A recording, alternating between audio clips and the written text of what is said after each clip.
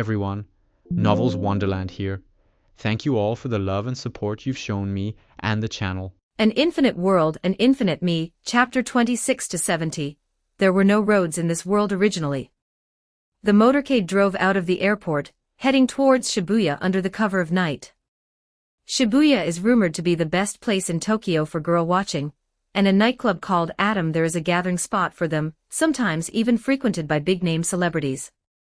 That place is an industry owned by the Inuyama family. As Inuyama Hikaru's teacher, it was only fitting that Principal Angers be received by Inuyama Hikaru.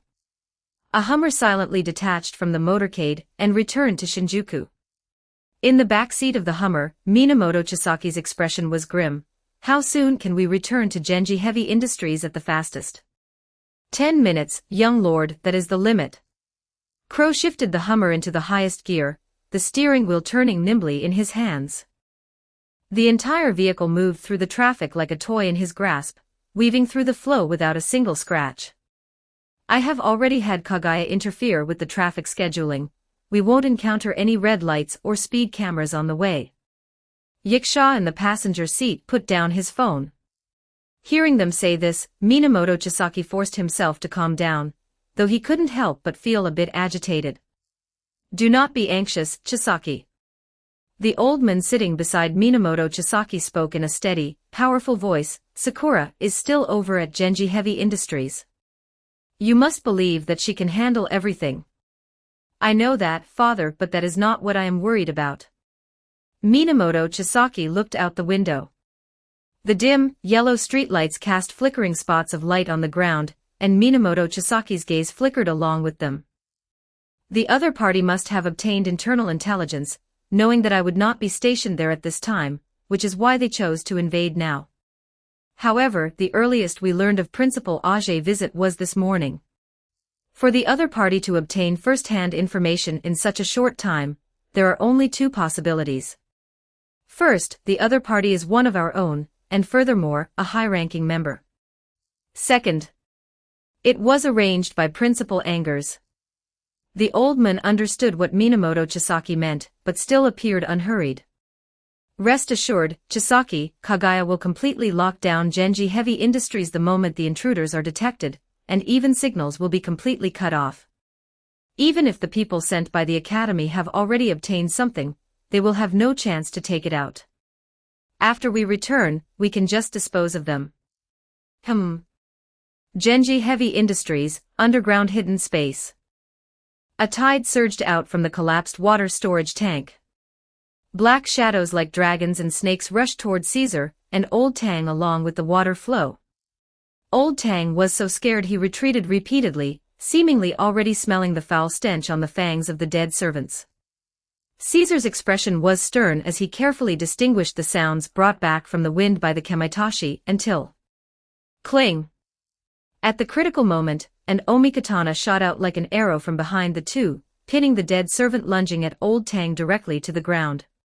Immediately following, a black shadow chased after the omikatana, rushing in front of the two.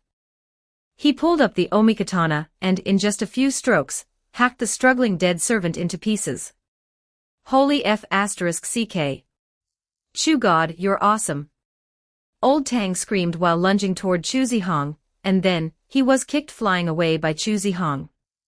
Get into the elevator quickly. Although Old Tang didn't have much ability, he was obedient, and he also understood that if they stayed here, they were just waiting for death. Only by getting to the elevator would there be a glimmer of hope for survival. So he hurriedly scrambled up from the ground in a panic and ran toward the elevator. The blade light in Chu Zihong's hand stretched into a sheet, falling into the water at his feet. Two dead servants swimming and trying to catch up to Old Tang were split in half vertically by him. A sharp whistle of a blade cutting through the air came from behind. Chu Zihong's expression did not change, letting the whistling sound pass. Caesar flicked his blade tip, and a dead servant that had been preparing to sneak attack Chu Zihong from behind had already had its head cut off by him. Thanks. You're welcome. The two stood back to back, vigilant against sneak attacks that might appear from all directions. They did not know each other, nor did they have any friendship to entrust their lives to, but at this critical moment, a tacit understanding far beyond that of ordinary people had emerged between the two strangers. Chu God. Old Tang, who had arrived at the elevator first, called out to the two. However, the two dared not relax in the slightest, because at this moment they were already surrounded by dead servants. The water level had already submerged their calves. Dozens of golden pupils were swimming in the water, greedily sniffing the scent of blood spreading in the water, that was the blood of their own kind, dispersing into a pool of red on the water surface. These dead servants, attracted by the bloody scent, surrounded them tightly. For a moment, the two found themselves in a den of evil ghosts. I have a way.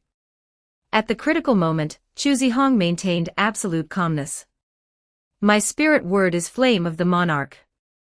Spirit word sequence 89, Flame of the Monarch, a high-risk spirit word, capable of instantly heating the air to a rare high temperature, then causing it to contract, while simultaneously sucking in dust from the air to trigger a dust explosion of a certain scale.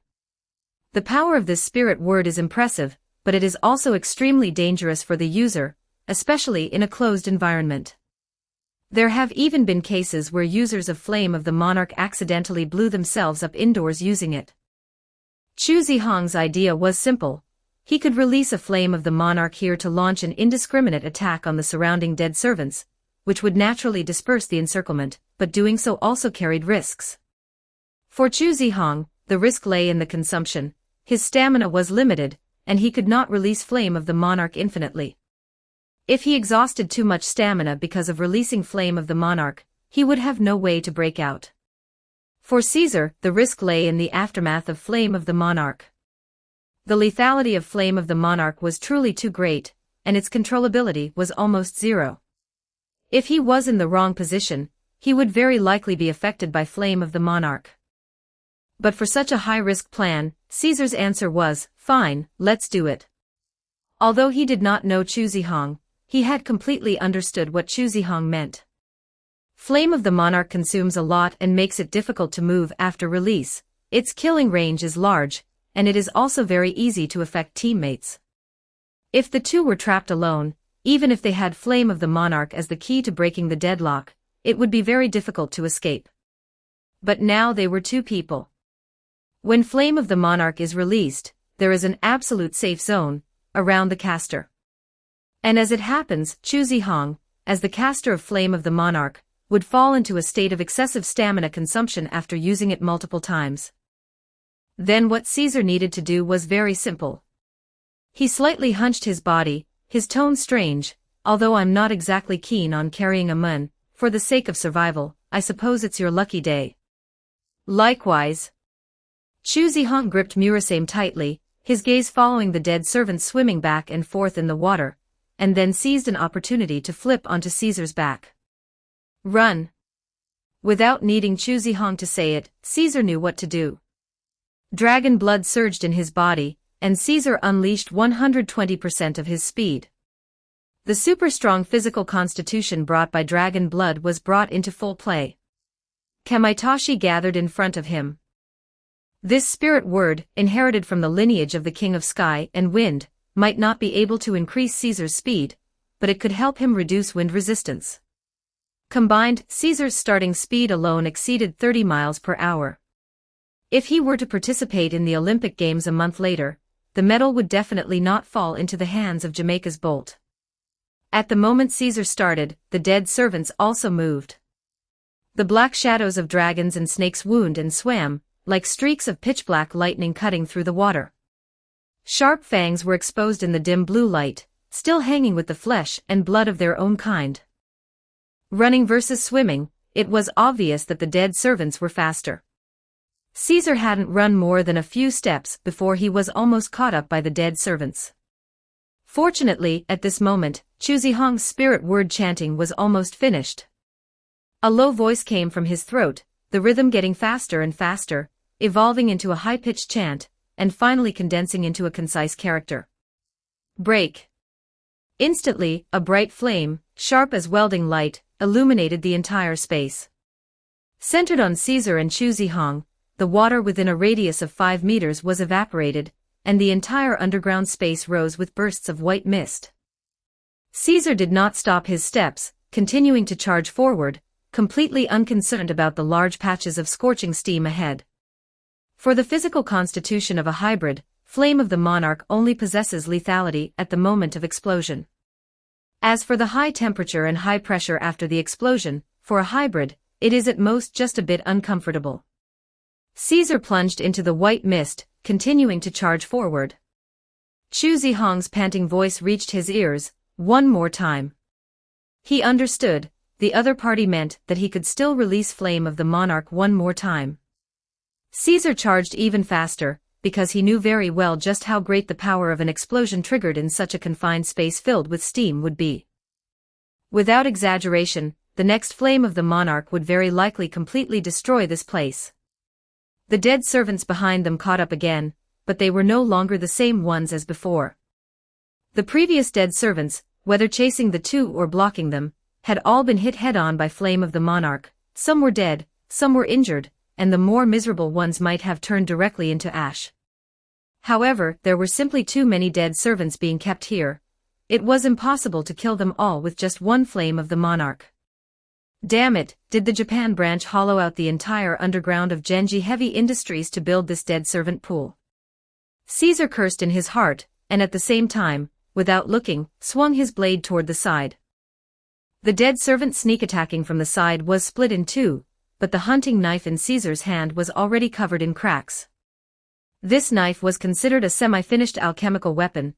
It wouldn't be an exaggeration to say it could cut iron like mud, but it still wasn't enough when facing the bones of the dead servants, which were as hard as gold and jade. AI model, DeepSeek chat. Another dead pool attacked. Caesar jumped away thanks to the precognition from his Kamaitashi, shouting loudly at the same time, "Are you done or not?"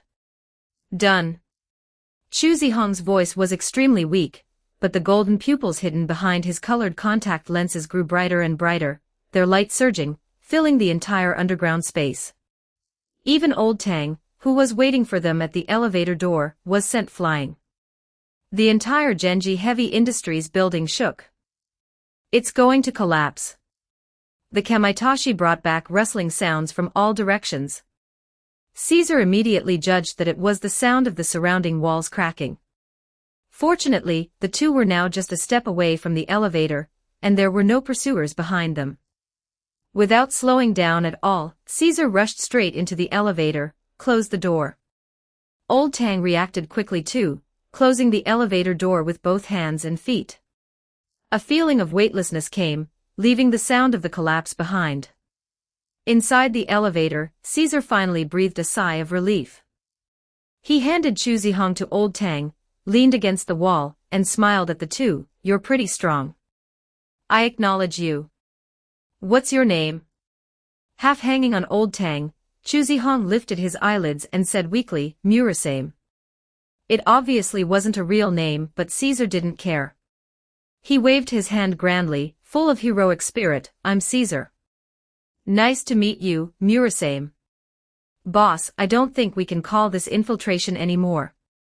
Lu Mingfei's mouth twitched as he looked at the broken concrete blocks all around, not knowing what to say.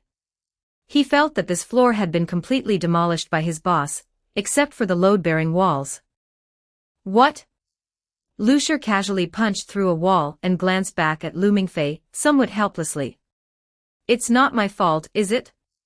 Who told them to build this damn place like a maze? If it's built like a maze, does it deserve to be demolished?" Lu Mingfei severely condemned Lucier's violent demolition. "And besides, as long as no one finds us, our infiltration is perfect." "Boss, you've played too much Assassin's Creed, haven't you?" Although he wanted to complain, Lu Mingfei didn't dare, afraid of getting beaten. So the two bulldozed their way through, demolishing every wall they encountered along the way. Lu Mingfei really wanted to say that the boss could use his amazing detection ability to find an exit, but he swallowed the words when he saw the smile on Lucier's face. Damn it, he was now sure that his boss was doing it on purpose. It wasn't that he couldn't find the way, he simply never intended to find it. As Great Master Lu said, there is no road in the world. If you tear down the walls, there will naturally be a road. That's right, Great Master Lu is Lucier. The two moved forward until they reached a white metal door at the end of the passage. It was a rounded airtight door, with bright white light shining through the glass window on it. The window was placed high. Even standing on tiptoe, Lu Mingfei could only see the upper half of the room. The walls were all white, with various pipes and large machinery running along them. "Looks like this is the place we're looking for." Lu Shi raised his hand, gently placed it on the door, and then, to Lu Mingfei's astonishment, tore the door off by force. Bang bang bang. The moment Lu Shi tore off the metal door, dense gunfire sounded from the other side, followed by sharp whistles of whoosh whoosh whoosh. Something pierced the air and flew toward Lu Shi. Lu Shi didn't dodge or avoid, letting all the attacks hit him, producing a clink-clink sound. Only then did Lu Mingfei see that the things piercing the air were extremely thin blades. But now, all those blades were bent, and their edges were chipped from hitting Lu Shi's body. Perhaps sensing that Lu Shi was not easy to deal with, the blades turned direction and rushed toward Lu Mingfei, who was standing aside. This scared Lu Mingfei so much that he immediately dropped into a crouch with his head covered. The expected pain didn't come. Lu Mingfei opened his eyes and found a shield in front of him, the metal door that Lu Shi had torn off. And Lu Shi had already charged into the room, starting a massacre like a tiger among sheep. Actually, he wasn't killing people, just knocking them out. Lu Shi was a hunter with principles. If he said infiltration, he infiltrated. If he said steal information, he stole information. He never did anything beyond the mission. But Lu Mingfei, judging by his demeanor, always felt that if he used a little more force, it would be fatal. A minute later, Lu Shi had dealt with everyone in the room. Most were doctors, nurses, or researchers in white coats, with one exception. That was a woman, dressed in a black body armor woven from special microfibers and metal threads, clinging to her body like a second skin. Protective steel plates and various blades were inserted at vital points, and her hair was tied into a high ponytail. It seemed she was the one who had attacked Lu Shi and the others earlier. But now she couldn't do anything. Lu Shi had somehow produced a bandage and, with a very professional technique often seen in action movies, tied her up like a zongzi, and stuffed a ball into her mouth. Thus, this deadly blade that could take a life at any moment turned into a female investigator often seen in Japanese adult films.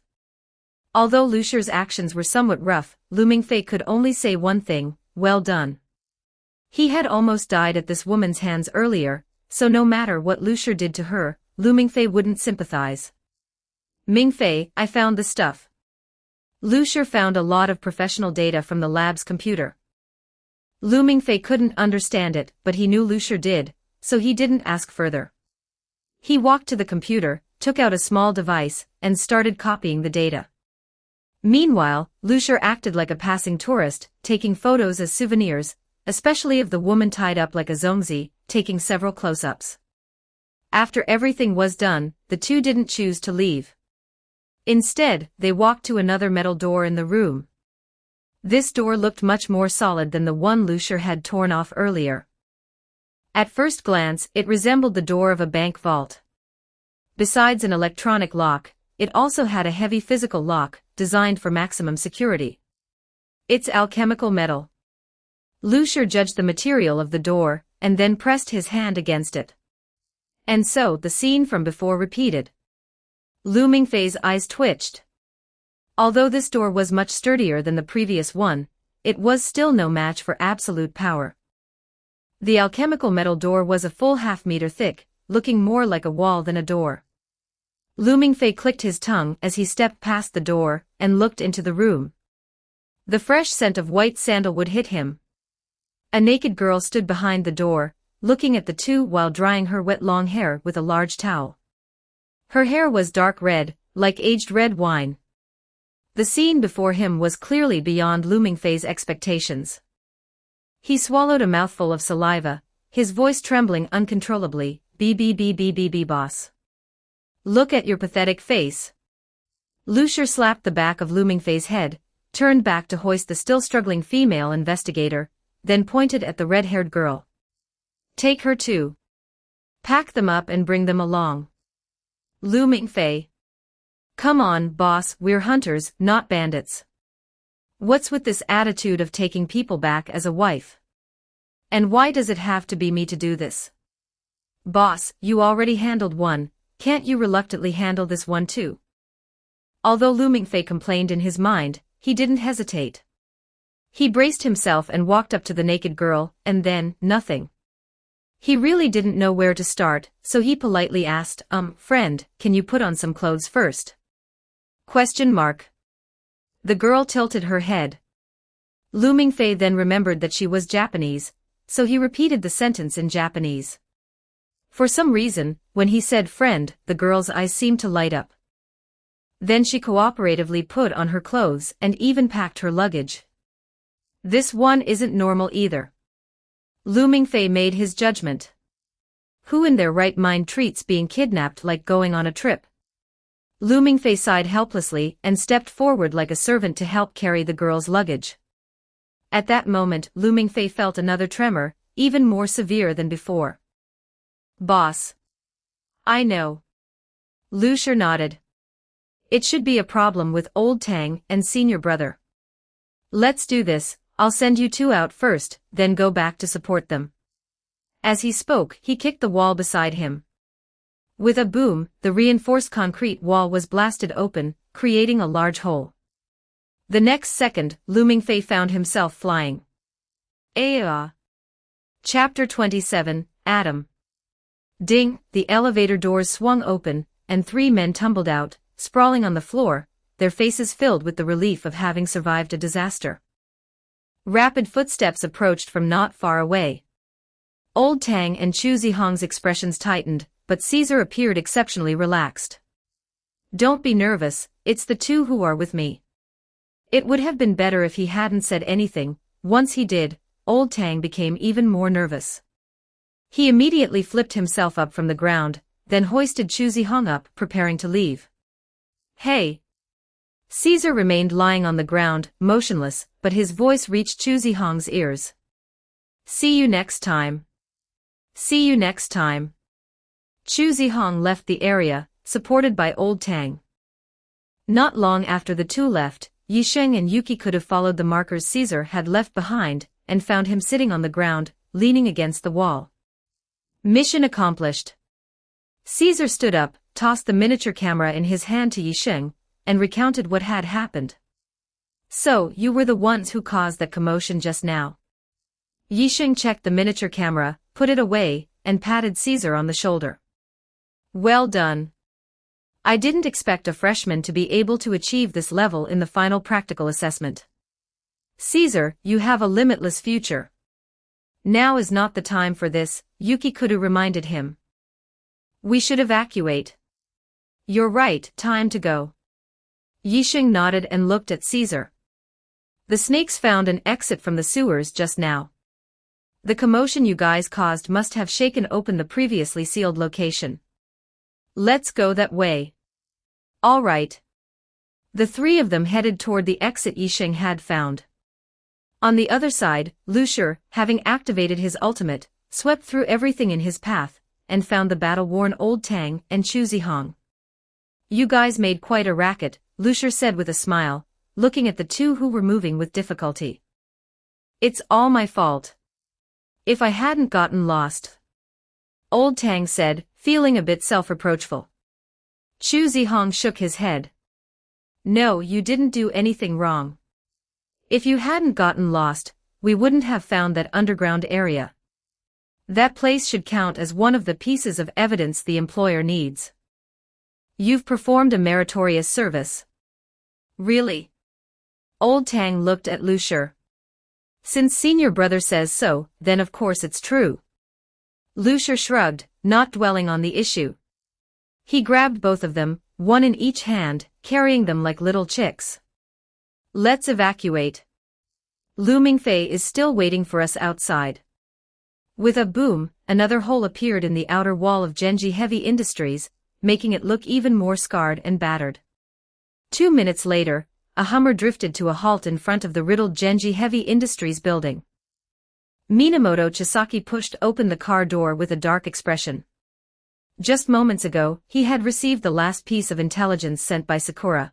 The Zai floor had been breached, and after that, he had completely lost contact with her. Even a blind man could see that something must have happened to Sakura. It was possible her communication device had been destroyed, or she might have been captured, or perhaps. Minamoto Chisaki didn't dare to think any further. He strode into the building, with Crow and Yasha following closely behind. The busy people in the building all stopped the moment they saw him, and bowed deeply in unison, but Minamoto Chisaki ignored them entirely. He walked straight into a room, and took the hidden elevator to the secret floor. At the building entrance, an old man walked in slowly. Someone approached him. Great Patriarch, the young lord he. Let him be. The old man's face was wooden, showing no joy or anger. Tell me the current situation. Understood. The man nodded and began to recount the intelligence that had already been compiled. There are 7 intruders in total. They disguised themselves as employees of the Anchuang Maintenance Company, deceived the security personnel, and successfully infiltrated the building. After entering, they split into 2 groups, one went up to the 15th floor, and the other went underground. We are currently organizing the surveillance footage from both locations to reconstruct their movement paths, as well as their method of evacuation. At this point, the man paused, appearing somewhat hesitant. The old man frowned. Speak. How did they escape? Kagaya locked down the entire building. Could they fly? They did fly out. The man licked his dry lips. According to our on-site investigation, the intruders directly breached the outer wall of the building and escaped directly from the 15th floor. Absurd. The old man slapped his subordinate. Do you have any idea what jumping from the 15th floor entails? Even Hilbert Jean Angers couldn't do such a thing. Are you trying to tell me there's a dead servant among the intruders who has catalyzed dragon wings? This, that. The subordinate trembled, unable to offer any reasonable explanation. Seeing him like this, the old man tried to suppress his anger and asked again, what about the group underground? Did you catch them? Underground, they. The subordinate swallowed hard and stammered. For some unknown reason, a gap appeared in the sewer that should have been sealed by Kagaya. It's very likely that the group underground escaped from there. Bastard. The subordinate received another slap from the old man, already seeing stars. The old man's fierce gaze fell upon him. You don't know the reason. If you don't know the reason, then go investigate. The family doesn't feed you just so you can sit around doing nothing. Something this big has happened, and you want to brush it off with I don't know the reason. I am very sorry. What are you still standing there for? Go investigate. Yes. The subordinate left in a hurry, but the old man's expression did not soften, instead, it became even more overcast. His eyes flickered as he looked at the subordinate, wondering what he was thinking. Suddenly, a voice interrupted his train of thought. The old man took out his phone and answered. On the other end, Minamoto Chisaki's voice rang out, Dad, it's bad. Arai and Sakura are gone. Wha? Before the old man could speak, the elevator beside him suddenly opened. A man covered in blood crawled out, causing everyone around to gasp in shock. What's going on? What happened? How is this possible? Is that Shincheng? Shincheng. Someone called the man's name and came over to cradle him. The man's face was pale, his whole body looking as if he had been fished out of water. He trembled and said, There are dead. Dead. Dead servants. Dead servants. Before the crowd could react, a bang, bang, bang sound suddenly came from the elevator, followed by a clatter. The floor of the elevator was ripped away, and a claw covered in green scales climbed up the edge of the elevator, appearing before everyone. 1, 2, 3. Like evil ghosts from hell, the dead servants had come for the Sheki 8 families, who were professionals at killing ghosts. All members of the Sheki 8 families in the lobby reflexively drew their weapons, bracing for battle. The cane in the old man's hand split in two, turning into a long, narrow katana. People around him shouted to protect the great patriarch, shielding him within the crowd. On the other end of the phone, Minamoto Chisaki dropped the line, "I'm coming right away," and hung up. The war between the ghost-hunting family and the demons of hell erupted completely the moment the dead servants roared and charged into the crowd. Shibuya District, Tokyo, Atom. This was a very popular nightclub, but tonight, its neon lights were dark, and there were no receptionists at the door, only deafening music could be heard from inside. A big shot had booked the place. Those familiar with the place understood and automatically took a detour. Even if they didn't take a detour, there was no choice.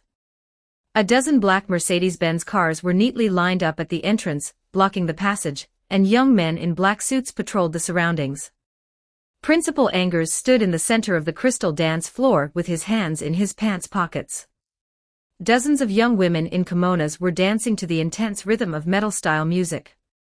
Their kimonos were embroidered with gold thread, and were exquisitely beautiful, yet they were so short they only reached the base of their thighs, unreservedly exposing their straight, slender legs to the air, with white socks and red wooden clogs on their feet. The dancers kicked high like the showgirls at the Moulin Rouge in Paris, unashamedly casting longing, girlish glances at Principal Angers. Principal Angers, however, remained expressionless as he walked up the wooden stairs. The style on the second floor suddenly changed. There were girls wearing traditional kimonos playing Japanese-style ancient music. The girls lacked the hot, seductive allure of those downstairs, but possessed a quiet beauty. Their kimono collars were wide open, revealing skin as white and flawless as jade. Each of them was a stunning Yamato Nadeshiko, smiling subtly at Principal Angers. Principal Angers did not stop, continuing up the stairs. At the end of the stairs was a door carved from rosewood. Principal Angers pushed the door open casually and entered an elegant Japanese-style room. The floor was covered with tatami mats, and all four sides were wooden grids covered with white paper. Famous landscape paintings hung on the walls. There was only one long table in the room, with a copper basin on it, and cherry blossom petals were scattered on the clear water inside the basin. The 10 young women waiting at the table bowed slightly.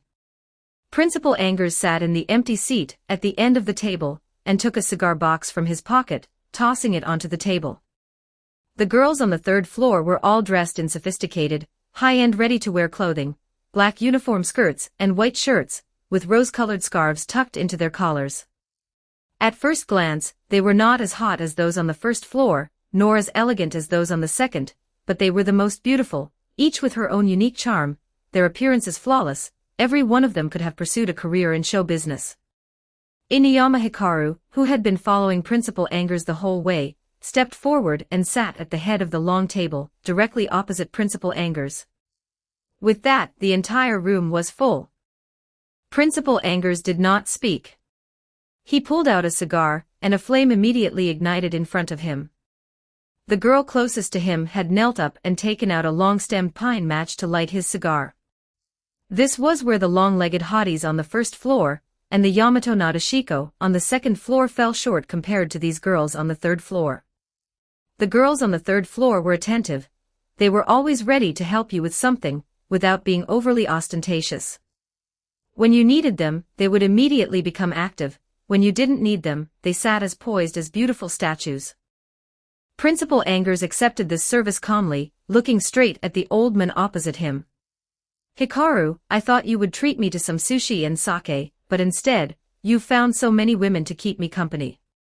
Principal Angers looked around at the refreshing faces. With hundreds of women of different styles waiting to serve, if I had known this, I should have invited the vice principal to come to Japan with me. When a person is young, they like hot and lively faces, just like the girls on the first floor, they are cola.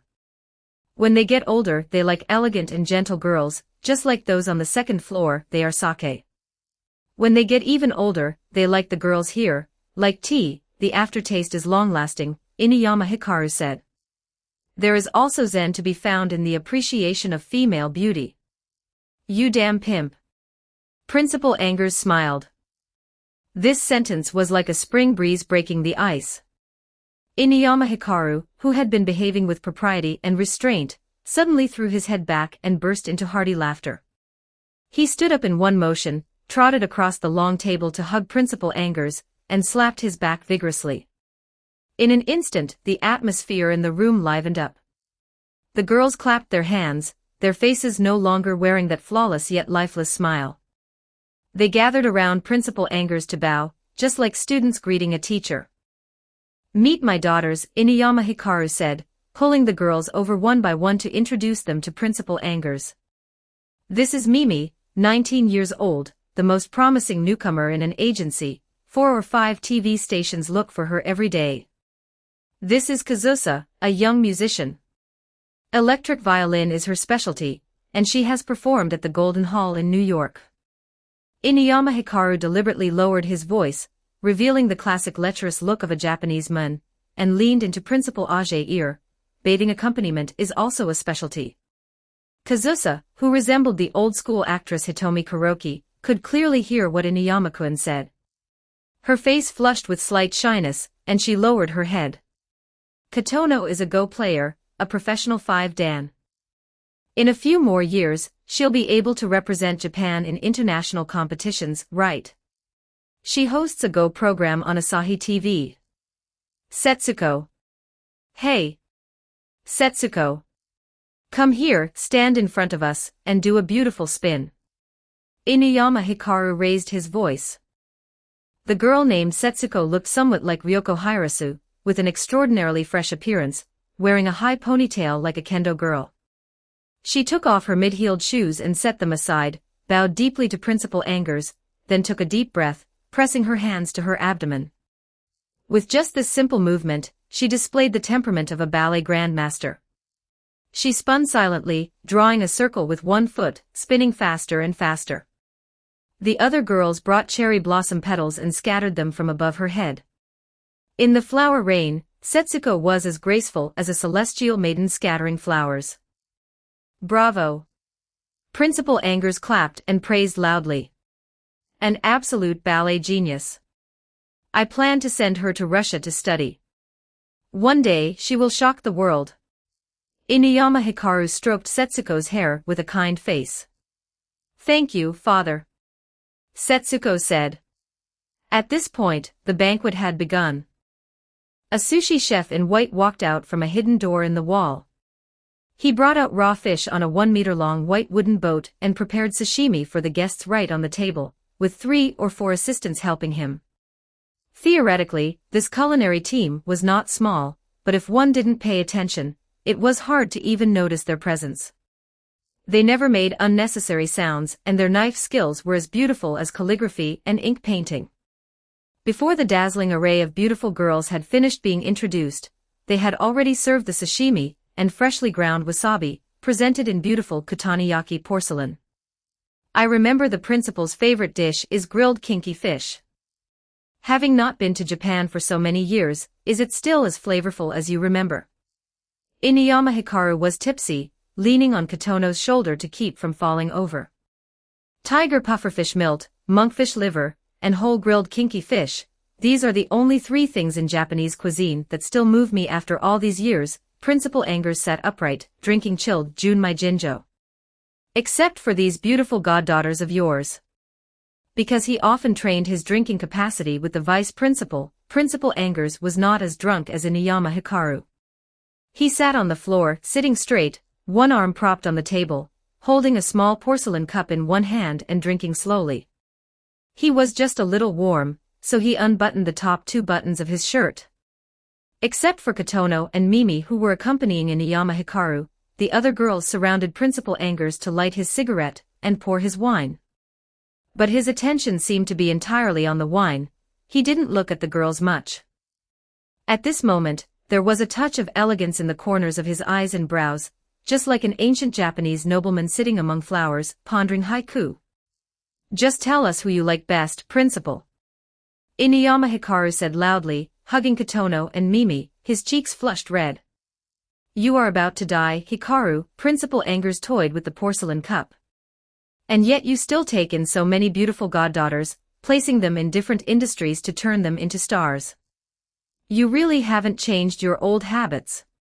Although I am much younger than you, Principal, my bloodline is far inferior to yours. Inuyama Hikaru scratched his head. Based on my body, I probably only have a dozen or so years left to live. As for my goddaughters, I have no designs on them. As an old man, I'm just greedy for beautiful girls to keep me company while I drink. According to our reports, the Inuyama Group has two major agencies under its banner. One is responsible for selecting beautiful young boys from a young age to train as public idols, and the other is responsible for selecting young girls. The male and female idols you cultivate account for 30% of the popular idols among the new generation, Principal Angers said indifferently. Are you trying to build your castle with male and female beauty, Hikaru? As the former branch manager of the Castle College Japan branch, after leaving the academy, you actually returned to the mafia to become the biggest high-end pimp in all of Japan. It makes me embarrassed to admit that I ever worked with you. The self-proclaimed aristocratic Castle College, its branch in Japan, is made up of the mafia. That's what you're embarrassed to admit, right? Principal. Inuyama Hikaru chuckled. Don't think of me as the same as those old guys on the board of trustees. I don't despise the mafia. Principal Angers narrowed his eyes slightly, like an ordinary person immersed in the intoxication of alcohol. Otherwise, I wouldn't have allowed you to live until today. Inuyama Hikaru's face suddenly turned cold, his wine-flushed face twitching slightly. Principal, I thought we could still be considered friends, which is why I let my goddaughters come out to host you grandly and respectfully address you as principal. But in reality, I have long had nothing to do with Castle College. Every agent of the Japan branch only needs to serve Castle College for 10 years before they automatically leave the academy and return to the embrace of the family. This is the alliance treaty we signed back then. You haven't become too old and started forgetting things, have you? Hikaru, Principal Angers smiled and stretched, not minding the opponent's chilling killing intent at all. You should know clearly why I came here. In 1946, the Sheki 8 families chose you, who studied at Cambridge and had the best English, to negotiate and sign the alliance treaty with me. In the entire Japan branch, you should be the person most familiar with me. Am I the kind of person who would back down just because you treat me to a meal and entertain me warmly? Inuyama Hikaru was silent for a moment, then slowly sat up straight. No, Principal, you are the kind of person like a blade, sharp enough to cut through everything. Of course, I don't think a sumptuous reception will move you, but I still suggest you take the earliest flight to leave Japan. There is nothing in the Sheki 8 families worth your investigation, and you won't be able to investigate any results, no matter what it is you want to investigate. He used a respectful tone because, thinking of what this man named Principal Angers had done over so many years, even if they were no longer friends, it was hard not to feel respect. This old guy was the bone of the secret party of Castle College. I remember when we negotiated in 1946, it was also in a Japanese-style room similar to this. You were still a young pimp back then, and you also found a bunch of women to accompany the drinking, but they didn't look as good as them, they all had flat faces. Principal Angers sighed softly. Time seems to have returned to 1946, only we are both decades older. Principal, among the Sheki 8 families, our Inuyama family is the closest to you. I am acting as the host this time, hoping that things won't blow up too much. If it were other families facing you, it might not be the same attitude as the Inuyama family, Inuyama Hikaru said slowly. In 1946, I came to Japan alone. This time is the same, Principal Angers said indifferently. Is that so? Inuyama Hikaru's voice suddenly turned cold. Then can the principal explain what is going on with the intruders who happened to sneak into the Sheki 8 family's headquarters while several heads of the Sheki 8 families were welcoming you? It was just a coincidence. Principal Angers toyed with the wine glass, looking completely like it wasn't a coincidence at all. At this moment, a phone ring interrupted the tense atmosphere between the two. Principal Angers took out his phone and answered the call in front of Inuyama Hikaru without caring. Hello, Schneider. What? The item has been obtained. 2 copies. I see. The call ended. Principal Angers put his phone back in his pocket and stood up leisurely. The banquet ends here. I still have some things to handle tonight. Last but not least, a piece of advice for you, Hikaru. He turned and left, exposing his defenseless back to Inuyama Hikaru, yet he was not worried at all that Inuyama Hikaru would launch a sneak attack. His back disappeared at the end of the stairs, and only his voice echoed in the room. Some decisions must be carefully considered before being made. Sometimes, one wrong step and in the end, everything will be lost. Chapter 28, Yakuza Bounty. Shinjuku, Genji Heavy Industries. 5 in the morning, the sky was just beginning to brighten, and the titanium-black skyscraper of Genji Heavy Industries stood beneath a hazy sky. After a night of fierce fighting, the members of the Sheki 8 families had eliminated the vast majority of the dead servants, with only a small portion escaping the battlefield and roaming inside the building. Fortunately, Kagaya had already locked down the building. The exterior walls, capable of withstanding missiles, left these dead servants with nowhere to run, forcing them to cower in corners waiting for death. Yes, the exterior walls of Genji Heavy Industries were strong enough to withstand missile bombardment, which was why the clan head felt it was so absurd when he heard that a group of people had broken through the wall to escape. Minamoto Chisaki also felt it was absurd when he heard it, but he did not question it, because he had seen the large hole behind Ariai's room with his own eyes. It wasn't made by any special excavation tool.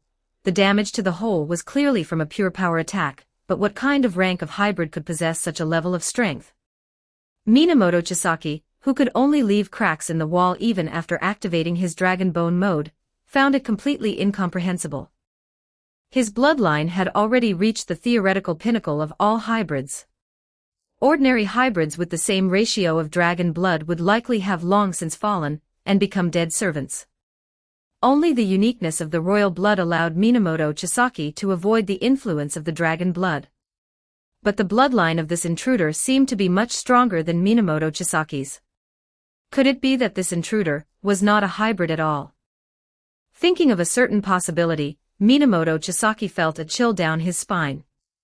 Even the hand wielding his blade tightened, and the dead servant before him was cut in two, crimson blood flowing all over the ground. Crow appeared from nowhere. Young lord. Speak. The source of the dead servants has been found. A hollow ruin was discovered beneath Genji Heavy Industries. Preliminary judgment suggests the dead servants escaped from there. You mean to say someone is using our territory to raise dead servants? Minamoto Chisaki's voice sounded like it carried shards of ice. As it stands, that appears to be the case. Crow added, that underground hollow does not appear on the construction blueprints of Genji Heavy Industries. The clan head of Miyamoto sent professionals to survey it, and it was confirmed that the place was built only after the completion of Genji Heavy Industries. Minamoto Chisaki closed his eyes and fell silent. He really did not want to believe Crow's words, because if what Crow said was true, it meant that the person hiding within Genji Heavy Industries and illicitly raising dead servants held a very high position. There were not many people who fit this criteria, but every one of them was someone Minamoto Chisaki trusted deeply. Minamoto Chisaki was silent for a long time, shook the blood off his spider cutter, and then sheathed his blade. Tell me about the other matter. Yes. Crow took out 3 files. Kagaya checked the entry records for these past few days and filtered out 3 of the most suspicious targets. Minamoto Chisaki took the files, opened them, and glanced through them. Castle College Class of 03 Graduate, Yi Sheng. Castle College Class of 04 Student, Yuki Kudo. Castle College Class of 07 Freshman, Caesar Gattuso. Gattuso. Minamoto Chisaki narrowed his eyes. According to Kagaya's investigation, the 3 of them arrived in Tokyo more than 10 hours before Principal Angers landed. Afterward, they checked into the presidential suite at the Peninsula Hotel. There is one record of them going out, but the specific business is unknown. No need to investigate further, it's them. Minamoto Chisaki tossed the files back to Crow. Mobilize manpower, surround the Peninsula Hotel, and by the way, issue the bounty. The reward, 10 billion for now. As he spoke, he hurried out of Genji Heavy Industries, drove off in a Hummer, and sped away. Chiota Ward, Peninsula Hotel. Old Tang woke up groggily from his sleep, his eyes meeting the intricate and ornate ceiling.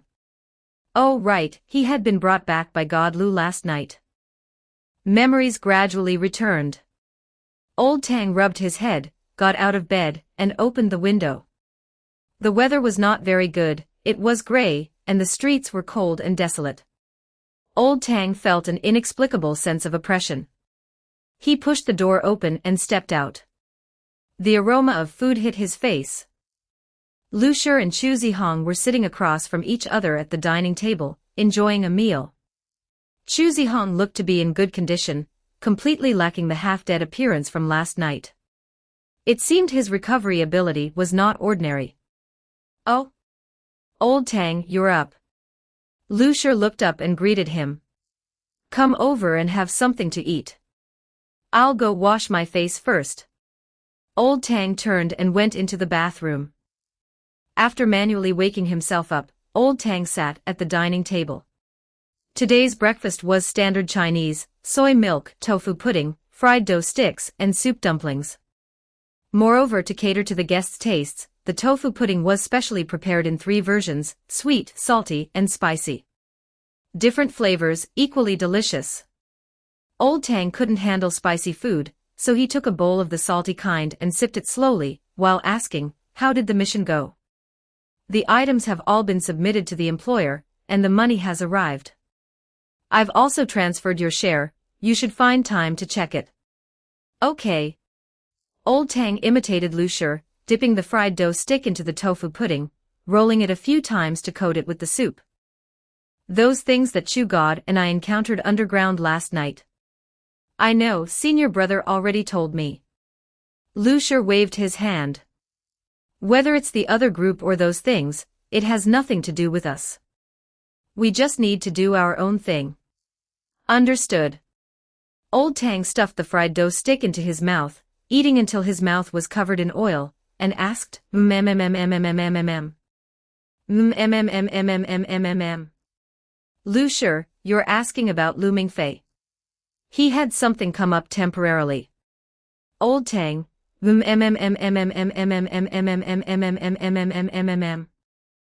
Shi, no other plans. You can wander around as you please. The 3 of us bought tickets for the 13th and plan to stay here for a few more days, just treat it as a vacation. How about you? Old Tang, Lu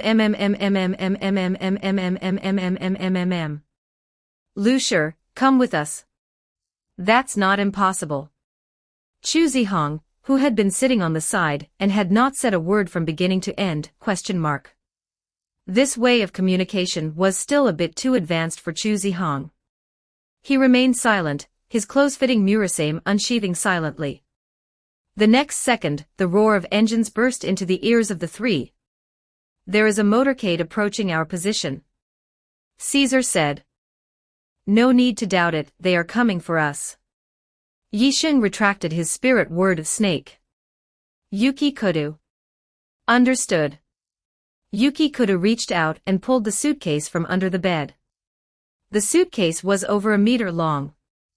After opening it, various weapons were neatly arranged inside.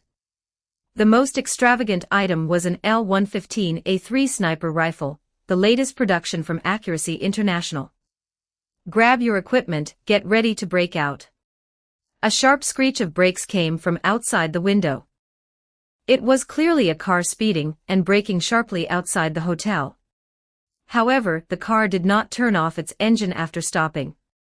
The engine emitted a sound like the roar of a giant beast, and combined with that extremely sharp braking sound, it was clearly a heavily modified supercar. Less than half a minute later, the roars of beasts approached from afar. A motorcade drove in from the distance, sports cars mixed with large displacement motorcycles, a massive procession that stretched as far as the eye could see. They soon arrived in front of the Peninsula Hotel, surrounding the luxuriously decorated building. Caesar looked down from the window. Parked downstairs was a blood-red Dodge Viper sports car. It was an extremely violent speed machine. The price wasn't high, but the engine displacement was surprisingly large, and the fuel consumption was astonishing, making it extremely difficult to handle. People who drive such sports cars often install NOS canisters in their vehicles. These canisters can inject nitrous oxide into the engine to further increase power. Although it causes damage to the engine, it further boosts the sports car's power, turning it into a monster with flaming exhaust pipes. The Viper's trunk opened. Used road motorcycles passed both sides of the Viper, pulling stainless steel machetes and sawed-off shotguns from the trunk. They wore exaggerated leather jackets studded with copper studs, their hair dyed blue, orange, or green, and their arms were covered in ferocious tattoos. They were the Bosozoku of the Yakuza, specifically violent Bosozoku. Bosozoku are divided into civilized Bosozoku and violent Bosozoku. Civilized Bosozoku just race for fun, some have formal jobs during the day, just owning a nice car and coming out at night to race. Violent Bosozoku are lawless people who are usually dropouts without jobs, gathering together to play with cars, and also gathering to smash, loot, and rob. They are a nightmare for the Tokyo Metropolitan Police Department. Proper Yakuza usually act with restraint and only use force when provoked, whereas violent Bosozoku will draw blades and start killing the moment their blood gets hot. These kids might flip their cars and die at any moment, so they are ruthless when they fight for their lives. Sometimes they will kill just to win the favor of a girl. These Bosozoku's equipment was much better than the average Bosozoku. Their rides included Honda CB400S, Suzuki Impulse 400s, Biker 400s, Kawasaki ZRX 400S. The roars from these modified heavy motorcycles were no less than that of the Viper. The bodies were covered with flame-like red decals. The youths spun machetes in their hands, pulled the front wheels up to perform stunts on just the rear wheels, and their riding skills were actually pretty good. Is the style of doing things here in Japan also? Caesar pondered for a moment but couldn't find a suitable adjective. Yixing picked up his sentence, unbridled. Scum-like. Feels like a bit of both.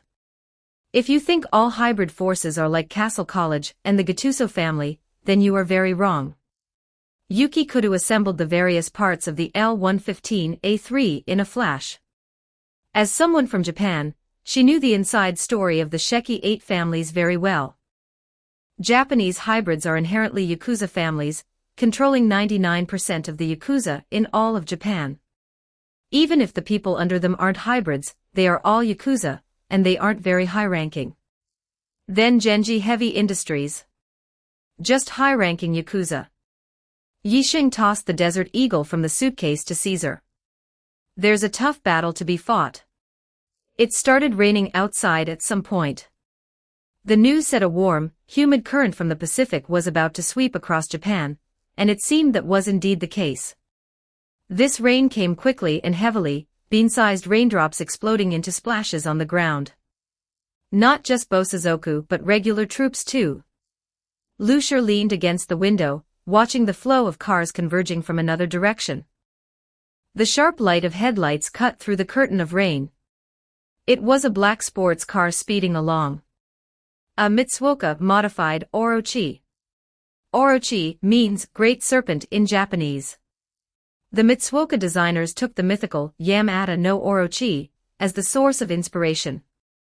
When this beast-like car rolled off the line, a grand, soul-invoking ceremony had to be held to let the soul of the Great Serpent enter this metal machine. It ignored the overwhelming rain and sped towards them at top speed. The modified tail exhaust pipe emitted a deafening roar, which, distorted by the wind and rain, sounded like the roar of a beast. Even the expensive ceramic brakes couldn't stop this violent machine instantly. The Orochi braked with a sharp sound, the brakes grinding out glaring sparks within the rims, and the car body slid sideways. The man in black in the passenger seat held an Israeli-made Uzi submachine gun in both hands. On the back of his hand was a scarlet cherry blossom tattoo, and his pupils flashed with a blazing golden light. Scarlet cherry blossom, the crest of the Sakurai family of the Sheki 8 families. Both people in this car were elites, or rather top-tier assassins. Following behind the Orochi was a stretched Cadillac. Compared to the Orochi, this was a behemoth. The Orochi was a two-door sports car, which could only accommodate one assassin besides the driver, while the 3 rows of seats in the Cadillac were filled with men in black, their weapons ranging from dual Beretta pistols to Soviet-made Kalashnikov submachine guns, counting as fully armed. Holy cow! Old Tang swallowed his saliva. Why make such a big scene? I remember we should have only stolen some things, right? More than that. Lu Shur clicked his tongue. Old Tang was confused. What? Lu Shur shrugged. Lu Mingfei also abducted their boss's younger sister and personal female secretary. God Lu, you're joking, right? What do you think? What did Old Tang think? Old Tang thought the sky had collapsed. He thought it was just taking some photos and stealing some things, at most just destroying a basement. How could it possibly warrant such a big scene? It turned out the main point wasn't this at all. Then where is Mingfei? He should be at some love hotel right now. Holy crap, he's that horny. That's not it. It's mainly because you don't need to register your identity to stay at a love hotel. It'll be safer for Lu Mingfei to hide in that kind of place with the 2 little girls. We're the ones who are unsafe now. Before Old Tang could finish speaking, 2 Glock 19s were shoved into his hands. Lu Shur patted his shoulder. No need to say more, we need to break out. In Old Tang's stunned gaze, Lu Shur casually found a mask to put on, turned around, and performed a leap of faith from the window, and then he locked eyes with the man who jumped out from the window next door. On Lu Shur's side, sunglasses, mask, baseball cap, wearing a tracksuit, holding a long blade in his hand. On the window next door, the same style of sunglasses, mask, and baseball cap, wearing a capable, tight-fitting combat suit, gripping 2 Beretta 92 FS in his hands. Their gazes met through their sunglasses, and a realization simultaneously rose in their hearts: it's you. Both of them recognized the other's identity. The person opposite was the leader of the other team from last night. Lu Shur now knew the identity of the person opposite. Chu Zihong had told Lu Shur about Caesar's name this morning. Lu Shur, who still had some memories of the plot, was naturally no stranger to the name Caesar. It was only when he heard the name Caesar that Lu Shur remembered that, according to the timeline, Caesar should be a second-year student at Castle after this summer vacation, and it was almost time for Chu Zihong to enroll.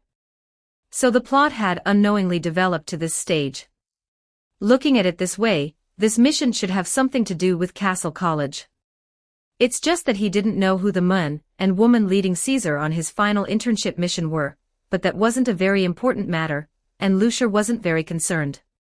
Anyway, his remuneration was already in hand, and the alchemy research materials they discussed had already been sent to an email address in the country according to his requirements, just waiting for him to go back and get it. It could be said that both sides were even, with no deeper entanglement or not. They might have to tangle a bit more now. In the instant their gazes met, both sides conveyed what they wanted to express through their eyes. Team up. Good. The next moment, the 2 landed with a boom, kicking up a cloud of dust. Before the dust had completely dissipated, gunfire had already torn through the soft sound of rain, and bullets formed a murderous curtain, surrounding the spot where the 2 had landed.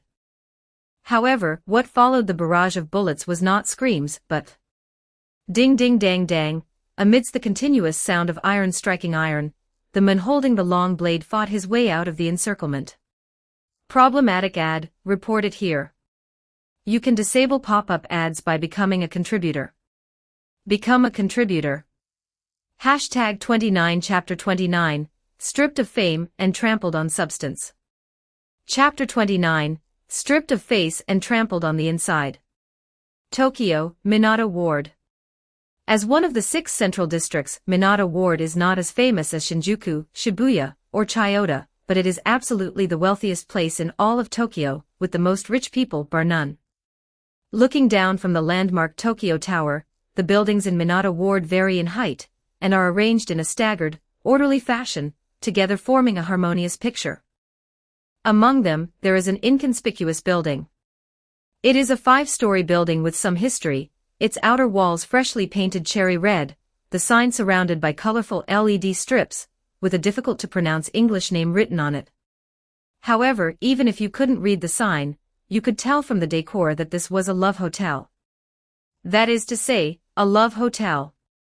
There is a reason why Japan is called a perverted country by foreigners, besides the developed adult film industry, and the kamamachi girls seen everywhere, the love hotels that blossom everywhere, are also one of the reasons. Staying in a place like this, the owner doesn't care at all if you are a stowaway or a minor, and there is no need for any identification. Not that Japan has such a thing as an ID card. The most common ways to prove identity are driver's licenses and insurance policies. This has led to some people randomly abducting a beautiful woman on the street, or even one who isn't beautiful, and being able to enter a love hotel at will. This imperfect system certainly needs to be resolutely resisted, but for now, it provides a perfect shelter for Lu Mingfei. In front of the room's huge floor-to-ceiling window, the girl sat on the floor like a silk doll, looking like an old monk meditating or a nun paying respects to Buddha, her face completely harmless. She has held this posture for 3 hours, her gaze passing over the hotel roof, looking into the inexplicable distance. Lu Mingfei asked her what she was doing, and she just wrote a note for Lu Mingfei to see. There are many birds over there, the birds are landing and taking off on the rooftop. And then she watched from morning until now. Not far behind the girl in the tight-fitting suit, tied up like a zongzi, lay horizontally on the large round bed, her eyes covered with a black cloth, and her mouth stuffed tight. She didn't struggle, just lay there quietly. Someone who didn't know might think she was dead, but Lu Mingfei had checked, and the other party still had a heartbeat. As for how he tested it, actually, this room is hospital-themed, and there are medical instruments like stethoscopes in the room.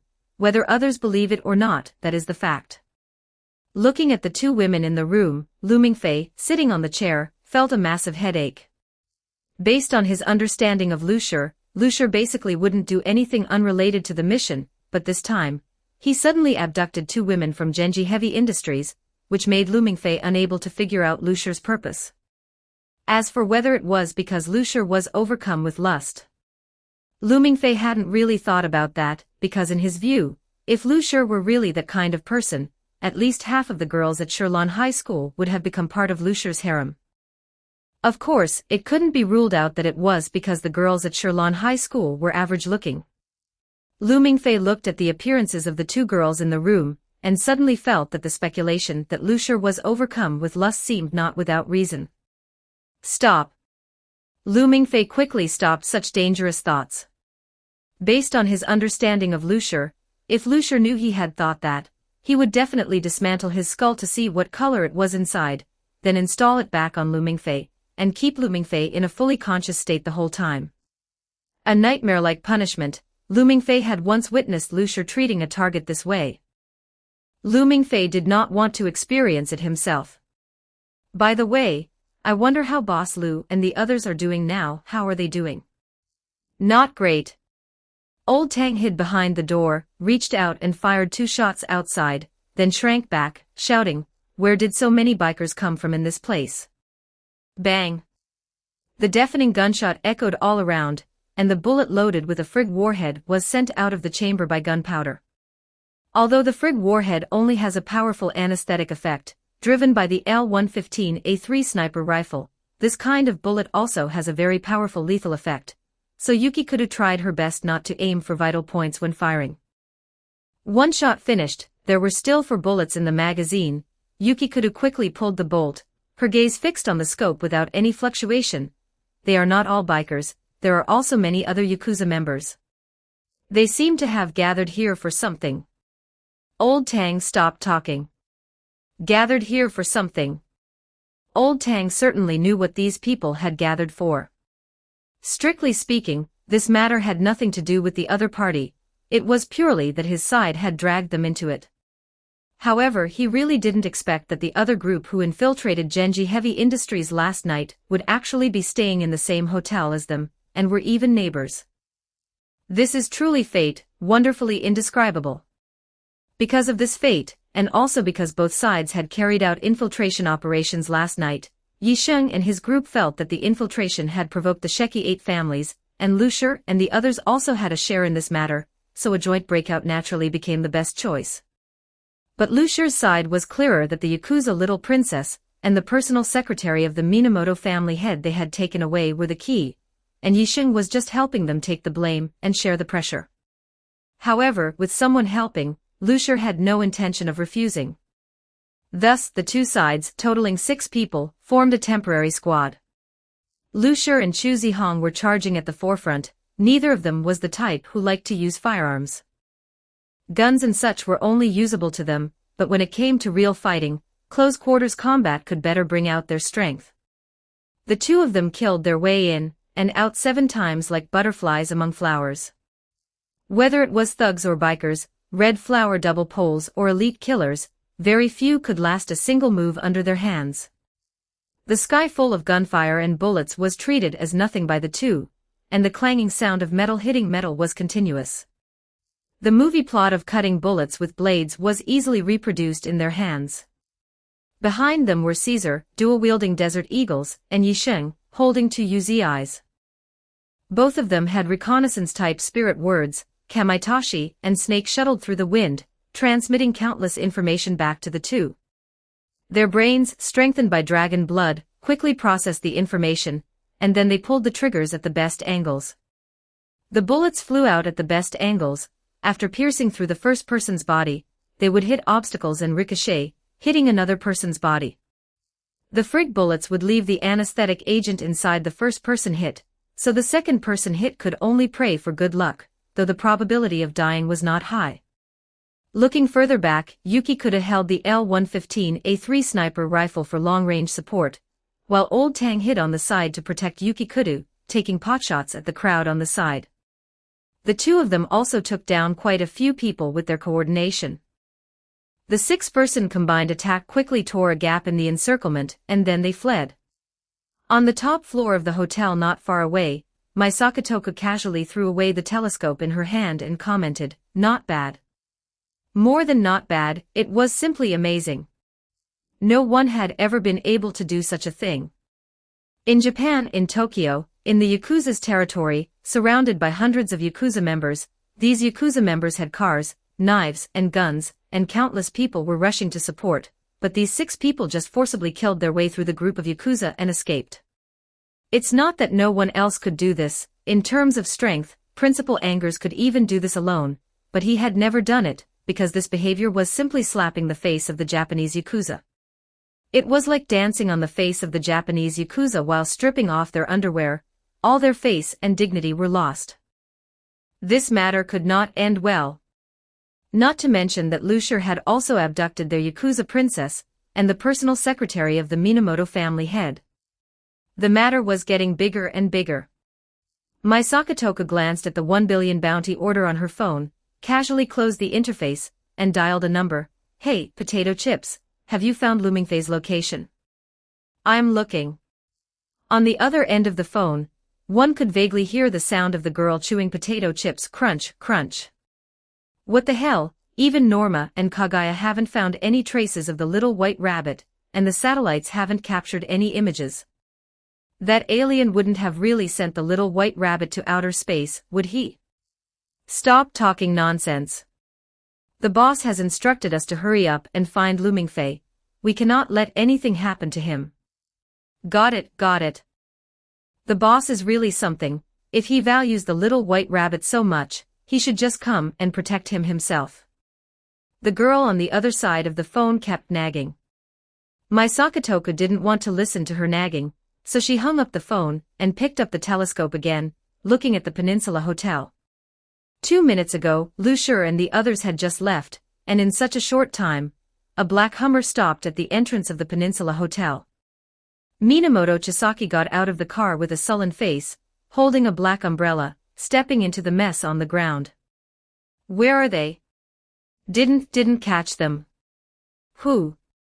Minamoto Chisaki lit a 7-star cigarette, his gaze hazy in the smoke. "You're saying that over 100 of you surrounded the hotel, yet you couldn't catch a mere 3 people." "No, it's not." The leader of the operation deliberated for a moment and said cautiously, "It's 6 people." 6. Minamoto Chisaki frowned and ordered, "Go get the surveillance footage." "Yes." The leader, as if pardoned, quickly ran into the hotel.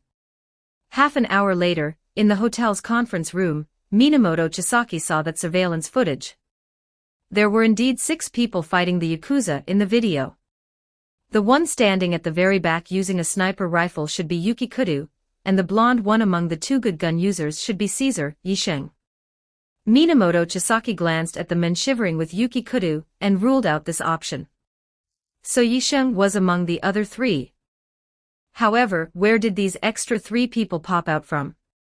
Minamoto Chisaki was puzzled, but it didn't matter.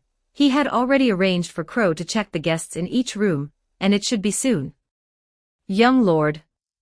Speak of the devil, Minamoto Chisaki had just thought of Crow, and Crow walked over with a list. How did the check go? The results are out, 4 customers are missing from the hotel. 4. Wasn't it 3? Minamoto Chisaki reached out to Crow. Crow hesitated for a moment before handing the check-in information to Minamoto Chisaki. Minamoto Chisaki took the check-in information, and the first name he saw was Domioji. Turned to the next page. Hanazawa Rue. Turned another page. Nishikado Sojiro. Minamoto Chisaki suppressed his soaring blood pressure and turned to the last page, and sure enough, Mimasaka Kira.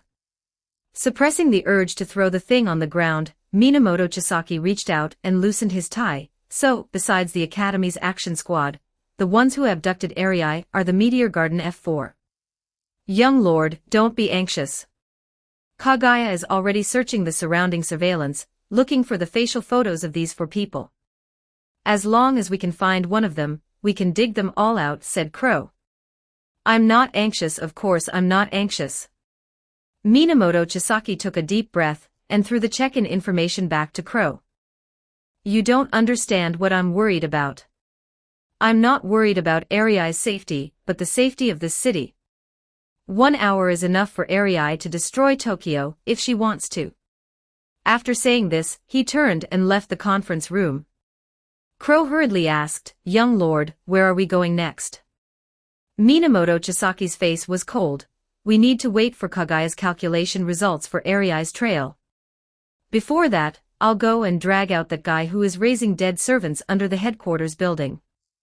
On the other side, the 2 teams that had escaped were hiding in a dark alley somewhere.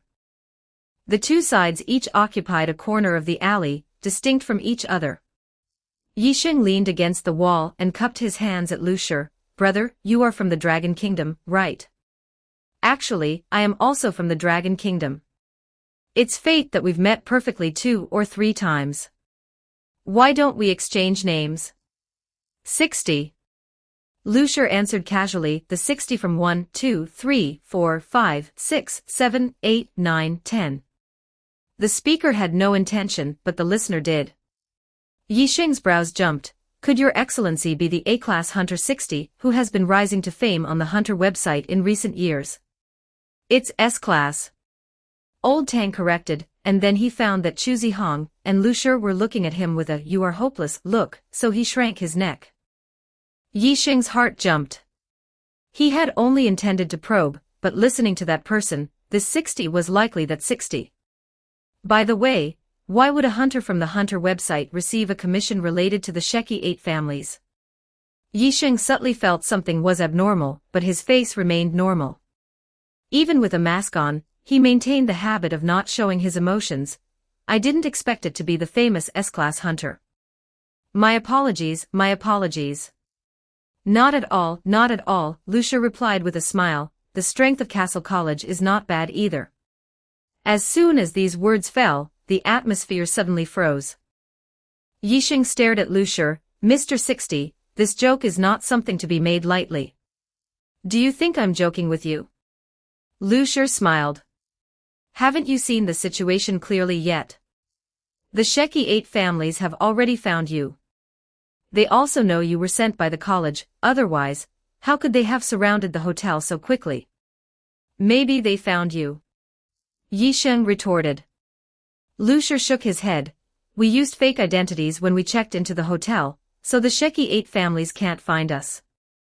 If they had found Arii's location, they shouldn't have come to the Peninsula Hotel. Lucier held back the second half of this sentence, and just looked at Yixing quietly. He didn't know who the other party was, but their identity was very sensitive.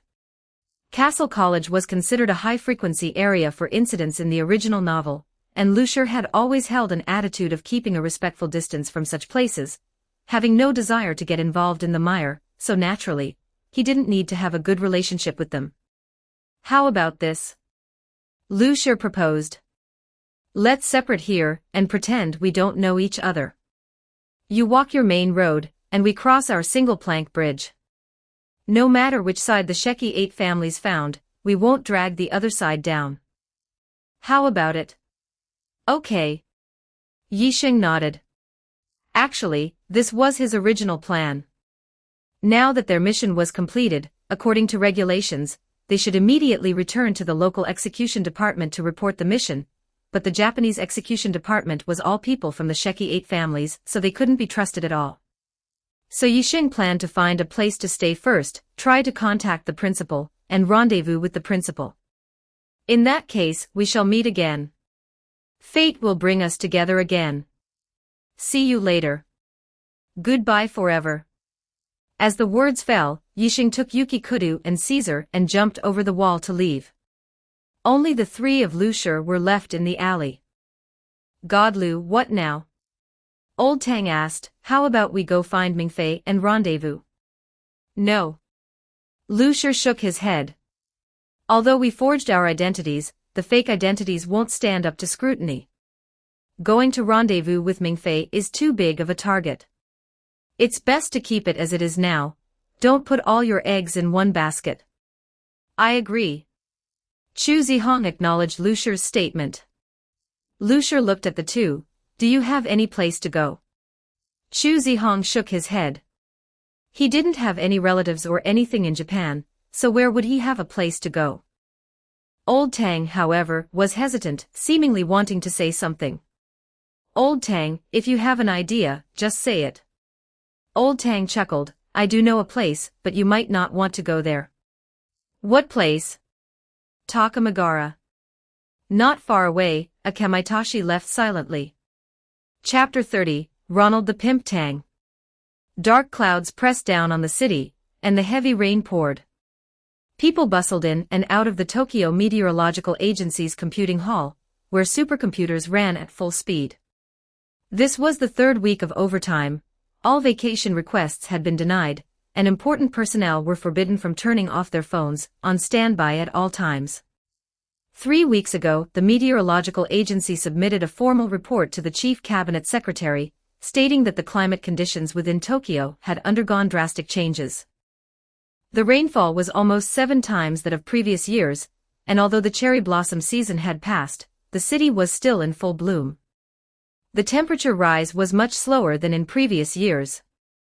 The cherry trees mistakenly thought it was still early spring, suitable for blooming, and grew new flower buds after their blossoms fell. The spectacular sight of cherry blossoms throughout the city attracted many tourists to stay in Tokyo, but this strange botanical phenomenon was chilling to meteorologists. Earthquakes were frequent, numerous volcanoes spewed thick smoke, sea levels rose, and the ground subsided daily. From a geophysical calculation perspective, such changes would normally take 100,000 years to complete. Yet, changes that should take 100,000 years were completed within 3 weeks, which was often a sign of impending catastrophe. However, the Meteorological Agency could not determine the cause of this disaster. The Tokyo authorities had secretly made disaster relief preparations, but they dared not release the information. Once the information was announced, millions of people would evacuate from the city's core, which itself would be a massive chaos, potentially leading to countless casualties and property losses. Miyamoto-zai stood by the window, gazing at the city of dazzling lights and entertainment. The computing center was on the edge of Shinjuku. Outside the window countless neon signs stacked up. Various people frequented the long streets of Kabukicho.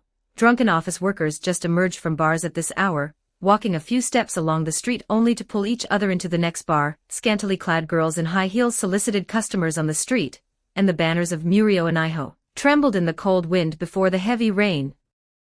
Tokyo is still a city that knows how to sleep, but Shinjuku is a tireless youth. Miyamoto-zai muttered to himself. He was over 50 years old, only able to sigh from afar at the lifestyle of young people burning their youth.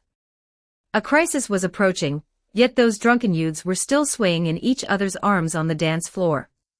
His phone buzzed in his pocket. Half a minute later, hundreds of people poured out of the bars and dance halls, scrambling to their motorcycles, and within minutes, the streets were jammed. Everyone revved their engines, unwilling to yield to anyone else, which was unlike the polite Japanese. However, many of those who hung out on this bar street were low-level gangsters, and such people would do anything when desperate. It was this group confronting each other on the street now. Minutes ago they were still drinking and telling jokes, touching dancing girls in the bar, minding their own business. Now they were almost ready to draw swords and fight to be the first to leave this street. Miyamoto-zai couldn't help but be surprised. Hoodlums were usually undisciplined and carefree. Even a sudden raid by the Metropolitan Police Department wouldn't make them this nervous. What else in the world could drag this group of lawless drunkards out of a nightclub in half a minute? He pulled out his phone and opened the MMS message that had just arrived. The family has released an urgent message, offering a reward of 1 billion yen for information on the woman in the photo. Anyone who harms her will be placed on the family's retaliation list. Note, the following 7 individuals are major suspects. The photo attached to the MMS showed a red-haired, red-eyed girl, dazzlingly beautiful, but her eyes were hazy. The family has lost something important. Miyamoto-zai understood. Miyamoto-zai was a member of the Miyamoto family of the Sheki 8 families, a civilian cadre of the family, specializing in meteorological monitoring. The family arranged for him to enter the meteorological agency to gain access to its technical resources, which is why his phone number was on the family's group message list. The 1 billion Japanese yen was what stirred up those hoodlums. The highest reward in the family's history was sent via MMS to hundreds of thousands of people. This method of reward was even more effective than the Metropolitan Police Department's wanted posters. Tonight, every gang member in Tokyo would be sleepless for 1 billion yen, sweeping the city to search for the girl in the photo and the 7 suspects. Meanwhile, Lu Mingfei was eating hot pot, with fatty beef slices, enoki mushrooms, shiitake mushrooms, radishes, cabbage, and green onions simmering in the pot, emitting a fragrant meaty aroma. If he knew that hundreds of thousands of people across the city were looking for him, he definitely wouldn't be enjoying hot pot so leisurely, but he didn't know yet. A few hours ago, the heavy rain suddenly descended. In the warm room, eating hot pot on a bleak, rainy night, with a stunning girl in pajamas sitting opposite, and a bottle of fine black dragon sake, it was truly a night where warmth and satiety led to desire. It would be even better if there weren't a pair of golden eyes staring at him from the side. Please, big sister, I'm not the one who kidnapped you. I'm just an errand boy, so please don't look at me like that. Lu Mingfei pleaded in a low, humble voice, but received only a cold stare, because the woman's mouth was gagged, unable to make any sound. Lu Shi had warned him that if she could make a sound, she might use spirit word, so for his own life, Lu Mingfei still hadn't removed the rag from the woman's mouth. By the way, where did that rag come from? Lu Mingfei looked at the lace trim on the rag and felt it looked familiar. After staring for a long time, he suddenly turned to look at the red-haired girl. His gaze passed through her collar, vaguely seeing a silhouette, with another layer of black lace around it. Damn, boss, you really did it. Lu Mingfei grumbled inwardly, then, with a feeling of guilt, picked up a slice of beef for the girl named Arii. The hot pot bubbled with steam, and Lu Mingfei suddenly felt a sense of guilt. He and the girl were happily eating hot pot, while another girl, gagged, sat by and watched. Alright, more importantly, the golden pupils constantly watching him from the side made him feel a bit uneasy. How about this? I'll take this thing out of your mouth, but I won't untie your hands. You can let Arii feed you, but you cannot use spirit word. If you agree, then nod your head. A silent nod. Lu Mingfei breathed a sigh of relief. Actually, normally, this woman wasn't dangerous anymore. When Lu Shi tied her up, he also used his divine sense to search for all weapons on her. Now she was completely powerless. But Lu Mingfei felt he might be even weaker than a chicken in front of her, so to be safe, he strictly instructed Arii not to untie the woman. Arai nodded blankly. Seeing her innocent and naive look, Lu Mingfei felt she was trustworthy. Idiots were generally trustworthy. "You can't bite me," he said, reaching out to remove the rag from the woman's mouth, then throwing it halfway. Unexpectedly, the woman did not attack him, but only spoke 2 sentences. The first sentence, "My name is Sakura, Yabuki Sakura." The second sentence, "Someone is outside." Lu Mingfei's body tensed up immediately. He reached under the table for the Beretta 92F that Lu Shi had given him for self-defense. After instructing Arai to keep an eye on Yabuki Sakura, Lu Mingfei cautiously moved to the door. There were indeed rustling footsteps outside. If he had a computer, Lu Mingfei would choose to hack into the hallway surveillance to check the situation.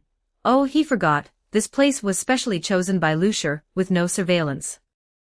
The peephole on the door had long since become a black hole, covered with chewing gum. Since that was the case, he could only open the door to see what was happening. Lu Mingfei cautiously opened the door, and as he looked up, he met the eyes of the person passing by. It seemed they weren't from the Sheki 8 families as usual. There were 2 men and 1 woman. One of the men was a particularly flashy-looking Westerner, and the other man and woman had Asian faces. A threesome. Quite wild. Hiding the gun behind his back, Lu Mingfei bowed and said. Inside the room, Arai was still diligently. She was really staring, without even blinking. Lu Mingfei was amused and exasperated. He patted her shoulder. "You don't need to stare at her anymore, feed her something." Arai pulled out her writing tablet, on which was written, "Okay. Very good, full of spirit." Lu Mingfei looked at Yabuki Sakura. "Let's eat first. After we eat, we can talk, how about it? Oh, by the way, my name is Lu Mingfei." Next door, Yixing checked the room with his snake to ensure there were no recording devices, then breathed a sigh of relief. Caesar released his Kamaitashi to guard the surroundings. This was a lesson he had just learned. If he had done this at the Peninsula Hotel, the presence of Lu Shi and others would not have escaped him. "What do we do next?" Yuki Kudu asked, stuffing the weapon box under the bed. Yixing thought for a moment and said, "According to protocol, we should now return to the local executive department to report on the mission. However, I don't trust the executive department here in Japan. Since the principal is also in Tokyo, why don't we try to find him and report directly to him? What do you 2 think?" "I have no objection." Yuki Kudu shook her head, looking at Caesar. "What does Caesar think?" "Huh? I'm fine with anything." Caesar nodded. In fact, he hadn't heard what Yixing said just now. His attention was entirely focused on the person next door, the one named Lu Mingfei. Lu Mingfei. Mingfei. If he remembered correctly, the man named Lu Shi had mentioned this name. He never expected to run into him here. Was it a fated misfortune? What a coincidence, Tang-san. A burly man, nearly 2 meters tall and weighing at least 200 jin, walked out of a store named Takamagara and gave Old Tang a warm hug. Lu Shi and Chu Zihong stood behind Old Tang, and seeing this scene, both shivered simultaneously. The burly man wore custom-made high heels, at least size 47, and a tight miniskirt with a waistline of over 1.5 meters. With every gesture, his rolls of flesh rippled like waves, truly deserving the title of Meat Mountain Devil King or similar. Old Tang, over 1.8 meters tall, looked almost delicate in his embrace, causing Lu Shi and Chu Zihong a slight chill. "Fujiwara-san." Old Tang struggled free from the mountain of flesh, speaking in broken Japanese. "I brought 2 friends along. The 3 of us want to join Takamagara, what do you think? Join us." A glint flashed in the eyes of Meat Mountain Fujiwara. Though covered in fat, he was not brainless. Facing Old Tang's words, he asked cautiously, "Tang-san, if I remember correctly, you refused my invitation yesterday, so why the sudden change today, and with friends?" Fujiwara's sharp gaze swept over Lu Shi and Chu Zihong, and a trace of barely perceptible ferocity flickered in his narrowed eyes as he scrutinized them both. Old Tang forced a smile and said, "Something came up, and we need some money." And a place to hide, right?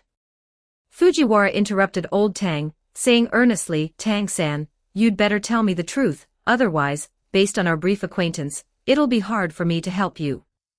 Tell the truth. Old Tang turned to look at Lucier, who gave him a knowing glance. Okay, old Tang understood. He sighed and said to Fujiwara, I can't hide it from you, so I'll tell you the truth. My brothers and I got into trouble with the Yakuza. They're chasing us, and we can't stay in hotels, so we had no choice but to come here and ask for your help. He only told half the truth. Getting into trouble with the Yakuza was real, and being unable to stay in hotels was also real. However, checking hotels is something ordinary Yakuza can do, so Fujiwara didn't realize that the Yakuza old Tang referred to weren't just any Yakuza, but the head of the Yakuza. Yakuza? Fujiwara frowned. That's a bit troublesome. There's a chance. Old Tang inwardly rejoiced and said, we won't stay for free, Fujiwara-kun. Look at these two brothers of mine, each one handsomer than the last. Imagine, if they both joined Takamagara, wouldn't Takamagara's business soar to new heights? Takamagara is already one of the top host clubs in Shinjuku, and with these two brothers joining, it would be like adding wings to a tiger, going international. Old Tang spoke with eloquent persuasion, while Lucier and Chu Zihong behind him twitched at the corners of their mouths. Everything old Tang said sounded like a pimp. What was even more outrageous was that Meat Mountain Fujiwara was actually convinced by his amateurish lobbying. It was truly beyond belief. You're right, Tang. Fujiwara nodded. However, I can't make this decision. I need to consult the manager. Consult. You must consult. Fujiwara turned to go back into the store, but old Tang stopped him.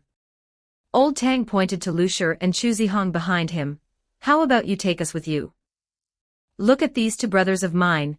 If they can show their faces to the manager, wouldn't the manager be more likely to agree? Makes sense. Fujiwara nodded. Come along, all of you. Doors painted with blue hibiscus flowers opened one after another, and tall, burly bodyguards in black stood by each door. Lucier looked around, finding it quite novel. This place was also a famous landmark in the original work. Lucier had thought that with the butterfly effect he caused, this place wouldn't have a chance to appear, but unexpectedly, after all the twists and turns, they still ended up here. Everyone arrived at the top floor of Takamagara. This nightclub was housed in a rather imposing four-story building. The first floor featured a stage and dance floor, where grand performances were held and female guests drank and danced. The second floor housed a SPA and beauty salon. The third floor contained a kaiseki restaurant named Barnacle and a tea house, where the well-known hosts each had their own suites, while new hosts could only live in the basement. The fourth floor, the top floor, was a forbidden land for hosts. Only those invited by the manager could set foot there. The fourth floor of Takamagara had a nickname, the Ocean, because the manager of this establishment was named Zatoichi. A giant whale, of course, should live in the ocean, so this entire floor was the manager's residence.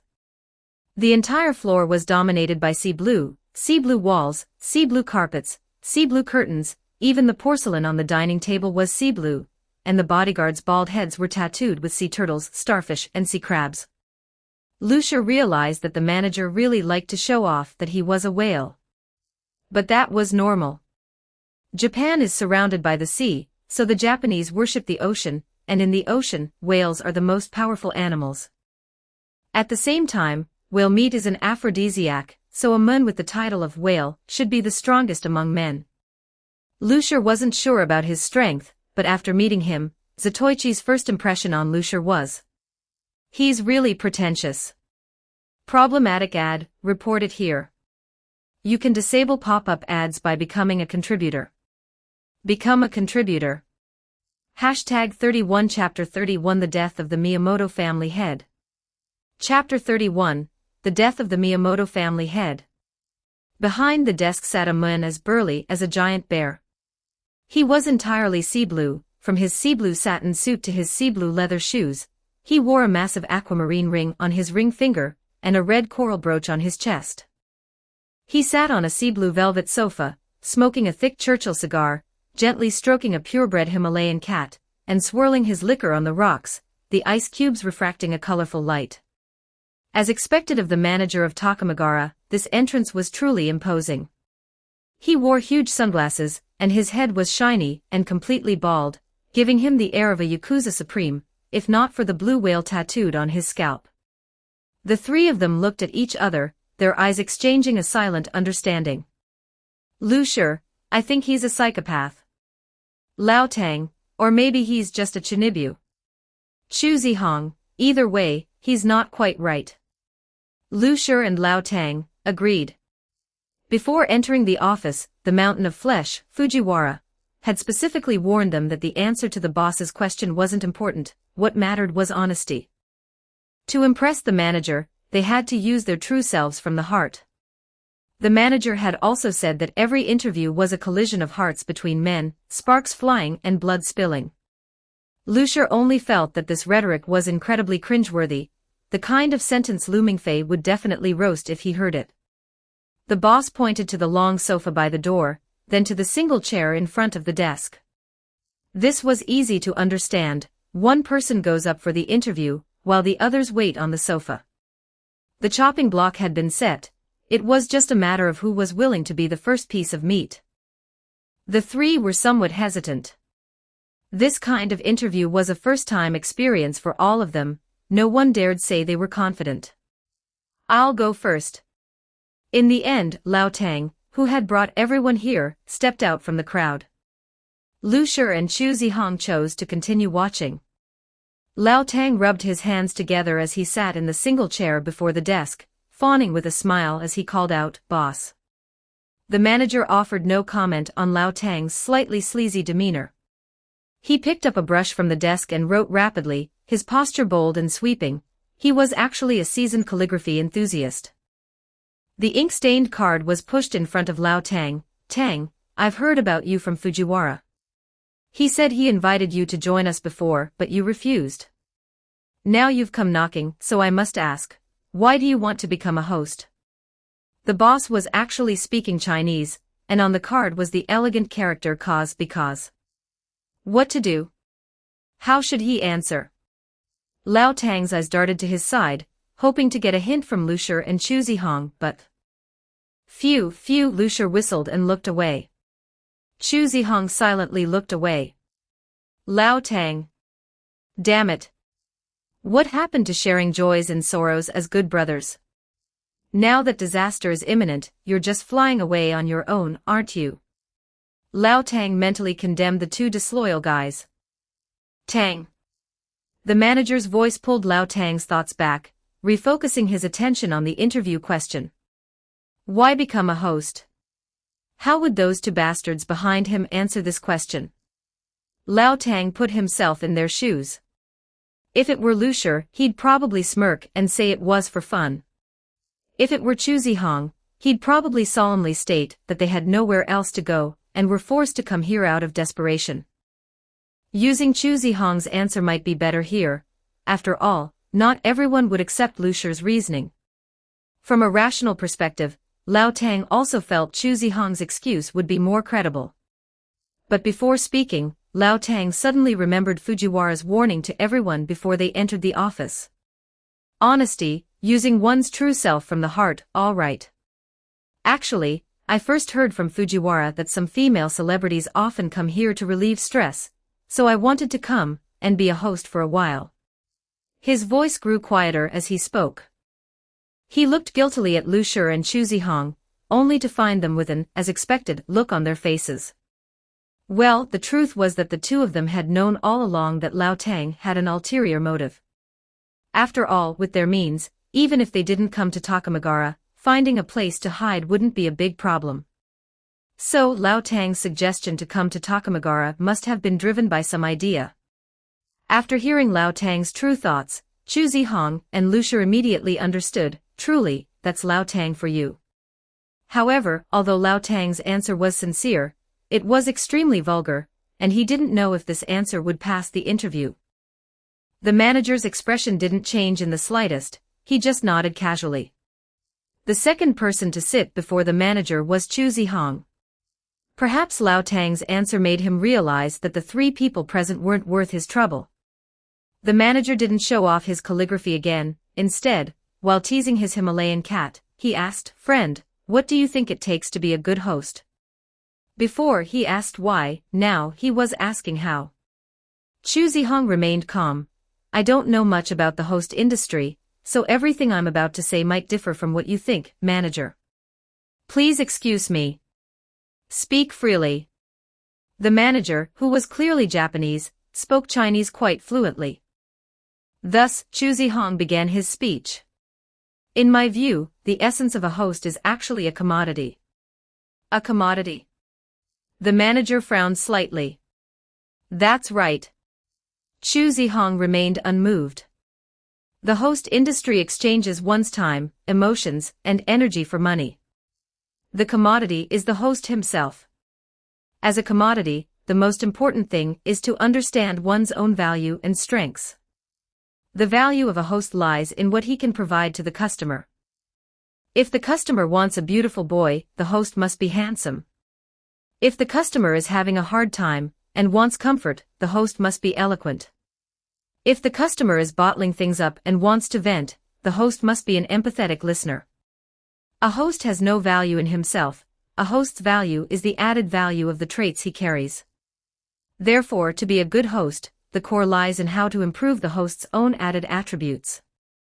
Additionally, as a commodity, packaging and operation are also very important. Only by letting the commodity enter the customer's field of vision can the customer possibly use it. Also, one must create a sense of mystery. Chu Zihong spoke at great length. The manager went from disdain at the beginning to listening intently, and finally to taking serious notes. The entire transformation took less than 10 minutes. Lu Shi and Lao Tang listened in stunned silence. They had never felt Chu Zihong was so tall and imposing. He was practically a saint, a prophet, and a conqueror in the host world. This must be your true, complete form. Half an hour later, Chu Zihong picked up the teacup in front of him, took a sip to moisten his throat, and concluded his theory on host commodities. Actually, there are many other ways to shape a good commodity, but my knowledge is shallow, so I can only say this much. No. If your knowledge is shallow, then what are we to? Paramecia. Lu Shi and Lao Tang thought. The manager appeared exceptionally excited. He was practically ready to walk out from behind the desk, and have a handshake of the century between a seeker of the Tao and a saint with Chu Zihong. "Friend, you have opened a new chapter in my understanding of the host arts," the manager said earnestly. "What is your name?" "Murasame." Chu Zihong didn't use his real name. "Just call me Murasame." "Murasame, what an evocative name." The manager gave an awkward compliment, then asked seriously, "Would you be willing to become a lifelong host?" "No, I would not." Chu Zihong said, returning to the sofa, and sitting in the empty spot Lu Shi had vacated. The manager wore a look of regret, which made Lu Shi, who sat before the desk, twitch his mouth. "Manager, save it. This guy's monthly allowance is enough to buy your shop. If he dared to come here and be a host, his parents would probably fly over immediately and tear this place down." The manager was startled, realizing it was impossible, and sat back in his seat, looking at Lu Shi. "This last question is no longer necessary. With the theory from teacher Murasame just now, I can make an exception, and let the three of you join Takamagara as temporary hosts." "Really? That's great." Lu Shi immediately tried to stand up from his seat, but was pressed back down by two pairs of hands from behind. "That won't do." Lao Tang's voice leaned into Lu Shi's ear. "We both answered, so you can't skip yours." Lu Shi's mouth twitched as he looked at Chu Zihong on the other side. Chu Zihong stared at him fixedly. "Share the joys and share the sorrows." "Fine." Lu Shi deflated. Without struggling, he looked up at the manager. "The last question, ask it." Seeing their stance, the manager shook his head and sighed, then asked, "In your opinion, what is a host?" Lu Shi smacked his lips and threw out two words, "Scumbag." A Kansai iron kettle sat on the charcoal fire, the water about to boil. This type of iron kettle from the Kansai region of Japan was dark and heavy, the upper half covered in countless blunt spikes like a durian, and the lower half carved with a red-faced, long-nosed tengu, spreading its wings and flying amidst floating clouds and flames. The charcoal fire burned the bottom of the kettle red-hot, and the face of the tengu, and the edges of its wings gleamed with a fluorescent firelight, appearing lifelike. The water boiled. An old man in a white kimono lifted the iron kettle, poured the boiling water into a tea bowl, rotated the tea bowl, and then poured the water out. In this way, the tea bowl was heated. The old man put 2 teascoops of tea powder into the tea bowl, used a long-handled wooden scoop to take a scoop of hot water from the iron kettle and add it to the tea bowl, then used a cylindrical bamboo brush called a chasen to gently stir until the tea powder was completely dissolved in the hot water. He used a golden kabusa to cushion the tea bowl, gently rotated it in his hands, turned the side with the bamboo sparrow pattern toward the honored guest opposite him, and bowed to serve the tea. This was a very rigorous and demanding tea ceremony etiquette, not a single point could be wrong. The honored guest bowed to receive the tea bowl, also using the kabusa from his kimono sash to cushion it, rotated it clockwise twice, and turned the bamboo sparrow pattern toward the tea maker. This was to show respect to the tea maker. Then, he respectfully drank the tea, rotated the tea bowl counterclockwise twice to face the bamboo sparrow pattern toward himself again, and lowered his head to appreciate the simple yet distinctive tea bowl. This was also etiquette, the etiquette of the tea drinker. If Lucier were to watch this etiquette, he would surely be bored to death. From the moment the water started boiling, the two had just been kneeling there, only able to admire each other's faces, and the white steam spewing from the iron kettle. They waited half an hour just for that one sip of tea, without even a few melon seeds to pass the time. According to etiquette, after drinking, one had to turn the tea bowl up and down and offer praise like, "What a beautiful tea bowl," otherwise it would be impolite. But when it came to this part, the tea drinker just respectfully placed the tea bowl in front of himself, then sat up straight and looked at the old man making the tea. "Mr. Tachibana Masamune, I think implementing this plan now is still too hasty." The man pushed up his glasses, his tone as cold as a machine. "It's not yet time for a decisive battle with the Yiksha, and we haven't completely severed ties with the college and the secret party. Moreover, the principal is still in the country. If we rashly execute that plan, it's very likely. But we have no other choice." The head of the Tachibana family, one of the inner 3 families of the Sheki 8 families, Tachibana Masamune, cut off the bespectacled man. He didn't stop his hand movements, taking back the teacup in front of the bespectacled man, rinsing it with hot tea, and asking at the same time, "You should have already heard about the invasion of the headquarters, Shio, right? I heard the losses were heavy."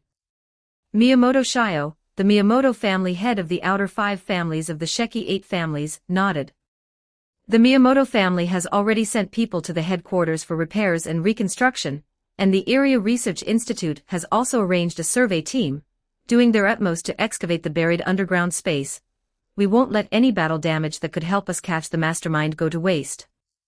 The Miyamoto family had always been responsible for the family's construction work.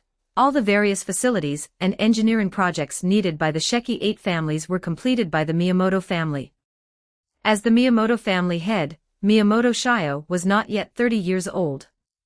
He looked delicate and upright, wore old-fashioned tortoiseshell-rimmed glasses, and his hair was combed neatly.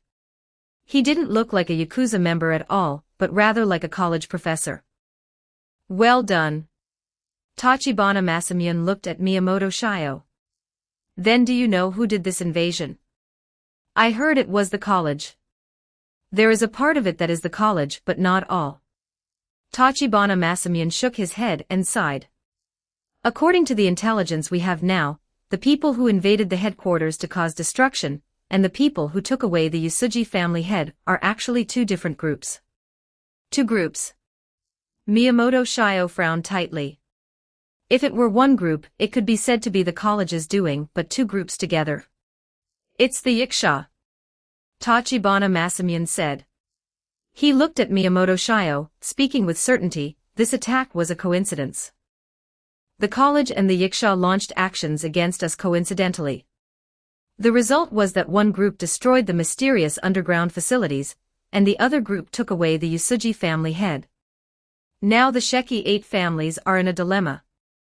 Moving forward, Castle College has already become suspicious of us and launched a secret investigation. Looking back, there is the Yiksha, eyeing us like a tiger, wanting to take revenge on the main family. Furthermore, we have an internal mole, otherwise the Yiksha couldn't have obtained the news of Principal Age's visit so quickly. We have no other choice now. Only by executing that plan can we find a way to survive in this desperate situation. Every word Tachibana Masamune said was resounding.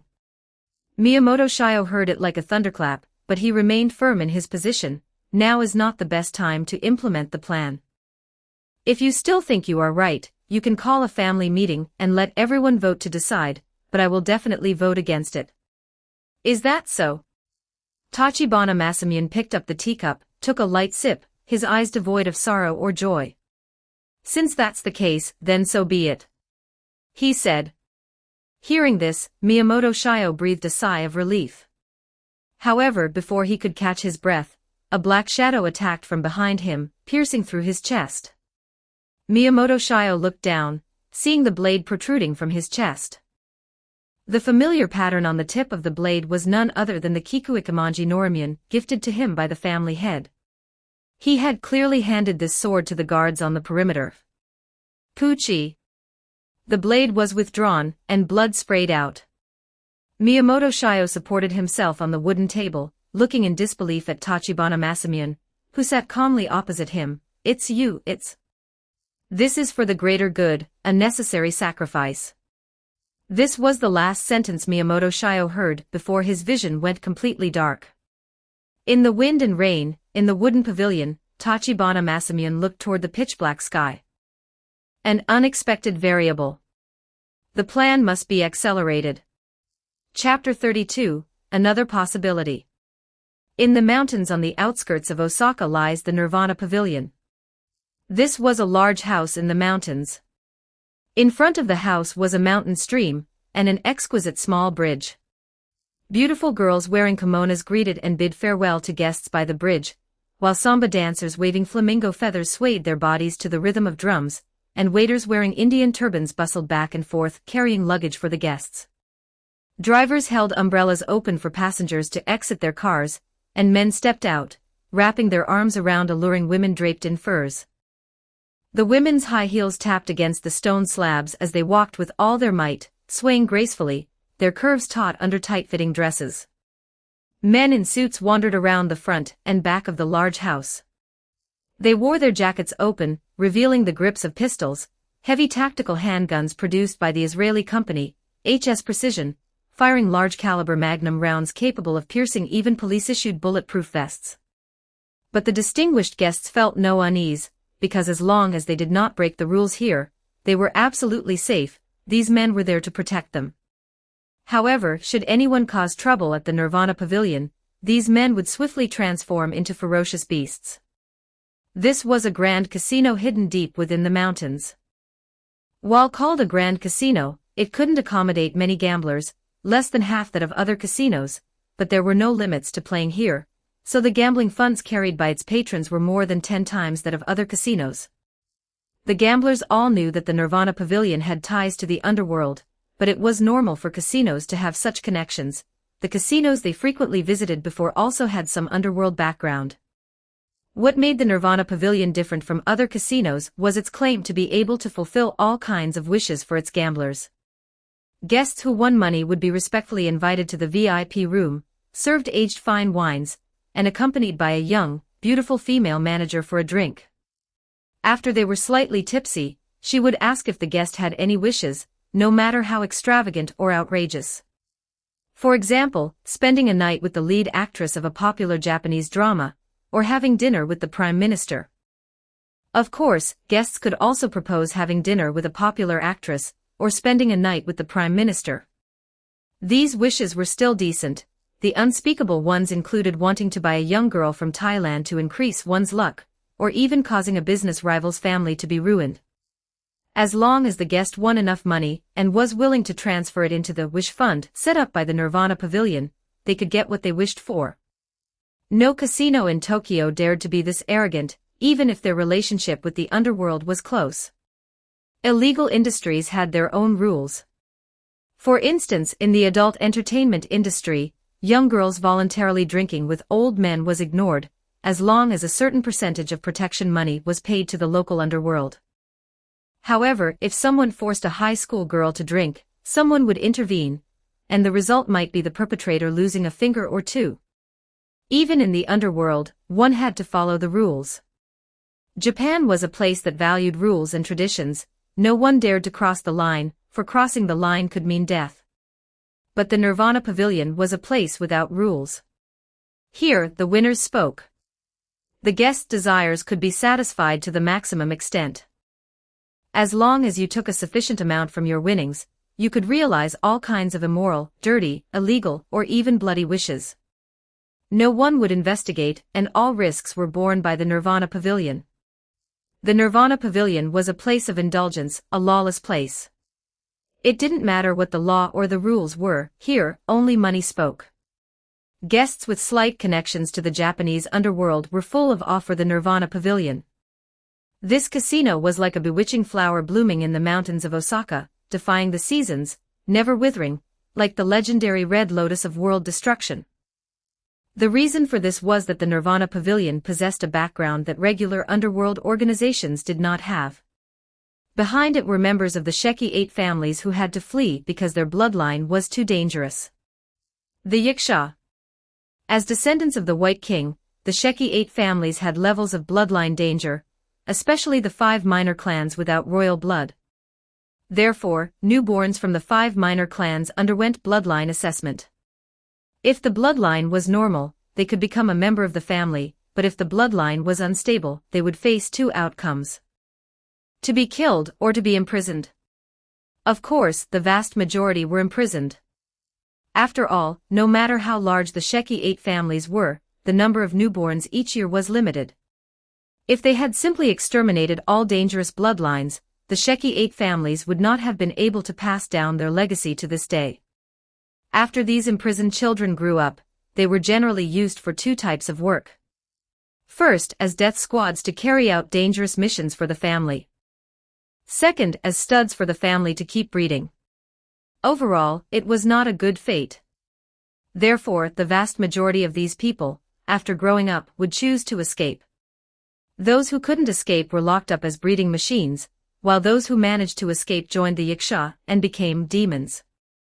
Therefore, the demons, gathered in the Yiksha, were a group of ultimate evildoers whose goal was to take revenge on the main family. This included that beautiful female manager of the Nirvana Pavilion. Sakurai Kogure, a former member of the Sakurai clan of the Sheki 8 families, joined the Yiksha after fleeing the family. Her position was Ryuma. The Yiksha used Japanese shogi pieces as code names. The highest leader was the king, followed by Dragon King, Dragon Horse, Lance, Knight, Silver General, Gold General, and Pawn. In other words, this young and beautiful female manager of the Nirvana Pavilion was actually in the high position of the 3rd chair in the Yiksha. It was precisely because of this special background that the Nirvana Pavilion was so unscrupulous. They were anomalies expelled by the rules, so naturally, there was no need to follow them. If they could, they would even challenge and overturn the rules. Young Miss Sakurai, an urgent fax from the general. The secretary walked into the office and handed a black file to Sakurai Kogure. Sakurai Kogure took one look, suddenly suppressed her smile, and turned to walk into the elevator in the office, whose doors were covered in gold leaf. The elevator doors opened and Sakurai Kogure walked into the Japanese-style suite on the top floor of the Nirvana Pavilion. She had already taken off her high heels in the elevator, walking on the tatami mats without making a sound. The floor of this top-tier suite was covered with traditional tatami mats. The interior was divided by simple white paper screens, and the windows were open, letting in moonlight that covered the floor. Beside a white wooden screen were some small tables, and on one of them sat a white porcelain vase with a single, unopened spring peach blossom branch. A hand, white as if translucent, picked up the spring peach blossom branch from the vase. With one hand it gathered the shiny, long hair, and with the other, it inserted the peach blossom branch like a hairpin, revealing a neck as fair and smooth as jade. Weary, oh weary, the hairpin is the proof, personally gifted by the emperor in years past. Do not forget the romance, just to repay his favor, for the moment of great grace. The wish to return the hairpin is entrusted to Linxiong. 3,000 weak waters flow east, the clouds and mists are red again.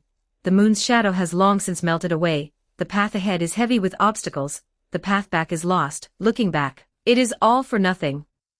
The figure in the moonlight walked and sang, their voice reminiscent of a modeled ancient painting.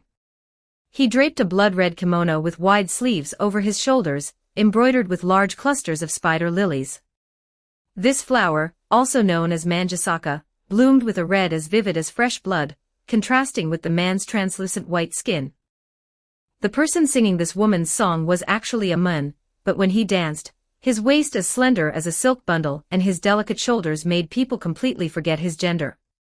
This was authentic Japanese kabuki, but the repertoire was based on the traditional Chinese theme of Yangguifei, so the lyrics were entirely in Chinese. The legendary Japanese kabuki master Tamasaburo Bando premiered this play, in which he played Yangguifei. Unlike what the vast majority of foreigners thought, authentic kabuki could only be performed by men. Men who played women in kabuki were called onagata. This art form, created by the Izumo priestess Okuni, was originally performed by women. The Yujo kabuki courtesan kabuki of the Edo period was accompanied by special transactions, and the subsequent wakasha kabuki, where young boys played female roles, was accompanied by homosexual affairs. It was not until the birth of Yaro kabuki, men's kabuki, that it truly became an art form, after which only adult men could take the stage. Onagata spent their entire lives observing, studying, and imitating women. They understood women's beauty better than women themselves, just as some viewers of a painting could understand the work better than the artist. They didn't need to rely on their beauty, with just their singing and gestures, they could captivate the world. Sakurai Kogure was one of those people. Every time she watched this man, with his white powdered face, singing and dancing, she couldn't bear to interrupt him. Sakurai Kogure herself was a rare beauty, but in front of this man, she felt her beauty was as thin as dust on a leaf, because this man was even more vibrant and graceful than her. In front of such a man, women were simply redundant creatures. The man sighed softly and sat cross-legged, slowly closing the white paper fan in his hand. The spring peach blossom fell from his hair, and his long hair cascaded down like a black waterfall. Sakurai Kogure remained silent for a long time, so he knew the content in the file was extremely urgent. What a wonderful night! Fine wine, beautiful women, gold and decadence as rich as wine itself. I can smell the scent of debauchery. The man said softly. The boiling sound of human voices from downstairs rose like steam from boiling water, pouring in through the open windows, carrying the fragrance of women, and the smell of alcohol from men, like a great tide. Sakurai Kogure walked behind the men to massage his shoulders and back. The king sent a message, saying he wants you to go to Tokyo to carry out the next step of the plan. Something big happened to the main family. The man's voice was very low, his speaking pace slow and deliberate. Someone invaded the headquarters building, and took the opportunity to abduct the main family's Tsukuyami. I didn't expect that in this world, besides us, there were others with such audacity. His words carried the rhythm of music, sounding like sleep talking. Sakurai Kogure tried hard to massage the man's shoulders and back, informing him of the intelligence in the facts. The king says it might have been done by people from the college. Is that so? The man shook his head. I don't think so. Half a month ago, someone released an A-level bounty for Japan on the Hunter website. Do you think it's related to this? Sakurai Kogure said no more and handed over the fax photo. The fax showed 7 people. Below the photos of Yisheng, Yuki Kudu, and Caesar, their names and the word college were marked. Information on the other 4 had also been dug up by Kagaya. Actually, it wasn't difficult to find the identities of these people. Kagaya screened all guests and registered personnel at the Peninsula Hotel, pulled intersection surveillance footage to find photos of them, and then checked customs records. Their information was dug up clearly. Lu Shi, Chinese. Chu Zihong, Chinese. Lu Mingfei, Chinese. Ronald Tang, Chinese American. 3 students and 1 unemployed person actually managed to abduct Tsukuyami and escape the main family's pursuit. The men chuckled. I'm a little curious to meet them. Damn, I'm on the wanted list. Lu Mingfei turned off the computer, left the private room, went to the front desk to pay, and then walked out of the internet cafe. What the hell, the bounty is actually 1 billion. Should I sell out the boss and the others? Anyway, they could easily escape, right? But Lu Mingfei scratched his hair. I don't know their location, damn it. They haven't sent me a message yet. Is the boss not worried that I might take the 2 beauties and defect to the Sheki 8 families? Lu Mingfei held an umbrella, muttering to himself while adjusting his mask, and walked into a convenience store. In fact, he was just talking. As for reporting or defecting, no matter how foolish Lu Mingfei was, he wouldn't do such a thing. Loyalty was one aspect, and on the other hand, Lu Mingfei had a clear understanding of himself. He was absolutely no match for the Sheki 8 families. Without the boss as his backing, the Sheki 8 families could easily capture him. Moreover, even if he really took the 2 beauties to surrender, the result would most likely be him being silenced by the Sheki 8 families. Lu Mingfei dared not gamble on the integrity of the underworld. Therefore, he would be discovered by the Japanese underworld no matter what. The identity he used at the internet cafe was not his real one, but a backup identity prepared before entering Japan, with the name Ryutaro's. Damn it, Kamen Rider Den-O was from last year, this year's should be Kiva. No, wait, can this damn name really fool the AI of the Sheki 8 families? The answer was, it really could. Just now, while gathering intelligence at the internet cafe, Lu Mingfei tested the name Ryutaro's several times, and there were no signs of the botnet being triggered. This situation indicated that the name Ryutaro's was safe. So, which names were dangerous? It was the real names of Lu Mingfei and the others, and Meteor Garden F4. The moment these names appeared on the botnet in Shizuru Town, the alarm Lu Mingfei had set in advance was triggered by Kagaya. Fortunately, Lu Mingfei's technique was solid, otherwise, Kagaya would have followed the trail to find him. So now Lu Mingfei was very worried about the situation of Lu Shi and the others. Of course, he also knew that given the strength of Lu Shi and the others, his worry was mostly groundless, but the feeling of worry lingered in his heart, unable to be shaken off. Ah, so annoying. I'll have sukiyaki for dinner tonight. Unable to sort out his thoughts, Lu Mingfei gave up thinking, grabbed a few things to eat from the shelves, and came to the counter. It was 7 p.m. Lu Mingfei glanced at the small LCD alarm clock on the shelf. He had been out for almost an hour. He didn't know if that dazed girl was keeping a good watch on Yabuki Sakura. I should go back quickly. Thinking this, Lu Mingfei put the items from his shopping basket onto the counter. Please ring these up for me. The clerk was a girl who looked very ordinary, with an average appearance and figure, and a few youthful freckles on her face. The only thing that left an impression was her eyes, which avoided Lu Mingfei's gaze like a timid little beast. It seemed she was a student who hadn't entered society yet.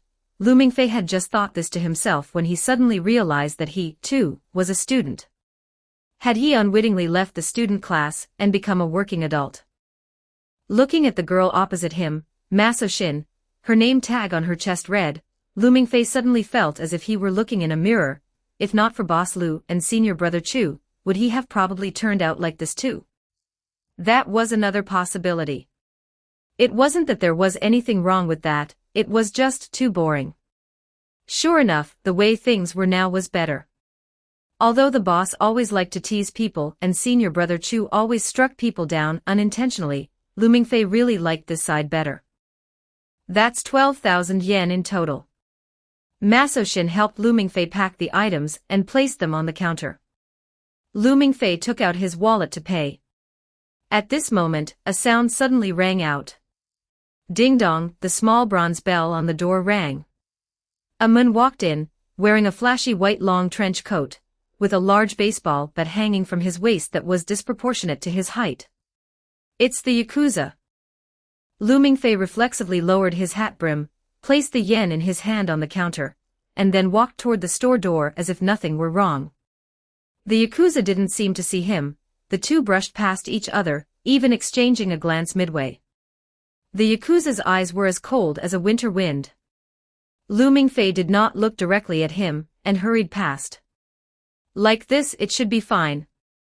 However, the next moment, a voice sounded from behind Lu Mingfei. "You've problematic ad, report it here. You can disable pop-up ads by becoming a contributor. Become a contributor. Hashtag 33 Chapter 33 The Male Prostitutes. Chapter 33, Hosts. You." The moment the voice reached him, Lu Mingfei tensed up completely. His free hand had already reached for the gun in his jacket, ready to draw and fire at any moment. Fortunately, that person wasn't speaking to him. "You're on shift tonight, too." The guy greeted Mei's Shin with the familiarity of an acquaintance. "Welcome." Shin replied in a trembling voice. Following this, the guy skillfully took a chair and sat down in the middle of the store, taking off his long white trench coat and draping it over the back of the chair. On the back of the coat was his family crest, the Tingsha. Lu Mingfei's eye twitched, his mind flooded with question marks. What on earth was going on? Mei's Shin, 15 years old this year, a first-year high school student, was a true JK. Some time ago, she had just gone through her parents' divorce. Since then, she had been living with her grandmother, relying on her grandmother's pension to get by, and she worked hard in her spare time to earn money. Shin hadn't given up on her dream of going to university. She was determined to work hard and save money for school.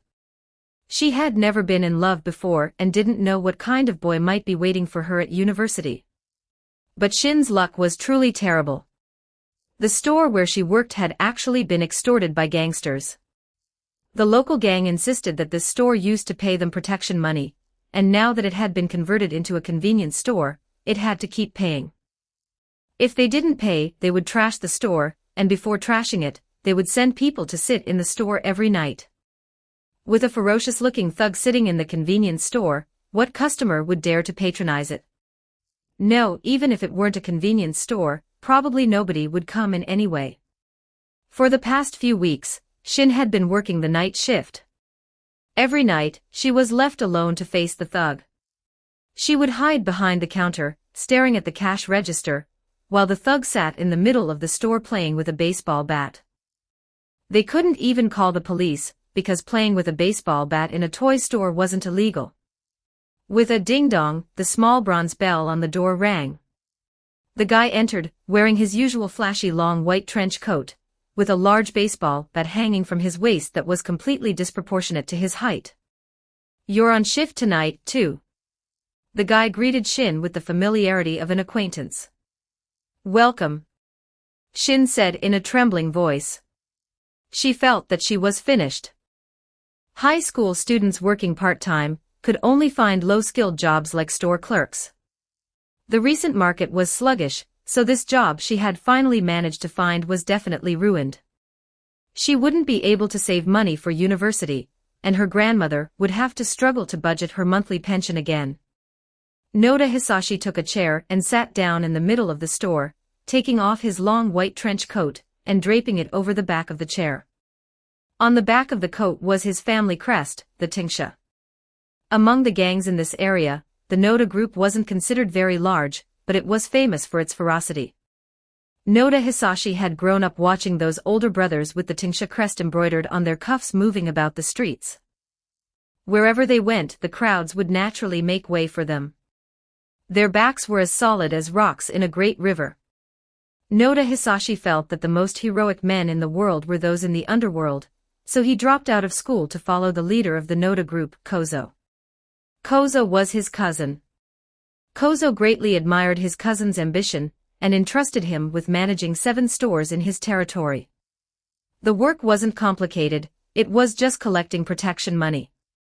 From that day on, store owners who saw Noda Hisashi's long white trench coat would bow deeply and say, "You've come. Please look after us, our business has been growing recently." Every month, without needing to be told, they would deliver the protection money to Noda Hisashi's apartment. His former classmates all viewed Noda Hisashi as their backing, and often introduced the cutest girls in class to him. Some said that Kozo intended to let Noda Hisashi take over the Noda group because he felt his cousin had so much spirit at such a young age. But as the saying goes, a man is destined to walk a rough road. The store among the 7 that sold adult products suddenly closed down, so Noda Hisashi's territory shrank to 6 stores, and the amount of protection money shrank accordingly. A new convenience store moved in and actually refused to pay protection money, citing that the convenience store's profits were limited, and it was newly opened and still operating at a loss. Noda Hisashi was determined to use this opportunity to establish his authority, and let the owner know the price of being disrespectful to the Noda group. There were a few thugs in the group who took orders from him, so he didn't need to come to the store to keep watch personally. However, Noda Hisashi had come over himself anyway, and as for the reason. That person. Noda Hisashi noticed Lu Mingfei, who had already walked to the store entrance. He suddenly felt that when they had just brushed past each other, the glance they exchanged felt inexplicably familiar. But for some reason, he couldn't remember where he had seen him. Just as Noda Hisashi was about to call out to Lu Mingfei, he saw another man appear outside the convenience store. Wait! He is. Blonde hair, Caucasian skin tone, blue eyes. It's the person on the main family's bounty list. Caesar. Caesar's name wasn't hard to remember. Anyone who knew about Julius Caesar could remember his name. Of course, the uneducated underworld members didn't know about Julius Caesar, but they wouldn't forget the name of 10 billion yen. 10 billion yen. Even Jin from Detective Conan only dared to rob 1 billion in a bank heist. And now, a living, breathing 10 billion was right in front of Noda Hisashi. And that person who had just brushed past him, those eyes, it was Lu Mingfei, who was also on the bounty list. Noda Hisashi trembled all over, subconsciously ignoring even the girl he had a crush on nearby. All his attention was focused on Lu Mingfei and Caesar. He swung his baseball bat and shouted, "Stop." Only a fool would stop. Lu Mingfei knew something was wrong, and took off running. Caesar, standing at the door, called out, "Come this way." He successfully attracted Lu Mingfei's attention. Lu Mingfei turned his head, and looked over. Behind Caesar, there was actually a Harley parked there. Wait, where did this guy get this thing? Perhaps because Caesar's features were too distinctive, Lu Mingfei also recognized this Italian hunk who was also a wanted criminal. He just couldn't understand how, as fellow fugitives, Caesar's life seemed so much more comfortable than his own. There was no time to think. Caesar and Lu Mingfei jumped onto the bike one after the other. Caesar turned the ignition and started the engine. Accompanied by the roar of the Harley beast, the two turned into a black shadow and dashed off. Not far behind the two, Noda Hisashi dialed Noda Kozo's number. "Boss, I saw the people on the main family's wanted list." "Yes, the one with the 10 billion, 2 people. I'm at." Perhaps the Harley's performance was indeed powerful, or perhaps Caesar's driving skills were commendable. Caesar took Lu Mingfei on a wild ride, turning at red lights and going straight at green lights. Along the way, they didn't encounter a single car trying to intercept them. After driving for a distance, the two ducked into an alley without surveillance, winding through turns, and finally returned to Minato Ward. That's right, they hadn't been in Minato Ward earlier. Just in case, Lu Mingfei had specifically gone to the further Shinagawa Ward to shop. This way, even if they were tailed, it wouldn't be a big problem. The Harley finally stopped in a dead-end alley. Lu Mingfei jumped off the bike with a heave-ho. "Thanks, Brother Caesar." "You're welcome, Brother Lu Mingfei," Caesar replied. The two looked at each other for a moment, then laughed in unison. "Now that we're both wanted, do you guys have any plans?" Lu Mingfei asked. Hearing this, Caesar rolled his eyes at him. "You still have the nerve to ask. Do you not know why we're being hunted?" All right, Lu Mingfei knew. If it were just an intrusion into Genji Heavy Industries, it probably wouldn't have caused such a stir. The main problem was likely the two women that Boss Lu had told him to look after, but how did Caesar know about this? Having hung around Lu Shi for so long, Lu Mingfei could be considered half a shrewd person. He became secretly vigilant and said, "How would I know? Didn't we act on the same night? We didn't do anything on our side. Did you guys do something? Cut the crap, I already know." Caesar stared at Lu Mingfei with a playful look. "You kidnapped two women from the Sheki 8 families, right?" Lu Mingfei couldn't help but narrow his eyes. "How do you know that?" "Don't worry about how I know. In any case, right now, besides you and the Sheki 8 families, I'm the only one who knows." Caesar looked at Lu Mingfei, clearly wearing an expression that said, "Hurry up and offer me some benefits to please me, or I'll make this public." Lu Mingfei sighed, knowing this wouldn't end well, and asked helplessly, "What do you want?" "Actually, what I want is very simple." Caesar shrugged. "Is your Superboy group still hiring?" "We are a hunter squad." Lu Mingfei rubbed his temples, feeling a bit of a headache. "Besides, I don't have the final say on hiring for the squad. You have to ask our boss." "Boss, that's the 60, right?" "Lu Shi." Caesar nodded. "Then without further delay, let's go find him now." As he spoke, he prepared to start his motorcycle. "Wait!" Lu Mingfei immediately shouted to stop him. "Do you know where the boss and the others are?" "Oh, you're asking about that." Caesar revealed a mysterious smile. "They are at Shinjuku, Takamagara." Countless men and women were swaying in the nightclub, and the floor vibrated rhythmically with their movements. This was a grand masquerade ball. The women were all wearing short skirts and stilettos, with exquisite masks on their faces, their hemlines decorated with gorgeous sequins or peacock feathers. Their dance partners were all young men, either delicate and handsome or rugged and masculine, mostly celebrity-level pretty boys, with clothing styles that were extremely alluring, sheer little suits paired with tight pants, wearing shimmering makeup. It was a battalion of effeminate men made up of dozens of flashy dandies. The atmosphere on the dance floor was even more decadent, no one was sober. Tipsy women hugged tipsy men, pouring champagne into their collars. The lead dancer tore his shirt apart amidst the cheers, revealing his well-defined chest muscles. Waiters carrying trays of silver powder wove through the crowd, and women dipped their hands into the powder, leaving palm prints on the dancers' chests and backs. The main lights went out, and demons danced in chaos. Fluorescent lights shone on the dancers, and the delicate silver palm prints overlapped, looking just like tattoos on their skin. Outside the dance floor were circular sofas and booths, filled with women in evening wear. They hugged some energetic, glowing men, speaking loudly and frequently raising their glasses, their faces full of soul-captivating smiles. Every one of those men was courteous, occasionally leaning into a woman's ear to whisper something. Some women would giggle and burrow into his arms, punching his chest, while others would laugh loudly and pretend to slap the man, with other women joining in the jeering. Bottles of champagne brought to the tables were quickly emptied. Waiters shuttled between the seats, and from time to time, women would toss credit cards to the waiters, seemingly asking for more drinks. What a decadent feast of wine and flesh. I suddenly feel that joining this place was an unwise choice. Old Tang, standing by the dance floor, spoke numbly. At this moment, he was wearing a purple, semi-transparent gauze shirt, with cropped pants that split up to his hips, paired with a silver necklace, a silver skull pendant at his waist, as well as rhinestone earrings and a rhinestone ring. He was the spitting image of a midnight erotic show host. "This is what you chose yourself." Chu Zihong's voice remained emotionless, but for some reason, Old Tang detected a hint of mockery. His mouth twitched, and he looked at Chu Zihong beside him. Chu Zihong was wearing white robes and blue hakama, his chest wide open, revealing well-defined pectoral and abdominal muscles, his long hair loose, covering half his face.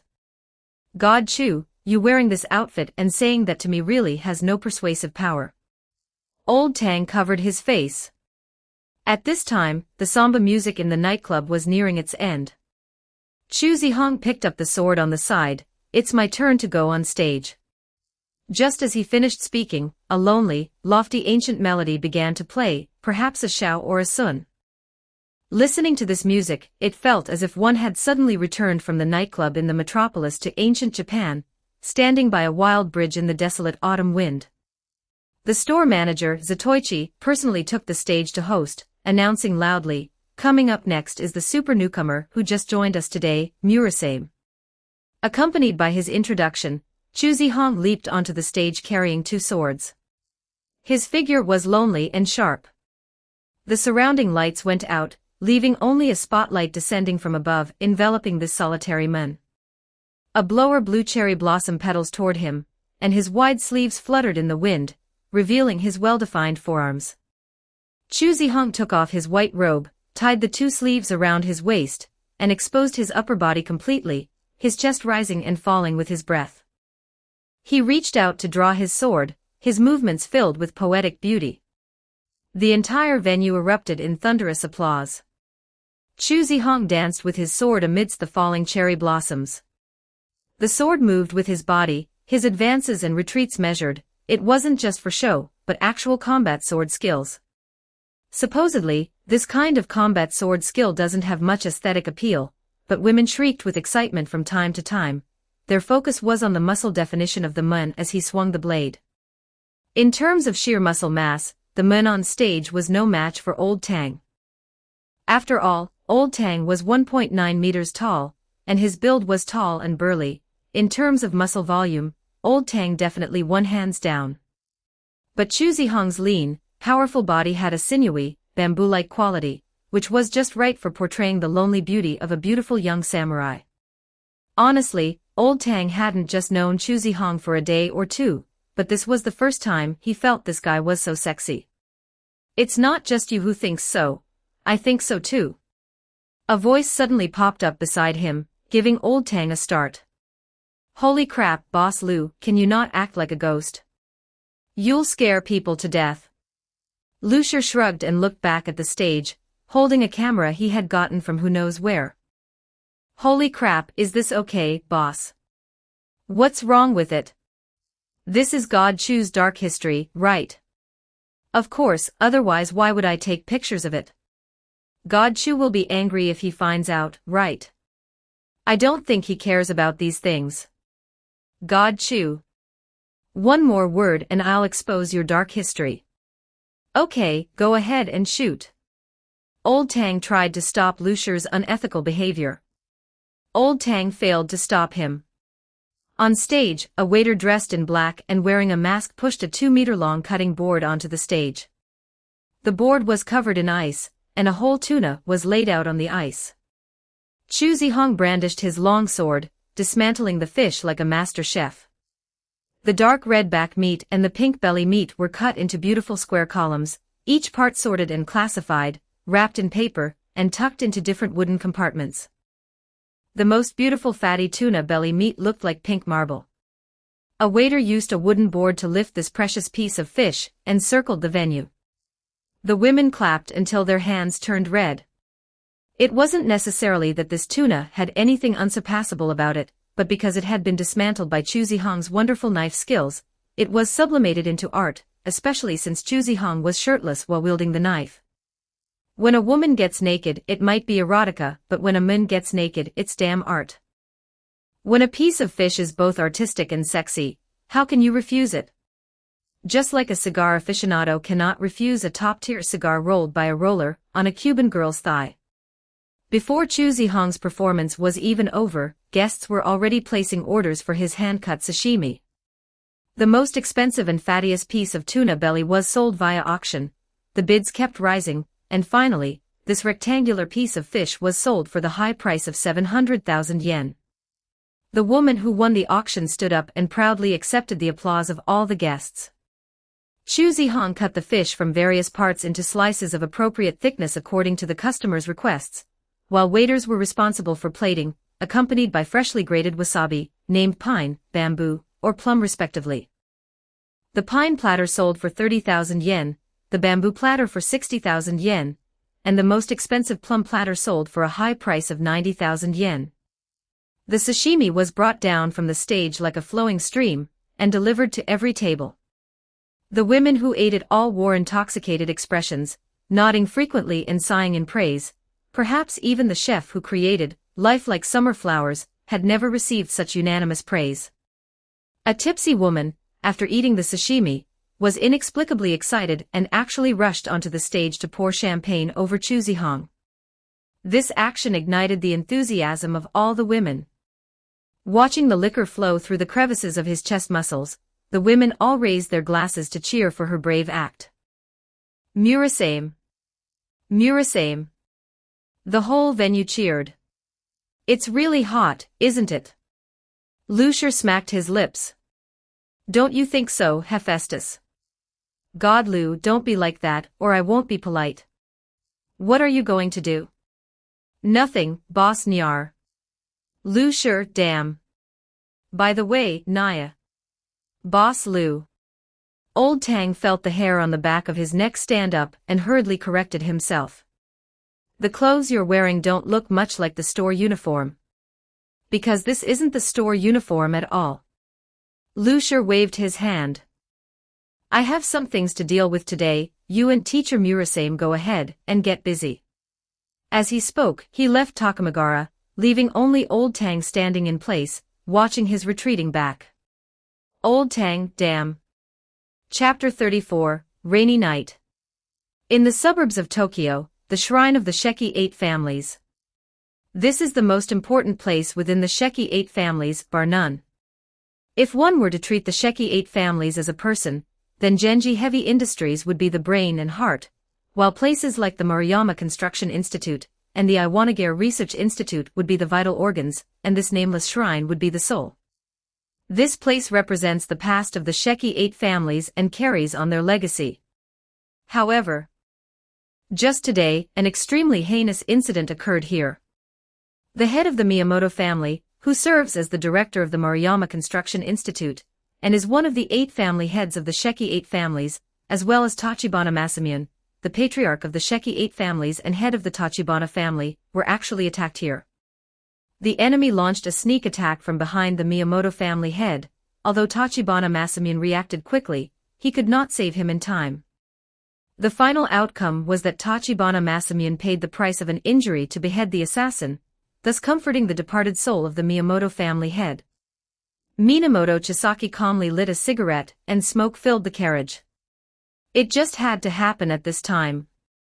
First Genji Heavy Industries was invaded, and then the shrine was attacked. To say these two events are unrelated would be treating Minamoto Chisaki like a fool, but to say how they are related. Minamoto Chisaki really couldn't figure it out. It is possible for the college to invade Genji Heavy Industries. The Japanese Execution Bureau has always been disconnected from the headquarters, and the headquarters doesn't trust this side, so sending investigation teams or visiting groups is common. Sending an action squad is a first, but it's not incomprehensible, yet the headquarters has no reason to assassinate the Miyamoto family head. The Yiksha might have a reason, but it is highly unlikely they would invade Genji Heavy Industries. For members of the Yiksha, entering the territory of the main family is equivalent to walking into a trap. There are barely any members of the Yiksha active in Tokyo, let alone invading Genji Heavy Industries. So these two events have no connection, just a pure coincidence. Have you found out the identity of the assassin? We have already found out. The assassin's name is Miyamoto Ryosuke, a demon, who escaped from the Miyamoto family 10 years ago. According to our intelligence, he should currently be holding the position of rook within the Yiksha. So, the Miyamoto family head was killed by the Yiksha. Probably. Crow thought for a moment. It couldn't have been the college who sent someone, could it? Could it be that they want to use the Yiksha to wipe us out and then support the Yiksha in taking power? But that doesn't make sense either. How would the college even know about the Yiksha? It's not strange for them to know about the Yiksha. With their size, it would be strange if they didn't, Minamoto Chisaki said, chewing on his cigarette and staring at the rain gathering and flowing down the car window. But even if they knew about the Yiksha, they wouldn't cooperate with them. That is true. Crow nodded. So this matter with the Miyamoto family head must be the work of the Yiksha. Minamoto Chisaki rolled down the car window, flicked the cigarette butt out, and said softly, "Not necessarily." As he said this, his mind was on what happened at Genji Heavy Industries this morning. Dead servants kept climbing up from the elevator shaft, like one soul-snatching evil ghost after another. When he learned that a breeding pool for dead servants had been excavated under Genji Heavy Industries, his first reaction was the same as Tachibana Masamine's. This was likely done by some high-ranking member of the Yakusha hiding within the Sheki 8 families. But now, thinking about it carefully, he felt this deduction didn't make sense. With the power of the Yakusha, wouldn't it be simple to build a breeding pool for dead servants without attracting attention? Why go through the trouble of building this thing underneath Genji Heavy Industries? What difference does this make from a fraud gang setting up their headquarters at the Metropolitan Police Department? They say the most dangerous place is the safest place, but failing to avoid a risk that could clearly be avoided is very illogical unless there is some special reason for this dead servant breeding pool to be built under Genji Heavy Industries. As for the identity of the person who built this breeding pool, it isn't necessarily the Yakusha. Young Lord. Crow glanced at his phone, interrupting Minamoto Chisaki's train of thought. There is eyewitness intelligence on Lu Mingfei and Caesar Gatatsu in the Shinagawa ward. Should we go to the Shinagawa ward, young lord? Yasha, who had been focused on driving, asked. Minamoto Chisaki asked coldly, have they been caught? No, they let them get away. Then don't go. Minamoto Chisaki pinched the bridge of his nose. Tell our people to focus the search on the Shinagawa ward and the surrounding Minato, Meguro, and Oda wards, as well as the vicinity of Shibuya. Don't waste effort looking in other places. Yes. Crow received the order and quickly passed it down. Yasha kept his eyes straight ahead, and the car drove steadily toward the shrine in the suburbs. Minamoto Chisaki lit a 7-star cigarette, the spark flickering in the carriage. This should be it. The Harley performed a beautiful drift and stopped in front of a nightclub called Takamagara. Lu Mingfei got off the back seat of the bike, looking at the scene of debauchery and neon lights before him, feeling as if the rain falling from the sky was not landing on his body, but in his heart. He looked at Caesar. Are you kidding me? Caesar shrugged. I only heard them say they were coming to Takamagara. This is the only place in all of Tokyo called Takamagara. So, the gods of Japanese mythology all live in nightclubs. Lu Mingfei ruthlessly retorted. Looking through the glass door at the men and women swaying on the dance floor, he suddenly felt something was off. This place is a proper nightclub, right? It's definitely a legitimate nightclub with all the proper paperwork. Caesar smiled, but whether it's proper or not, I don't know, since this is a host club. So the primary job of the 8 million gods of Japan is to be hosts in a nightclub. By the way, what about the goddesses? Lu Mingfei noticed a blind spot. Caesar pondered for a moment and replied, the goddesses are the customers. A very cold joke. Lu Mingfei couldn't laugh. But come to think of it, since this is a host club, does that mean Lu Shi and the others are working as hosts here right now? Lu Mingfei suddenly became interested. After all, usually, it was Lu Shi who played pranks on him, and opportunities to see Lu Shi make a fool of himself were rare. Now, this opportunity was once in a lifetime. Lu Mingfei felt it was necessary to take some photos of his brothers as a souvenir, absolutely no intention of keeping a record of his buddy's dark history. As the two were talking, the lights on the dance floor suddenly went dark. A high platform rose again on the stage that was already elevated above the dance floor. A beam of light descended from the sky, shrouding the burly figure on the platform. He held a high-stand microphone with both hands, like Luba wielding his Fangtian halberd. Angels! Are you happy tonight? Zatoichi roared with a rock star pose. The guests waved their hands and whistled. You will be even happier next. He pointed to the stage below. Let us welcome the good brother of Murasame, and also a newcomer debuting tonight, from New York, USA, Hephaestus. Heffy! Heffy! Heffy! Amidst the cheers of the crowd, a blond man wearing a tight white suit walked onto the stage.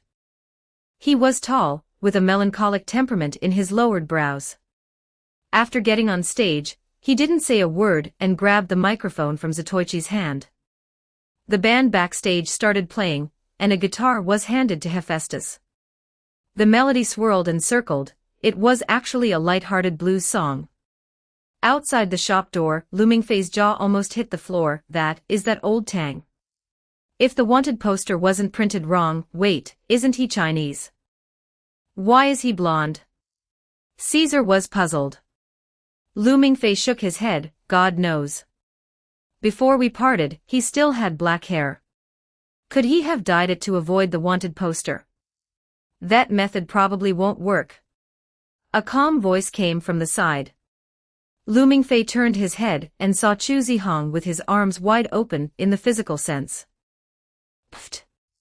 Lu Mingfei quickly covered his mouth, stifling his laughter. Senior brother, what is this outfit? It's just the shop's uniform. Chu Zihong was neither sad nor happy, looking at Caesar. It seems you have recovered well. Caesar shrugged. I wasn't really injured to begin with. You know each other? Lu Mingfei asked in surprise. Yeah. Chu Zihong nodded, not saying much more. Actually, they didn't know each other originally, but almost the moment they met, both recognized each other. This was probably the tacit understanding between experts. How did you find this place? Chu Zihong asked. Lu Mingfei waved his hand. Don't worry, senior brother. I investigated before I came. The Sheki 8 families haven't caught your trail. Caesar was the one who told me you were here. Chu Zihong looked at Caesar with an expressionless face. Kamaitashi. Can't hide it from you. Caesar frankly admitted the fact that he had eavesdropped. All right, it seems his side hadn't exposed their whereabouts. The matter of relocating could be shelved for now, Chu Zihong thought. By the way, senior brother, why don't I see the boss? Lu Mingfei looked into the shop and said. Chu Zihong shook his head. Unfortunate, Lucier just left before you arrived. Huh? The boss left. Lu Mingfei was stunned. What did the boss go do? If nothing goes wrong, he probably went to find you. Minato Ward, Love Hotel. Lucier stood downstairs, his divine sense instantly wrapping around the entire building. Countless streams of information flooded into his brain. In an instant, his divine sense was forcibly retracted. Lucier rubbed his throbbing temples and sighed. Isn't this crappy place of Tokyo just too small? He had actually seen those two operatives from the college right next to Ariai's room. Having seen the bounty notice, he already knew that these two were Yisheng and Yuki Kudu, who both perished at the Three Gorges Dam in the original story. Now, one was an operative of the executive department, and the other was an intern nearing graduation. It wasn't strange for them to be assigned to carry out a mission. In a sense, these two could be considered acquaintances of Lucier, though it was just that Lucier knew them, while they didn't know Lucier. However, Lucier had no intention of making contact with them. At the current stage, both were insignificant minor characters. Making contact rashly wouldn't bring any benefits, and would only further deepen the connection with the college, which was something Lucier did not want to see. It was just completely unexpected to run into them after coming to a place like this. The odds of this happening, one might even win the lottery, right? While pondering, Lucier walked into the hotel, went up to the third floor, and found the room where Arai and Sakura were staying. The room was very quiet, completely different from other rooms filled with the sounds of revelry. According to the feedback from his divine sense, there was no third person in the room besides the two of them. Sakura was sitting on the edge of the bed, still maintaining the posture of being tied up, while Arai was kneeling in front of her, her two eyes staring intently at her. Lu Mingfei, that guy, didn't know where he had run off to. But that didn't matter. Lucier pushed the door open. The scene inside the room was basically identical to what his divine sense had seen. A young girl and another girl were sitting opposite each other.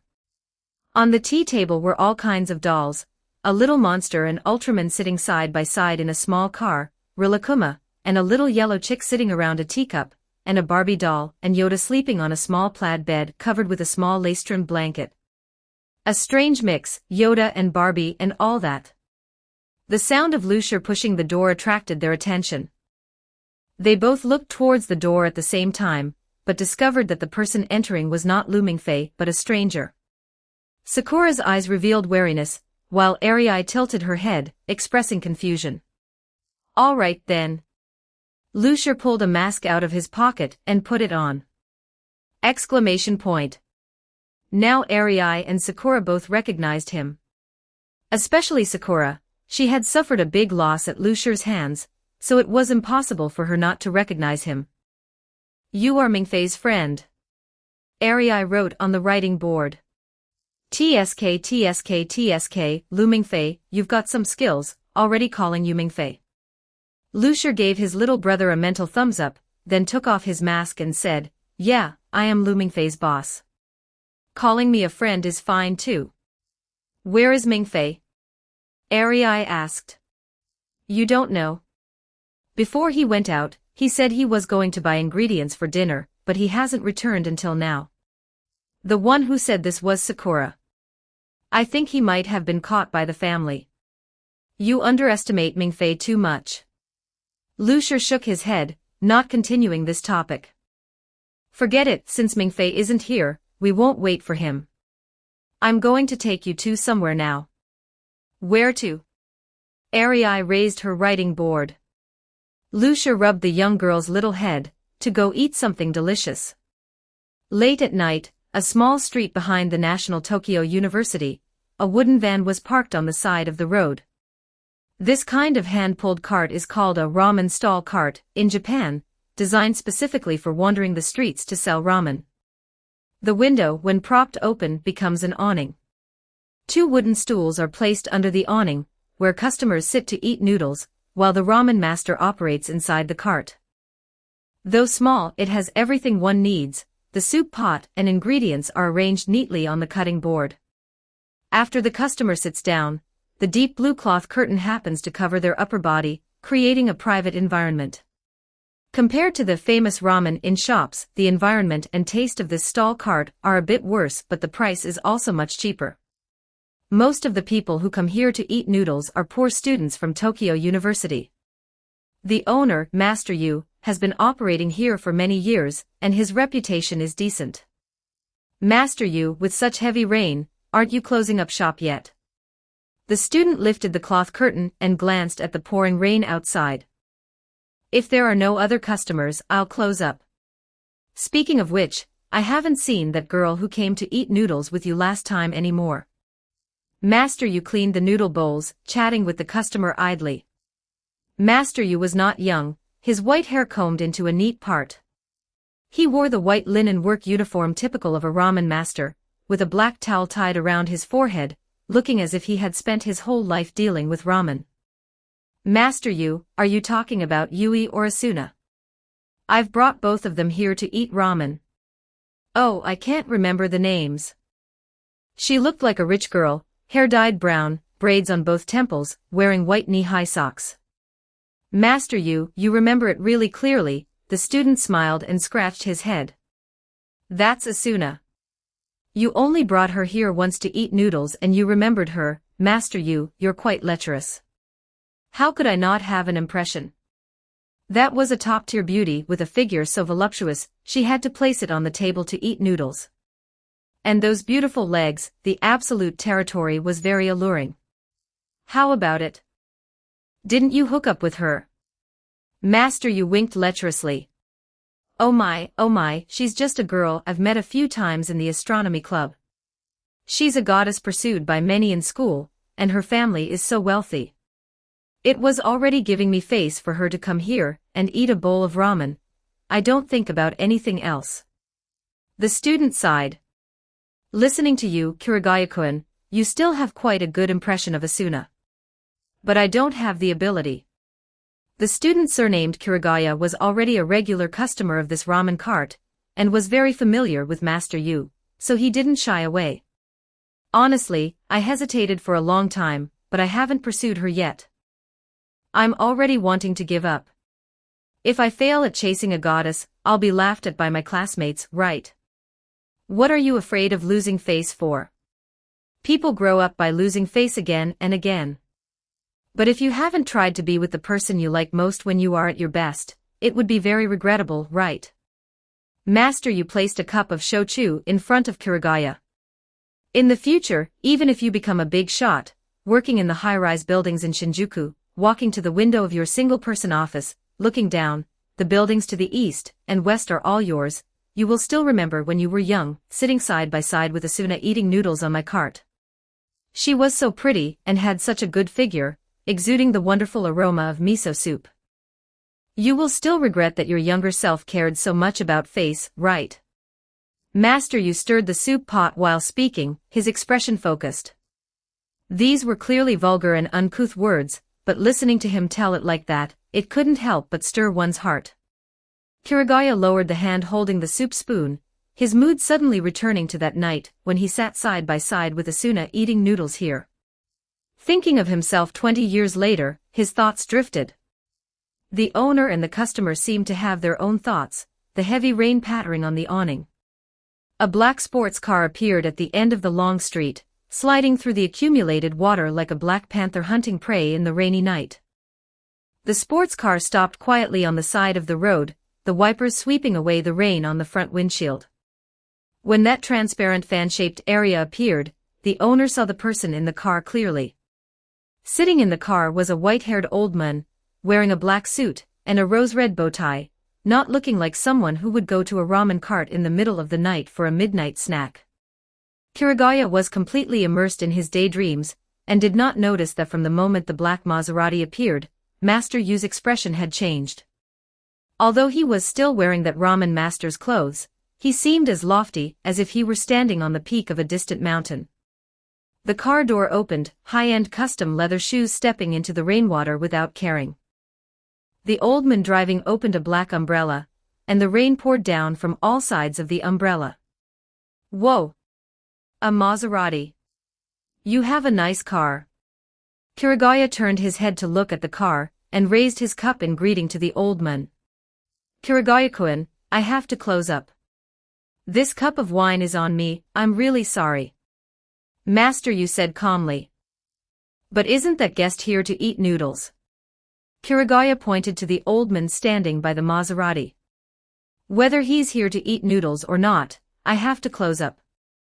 There are all kinds of people running around at night, maybe he's out for a funeral, it's hard to say. Master Yu picked up Kirigaya's school bag and handed it to him.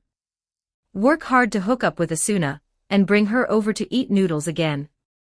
He walked Kirigaya a few steps, brushed past the old man next to the Maserati, and looked in a completely different direction. Problematic ad, reported here. You can disable pop-up ads by becoming a contributor. Become a contributor.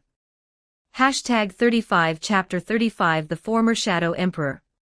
Chapter 35 The Former Shadow Emperor.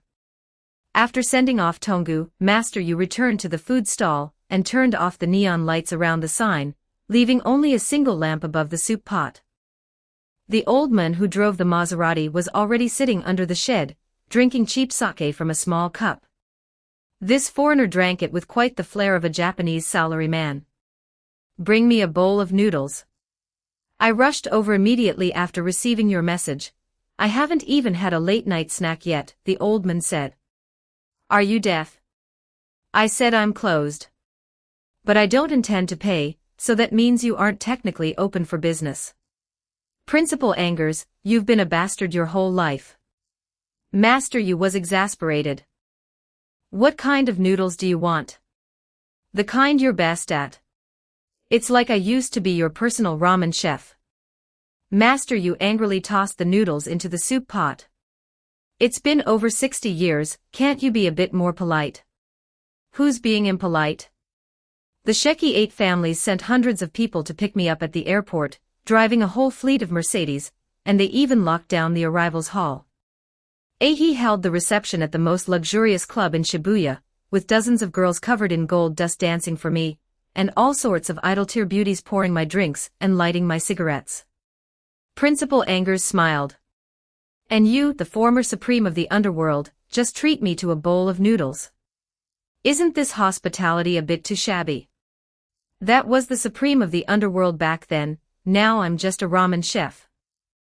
They've been in the underworld for 60 years, and I've been pulling noodles for 60 years. Can you compare the two? Master Yu said irritably.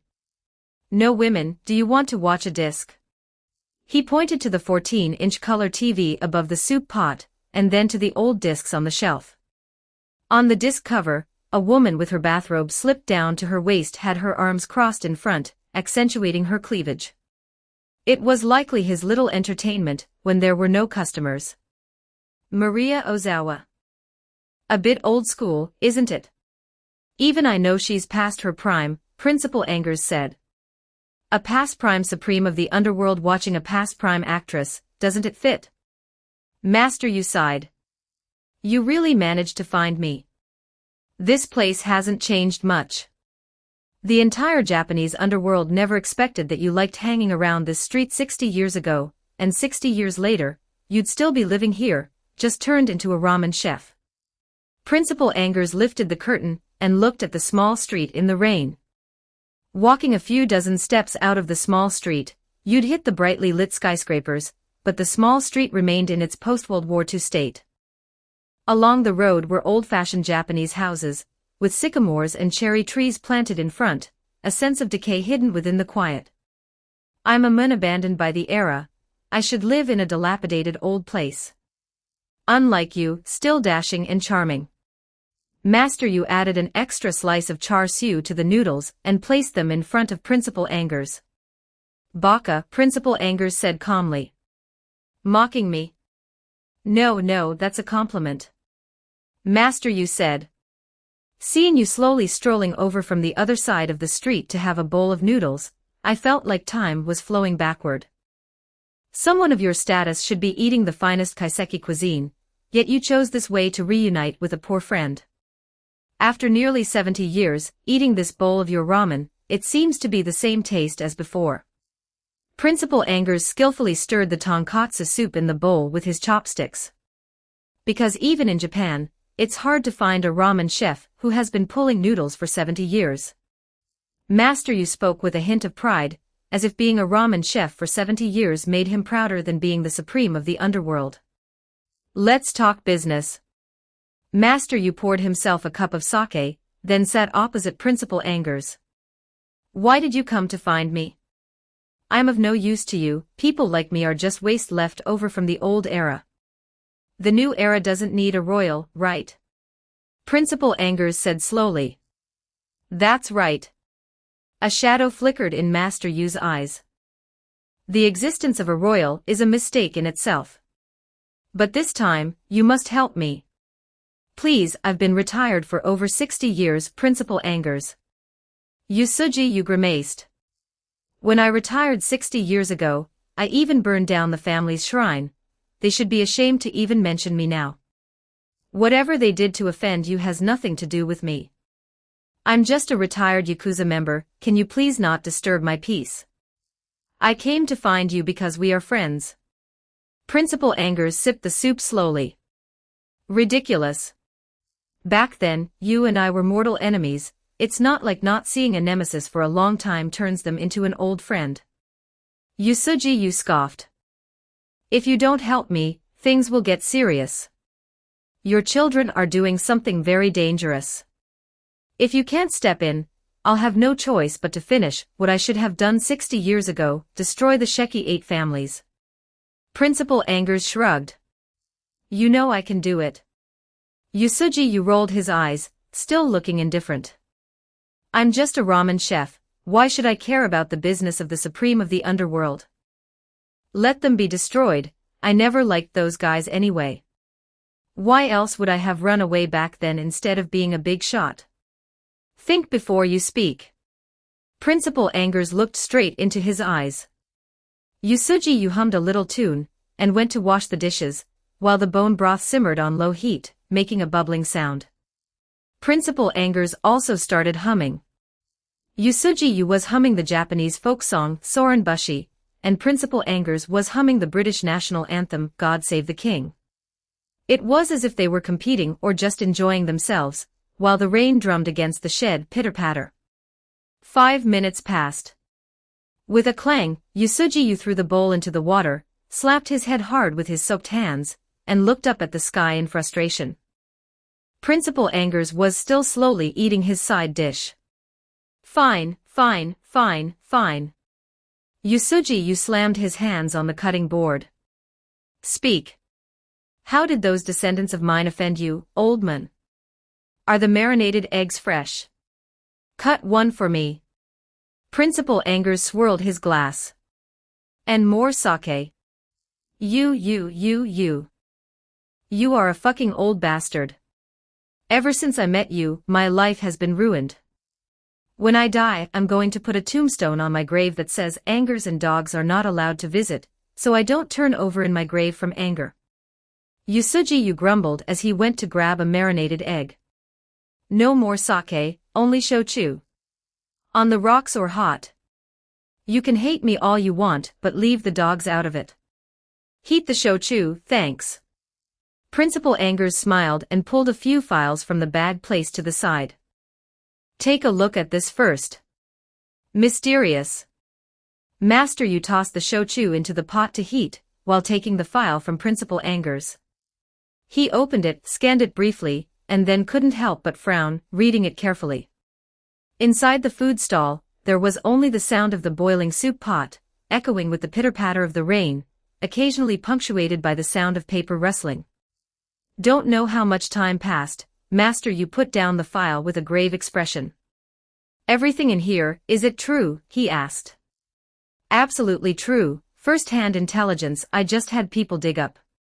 Principal Angers was still eating the marinated egg. Those children of yours capturing ordinary people for experiments, raising dead servants, producing large batches of dragon blood potions, any one of those charges is enough for the secret party to root them out. No, that's not the point. Master Yu turned the file to a certain page, slapped it on the table, and pointed to the line, Royal Blood Research Report on Experimental Subjects I. I want to know, where did they get the royal blood? This.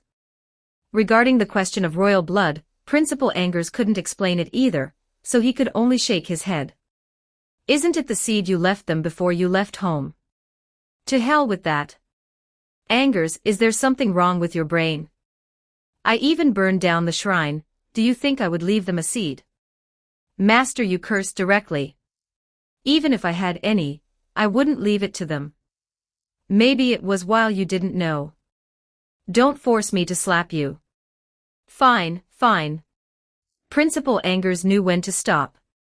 He rubbed his chin and thought, it seems the Sheki 8 families have more problems than I imagined. Can you tell what they're trying to do? Master Yu shook his head. It would be a miracle if I could tell. The Sheki 8 families from 70 years ago wouldn't do such things. The food stall fell into silence. After a while, Master Yu asked, what do you intend for me to do? Before Principal Angers could finish, the curtain of the food stall was lifted, and a young man led 2 girls into the stall. Boss, please give us 3 bowls of soy milk ramen, plus sesame seaweed and garlic in sauce. Sorry, young man, I'm already closed. Master Yu was in a bad mood, and his tone was a bit stiff. You'd better take the girls elsewhere. Halfway through his sentence, he suddenly stopped. His gaze fell behind the young man, staring intently at the red-haired girl. The young man smiled. Well, it doesn't matter if you're closed. Anyway, I didn't come here to eat in the first place. Am I right, Principal Angers? I didn't expect us to meet so soon, Lucier. Principal Angers looked at the young man in front of him, unable to hide his admiration. Ever since he learned of the other party's existence, Principal Angers had investigated his background, and knew he was powerful and experienced, but now it seemed he had underestimated him. How did you find me? In a place like Tokyo, although there are many rich people, basically no one drives a Maserati, Lucier pointed to the Maserati parked outside. Let alone such a grandfather generation old model, you probably can't find a few in all of Japan. I see. Principal Angers understood, then asked, then how did you guess that the person who issued the mission to you was me? Lucier raised an eyebrow and took out his phone. Principal, you must have been busy after getting off the plane, right? Indeed very busy, but does that have anything to do with my question? If you weren't busy, you wouldn't have had no time to even look at your phone. Lucier held his phone up to Principal Angers. On it was clearly the bounty issued by the Sheki 8 families, with the label Castle College attached behind the names of Yisheng and the others. Everything was self-evident. They actually issued a bounty, 1 billion.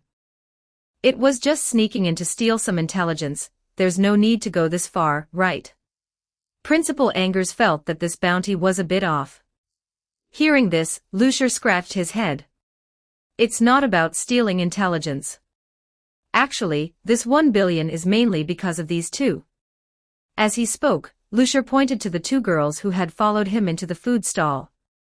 The current head of the Yusuji family of the Sheki 8 families, Arai, and the personal secretary to the head of the Minamoto family, Yabuki Sakura. Principal Angers. So you kidnapped their underworld princess and chief of internal affairs. No wonder they offered a 1 billion bounty for your whereabouts. That was probably out of respect for the college. Principal Angers thought that if it were him, he'd probably offer a 1 billion bounty for Lucier's life. He looked at Lucier with a helpless expression, but suddenly noticed that Master Yu beside him seemed a bit off. Old guy, what's wrong with you? Master Yu didn't speak, just stared fixedly at the long, bright red hair and walked towards the girl. Yabuki Sakura flashed in front of Arai. Although her hands were still tied, protecting the Yusuji family head was her duty. Move aside. Master Yu casually pulled Yabuki Sakura aside. The powerful force was so great that Yabuki Sakura couldn't even react. This ramen chef so strong. Yabuki Sakura felt terrible. How come anyone who pops out seems to be able to crush her? Unfortunately, Master Yu didn't care about the young lady's feelings at this moment. He walked step by step to the girl, his gaze sweeping over every inch of her face, and before he knew it, he was already in tears. Yusuji. Arai. Master Yu's voice was a bit dry. Is your surname Yusuji? Principal Angers seemed to have thought of something, and his eyes widened immediately. Lucier took a handful of melon seeds from his pocket, ready to watch the show. I am Arai. Arai held up a writing pad. Mister, who are you? I am Yusuji. Just call me Master Yu. Master Yu was a bit flustered, his voice choked with emotion. You look very much like your grandmother, really very much. Grandmother. Arai tilted her head and wrote on the writing pad again. Mister, have you met my grandmother? I suppose I have. Maybe it was your grandmother, or perhaps your great-grandmother.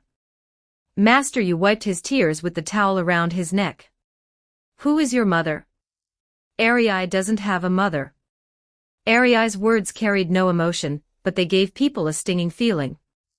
Arai only has a brother. You have a brother? Yes, my brother is very good to me. Good, good, good, that's good. Master Yu seemed to want to reach out and touch Arai's cheek, but his trembling hand stopped halfway and shrank back as if electrified. He could only pretend to ask casually, you can't speak. Arai cannot speak. Arai wrote seriously. Many people will get hurt. Question mark. Master Yu frowned and looked at Yabuki Sakura on the side. What is going on? At this moment, Yabuki Sakura felt unprecedented pressure from this ramen chef wearing an apron. This feeling was even stronger than the pressure brought by the family head Tachibana Masamian, and the young Lord Minamoto Chisaki, as if a mountain was pressing on her chest, making it hard for her to breathe. Yabuki Sakura could only grit her teeth, and fight back with silence. She was from the Sheki 8 families and could never leak the secrets of the Sheki 8 families. Although she could tell from the previous conversation that this ramen chef in front of her had once had intricate connections with the Sheki 8 families, the past was the past. Now he had no connection with the Sheki 8 families, so Yabuki Sakura could not speak to him. All right, stop bullying her. Lucier walked over while eating melon seeds, casually threw the shells into the trash can at his feet, and then stood in front of Yabuki Sakura. The dignified supreme of the underworld, the Shadow Emperor, bullying your own son's personal secretary. Aren't you afraid of losing face if this gets out? Master Yu fixed his gaze on Lu Shi. After a long time, he looked at Principal Angers. Did you tell him these things? Principal Angers shook his head, his expression also grave. Not many people knew about Master Yu's true identity. Lu Shi knew it clearly, but Principal Angers didn't know how he obtained the intelligence. Obviously, there were still many secrets about Lu Shi. As a bounty hunter, I naturally have my own sources of intelligence. Lu Shi smiled and raised his hand, using 2 fingers to make a gesture that Koreans hate the most.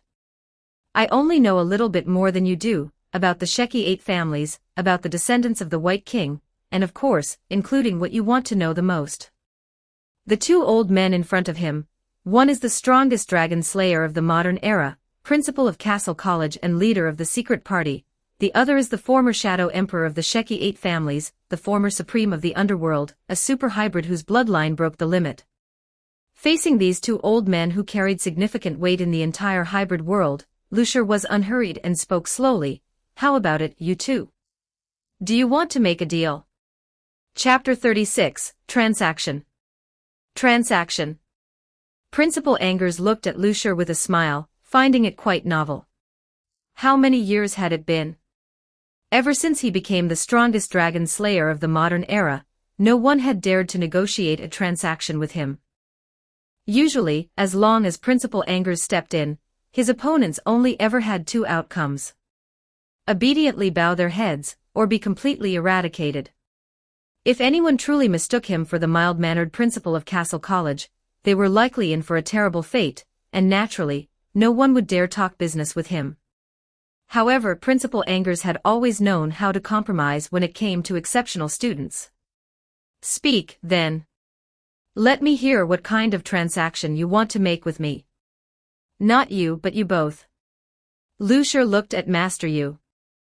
The former Shadow Emperor, Your Highness, should also have many things he wants to know, such as the origins of Arii and her 2 brothers, or perhaps some conspiracy targeting the Sheki 8 families and those who possess royal blood. Master Yu's face darkened as he turned to look at Lu Shi. The killing intent of a super hybrid surged all around. Kid, tell me everything you know. Like I said, this is a transaction. Lu Shi completely ignored the bone-chilling killing intent surrounding him, and said calmly, if you want to obtain information from me, you must exchange it for something of equal value.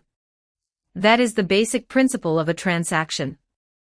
Or you could choose to capture me and interrogate me under torture. I've always been afraid of pain, so maybe after just a couple of hits, I'll spill everything. He had a smile on his face, but the words he spoke were not funny at all. Master Yu's gaze turned cold, and he was about to step toward Lu Shi, but before his foot could land, he was pulled back by Principal Angers, who had suddenly appeared beside him. Don't be rash. Principal Angers said, looking up at Lu Shi. Student, empty words prove nothing. You say you want us to trade things for information, but we can't verify the truth of said information. What if the information you give us is all made up just to fool us? Wouldn't us 2 old men be taking a huge loss? That makes sense. Hearing Principal Age's words, Lu Shi nodded. Since you put it that way, I'll demonstrate my sincerity. The next 2 pieces of information are free of charge. As for whether they are true or false, you can judge for yourselves. Please, go ahead. Arii Yusuji's 2 brothers are named Minamoto Chisaki and Minamoto Chime. The 3 siblings have no mother. From a bloodline perspective, the former Shadow Emperor of the Sheki 8 families, Yusuji Yu, is their father. In reality, the 3 of them are test tube babies created from gene samples that Yusuji Yu donated to a certain experimental institution in Germany. You can create test tube babies with just those gene samples. Are you sure you're not mistaken? Yusuji Yu widened his eyes, seemingly unable to believe it. Lu Shi shrugged indifferently. Regardless, Arii is right here, and Minamoto Chisaki is currently the head of the Minamoto family of the Sheki 8 families. You can have them take a paternity test. With the power of the Sheki 8 families, you won't even need a day to get the results. Very well, it was indeed as Lucier said. This kind of thing could be verified easily. There was no way he could be making this up. Principal Angers became slightly more serious, because what Lucier said was intelligence that even Norma didn't know.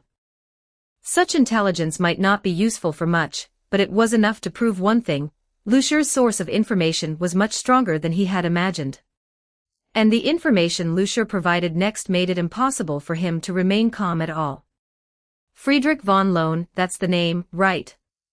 Lucier rested his chin on his hand, speaking a name that made Principal Auger's heart tremble.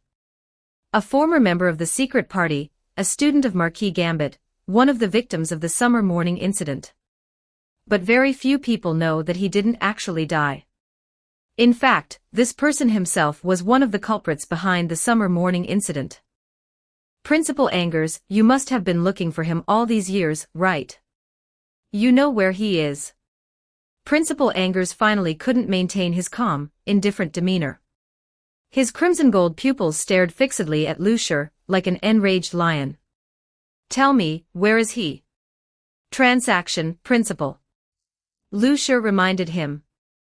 Now, surely both of you have seen my sincerity. We both have things we want to obtain, so can we proceed to the next step of the transaction? Silence fell inside the food stall. Principal Angers and Yasuji exchanged a glance, weighing their next choice. Yabuki Sakura, who had been sitting on the side listening to many secrets, remained motionless, trying hard to minimize her presence and act like a transparent person. Arai rubbed her stomach, seemingly feeling a bit hungry, which was normal. After all, she hadn't eaten dinner yet. Lucier hadn't eaten either. Master Yu, could you serve what I ordered earlier first? I haven't had dinner yet.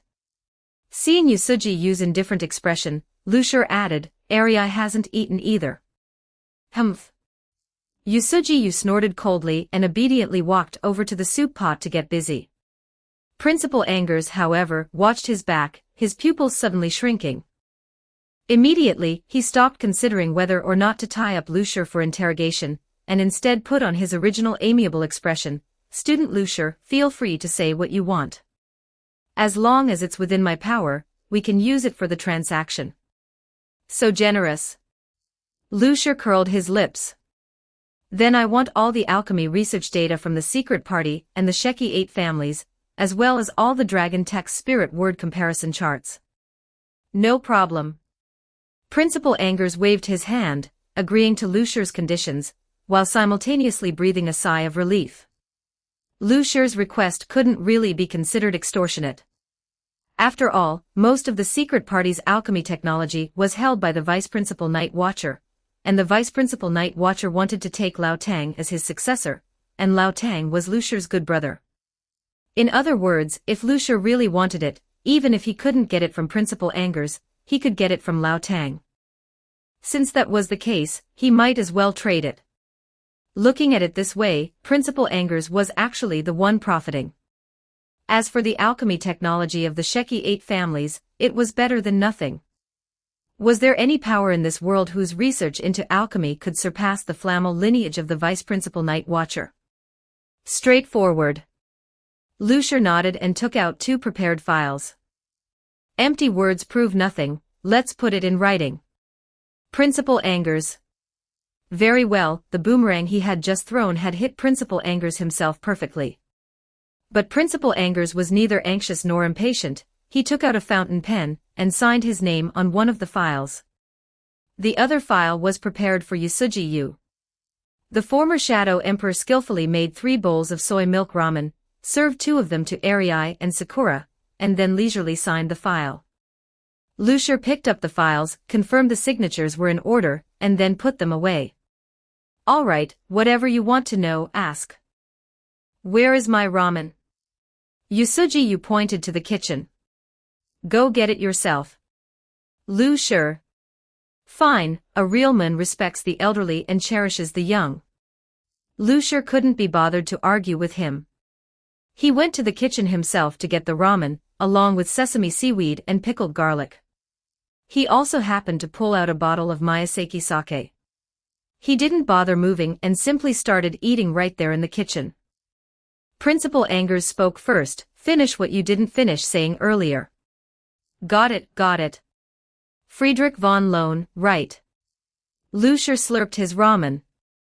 That guy has changed his name to Lin Fenglong and opened an antique shop in Beijing, China. The shop is called Fenglong Tang. It's quite famous in the Beijing antique circle.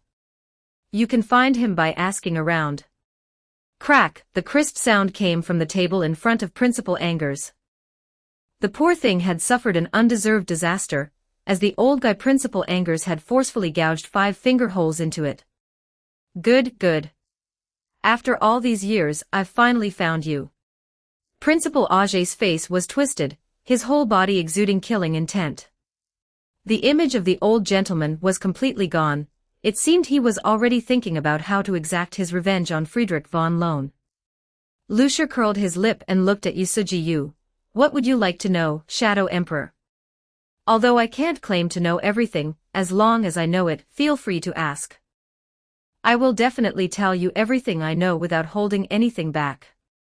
Seeing Lusher, who had just been so imposing, now acting like a sycophant, Yasuji couldn't help but twitch his mouth. Could this kid have mental issues? Although he thought this, Yasuji wouldn't say it out loud.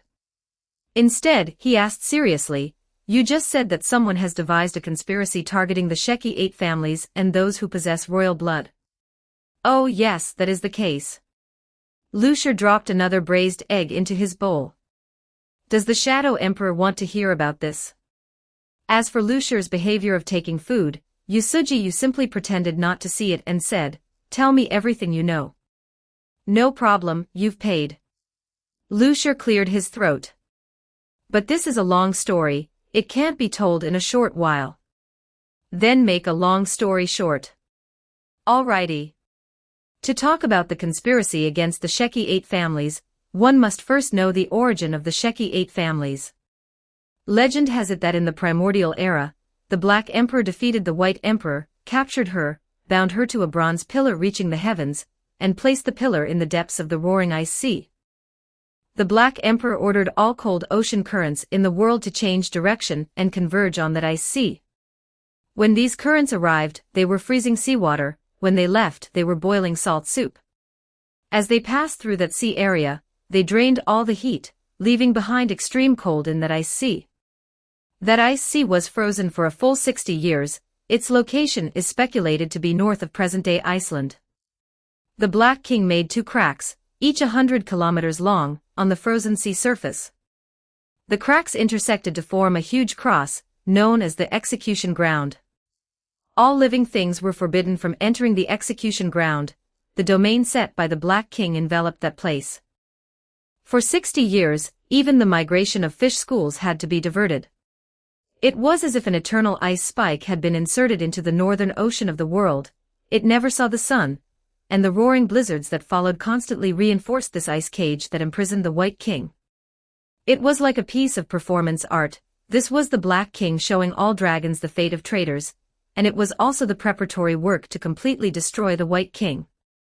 The White King was the only dragon in history capable of approaching the Black King. Even the Black King himself was not sure he could kill her forever. Even cutting her apart and burning her could not stop her resurrection. Therefore, the Black King spent a full 60 years preparing for this execution.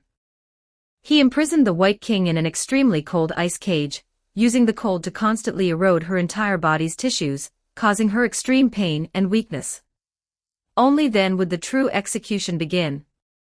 After 60 years of freezing, the Black King would sink the White King and the bronze pillar together into an underwater volcano.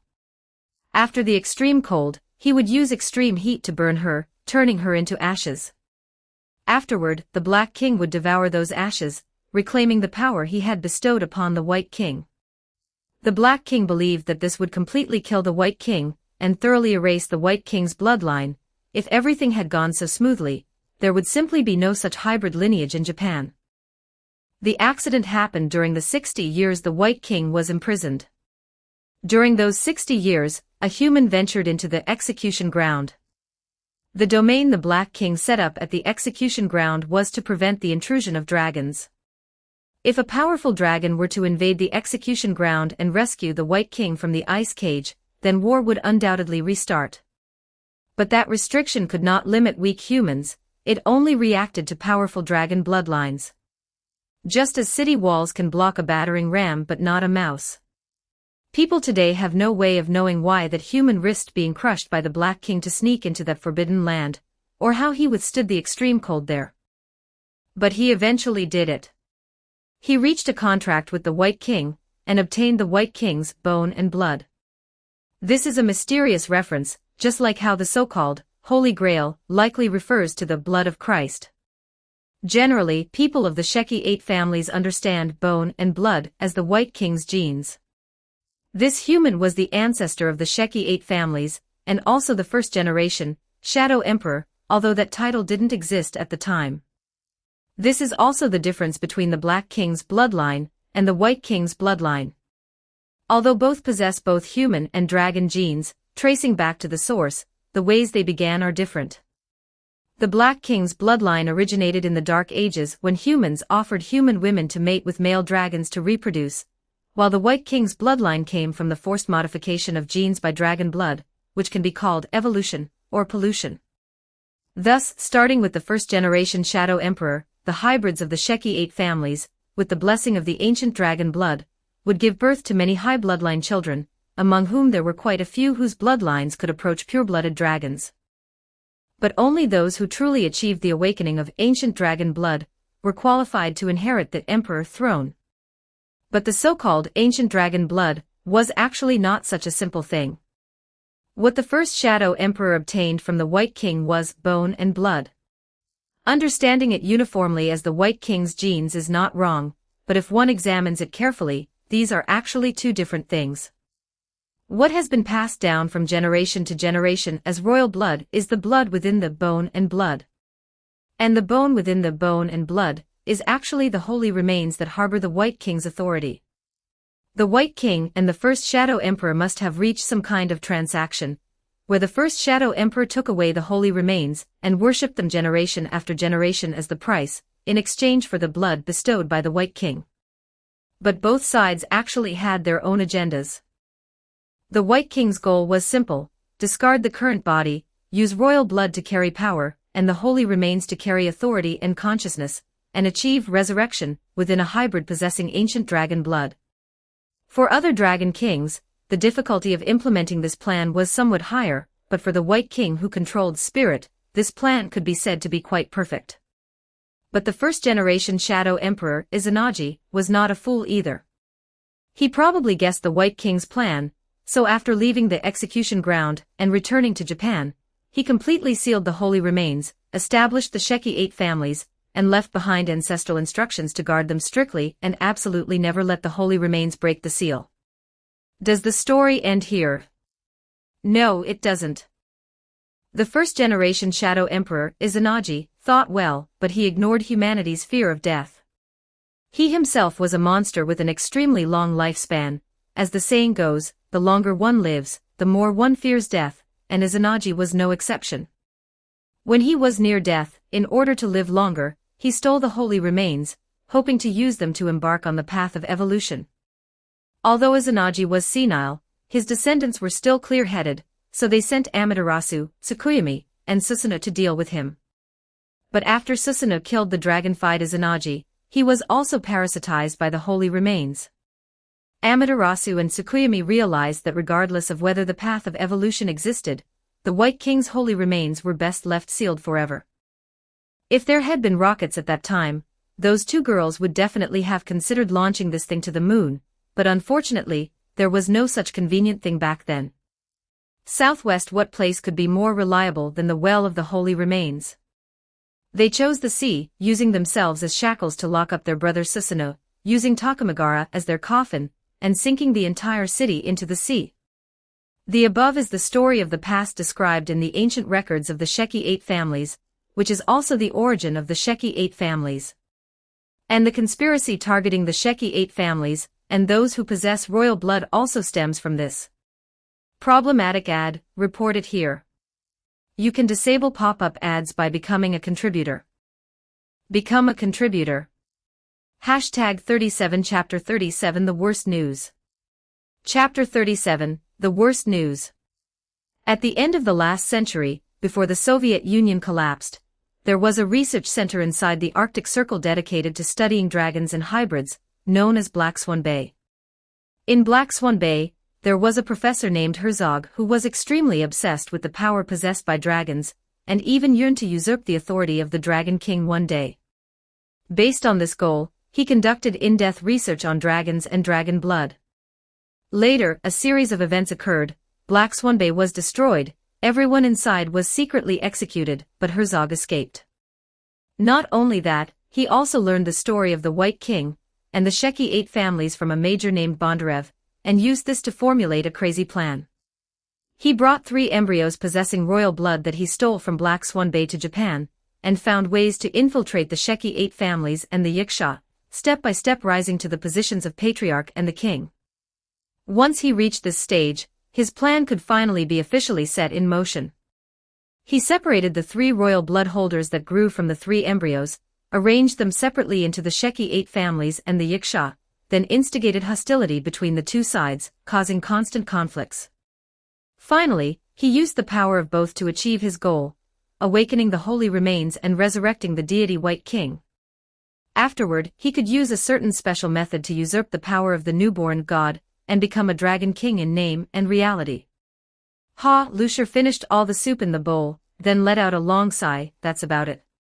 According to my deduction, if his plan truly succeeds, the final result will be the mutual destruction of the Sheki 8 families and the Yiksha, with Herzog becoming the newborn White King, and the Japanese islands completely sinking, though the last part actually sounds like a good thing. Neither Principal Angers nor Usuji reacted to Lucier's words, because they hadn't yet recovered from the story that sounded like a novel plot. Lucier didn't mind them. He took a cup out of the cupboard, opened the bottle of Mayo Sakai, and sipped the liquor while enjoying the sliced char siu. The rain seemed to have eased a bit, but it hadn't stopped completely. A drizzling dampness spread into the food stall. Principal Angers was the first to recover, and the look in his eyes, when he looked at Lucier, was already starting to change. If he had only been suspicious of the authenticity of the intelligence Lucier provided just a moment ago, now he was suspicious of Lucier's identity. A regular bounty hunter, no matter what channels they possessed, was unlikely to dig up this level of intelligence. Unless this was something he knew from the beginning. In other words, Principal Angers reasonably suspected that Lucier was a pure-blooded dragon. But this conflicted with the intelligence Principal Angers possessed.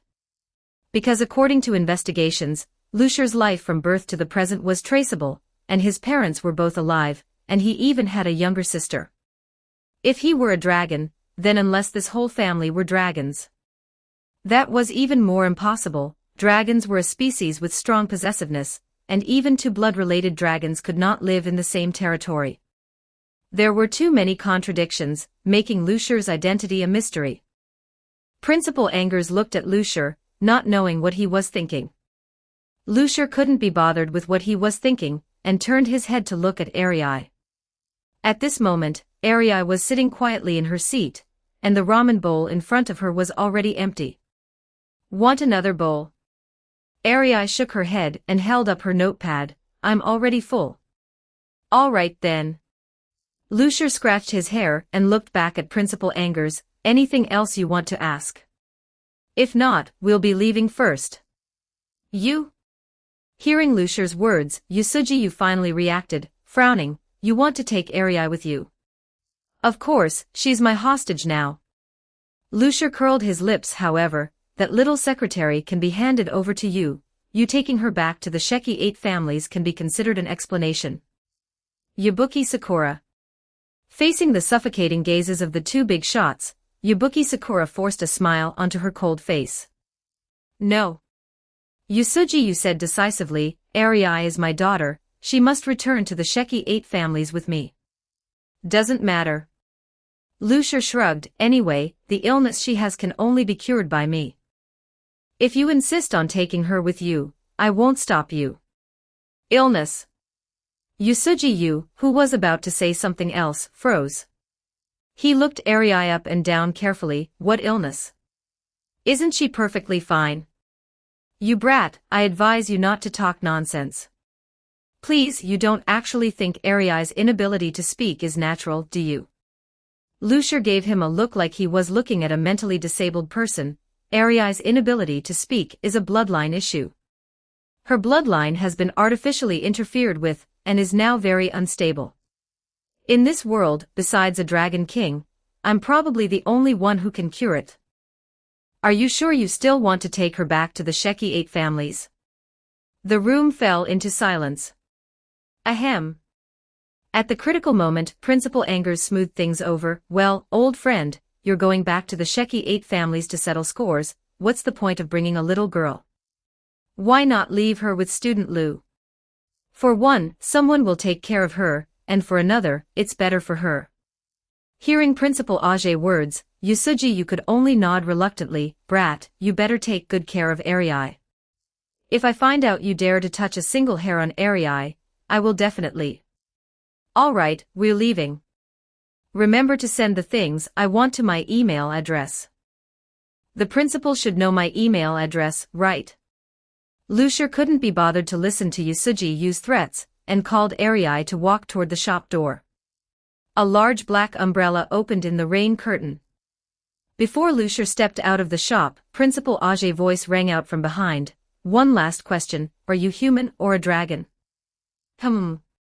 Lucier held the umbrella with one hand and rested his chin with the other to think for a moment. From the perspective of thought and cognition, I should still be a genuine human. After saying that, he held the large umbrella, and took the red-haired girl with him, disappearing into the vast rain curtain. The rain got heavier again, the pitter-patter sound like it was pounding on people's hearts. Principal Angers remained silent, chewing on Lucier's last sentence. Thought and cognition, huh? So that means, from the perspective of bloodline, it is highly likely that he is no longer a human, or a hybrid. Thinking this, Principal Angers couldn't help but glance at Yusuji Yu's back again. The apron strings on the ramen chef's back had been tied into two girly bows at some point. Principal Angers could be certain that before Lucier entered the shop, Yusuji Yu's apron wasn't tied like that. As for when it was tied like that, even Principal Angers, who possessed time zero, didn't know. This was also why Principal Angers decisively gave up the option of conflicting with Lucier and chose to trade with the youth. The gap in strength was too great. Even Principal Angers, the strongest dragon slayer, wasn't sure if he could win. Since that was the case, it was better to resolve it peacefully. Old friend, what do you think? Principal Angers asked. Yusuji Yu said indignantly, what do I think? I'm standing here thinking. This brat is really not human, I'm not asking you about that. Principal Angers rubbed his forehead helplessly. What do you think about the Sheki 8 families? Yusuji Yu's emotions cooled down. After a long while he sighed, regardless, that is my home. Leaving home was my choice, but the home cannot be destroyed, and it certainly cannot be destroyed by outsiders. According to that brat's words, the current patriarch of the Sheki 8 families has a problem, right? As the Shadow Emperor, I must go back to resolve this matter. You're already the former Shadow Emperor. Principal Angers laughed and scolded, then cut a cigar and put it in his mouth. Let's go together. It just so happens that I also have some things to resolve with the Sheki 8 families. You can go as a witness. Fine. Yabuki Sakura. She always felt that some major event was about to happen. On the rainy night, undercurrents surged in Tokyo. At the Love Hotel in Minato, Yi Sheng, who was sitting blankly in front of the computer, finally received a notification from Norma, telling them to go to another safe house to meet up with Principal Angers. At Takamagara in Shinjuku, Lu Mingfei was forcibly dragged by Chu Zihong, an old Tang, to replace the position Lucier had vacated, becoming the third new host to debut tonight, with the stage name Sakura. Caesar experienced the best host club in all of Tokyo and felt it was somewhat unworthy of the name, but it didn't matter. He only wanted the title of the best, and as for whether it was the best in the true sense, he didn't care.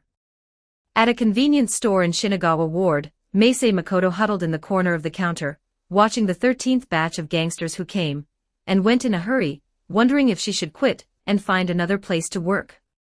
She didn't know that her fate had been invisibly twisted. She might never meet the young Italian man she was infatuated with in this life, but she also wouldn't have to pay the price of her life for it. In Chua Ward, in the presidential suite of the Bulgari Hotel, Sue and she, who was eating potato chips in pajamas, finally confirmed Lumingfei's location and directed Misaka Toku to drive to Takamagara. At Osaka Station, a young man in a kimono boarded the Shinkansen to Tokyo. His trip this time was both to see a new friend and to reunite with an old acquaintance. On a street somewhere, Lucier stopped in his tracks and looked at the vast rain curtain all around, a feeling of being isolated from the world suddenly arising in his heart. TSK, I thought you would keep shrinking behind the scenes. I didn't expect you to jump out so quickly. No choice. If I don't come out, my script will be changed beyond recognition by you. A little boy holding a black umbrella walked out of the rain curtain, his golden pupils shining in the darkness. Let me introduce myself, my name is Lumingze. Lucier. Lucier said with a smile. Nice to meet you, please take care of me.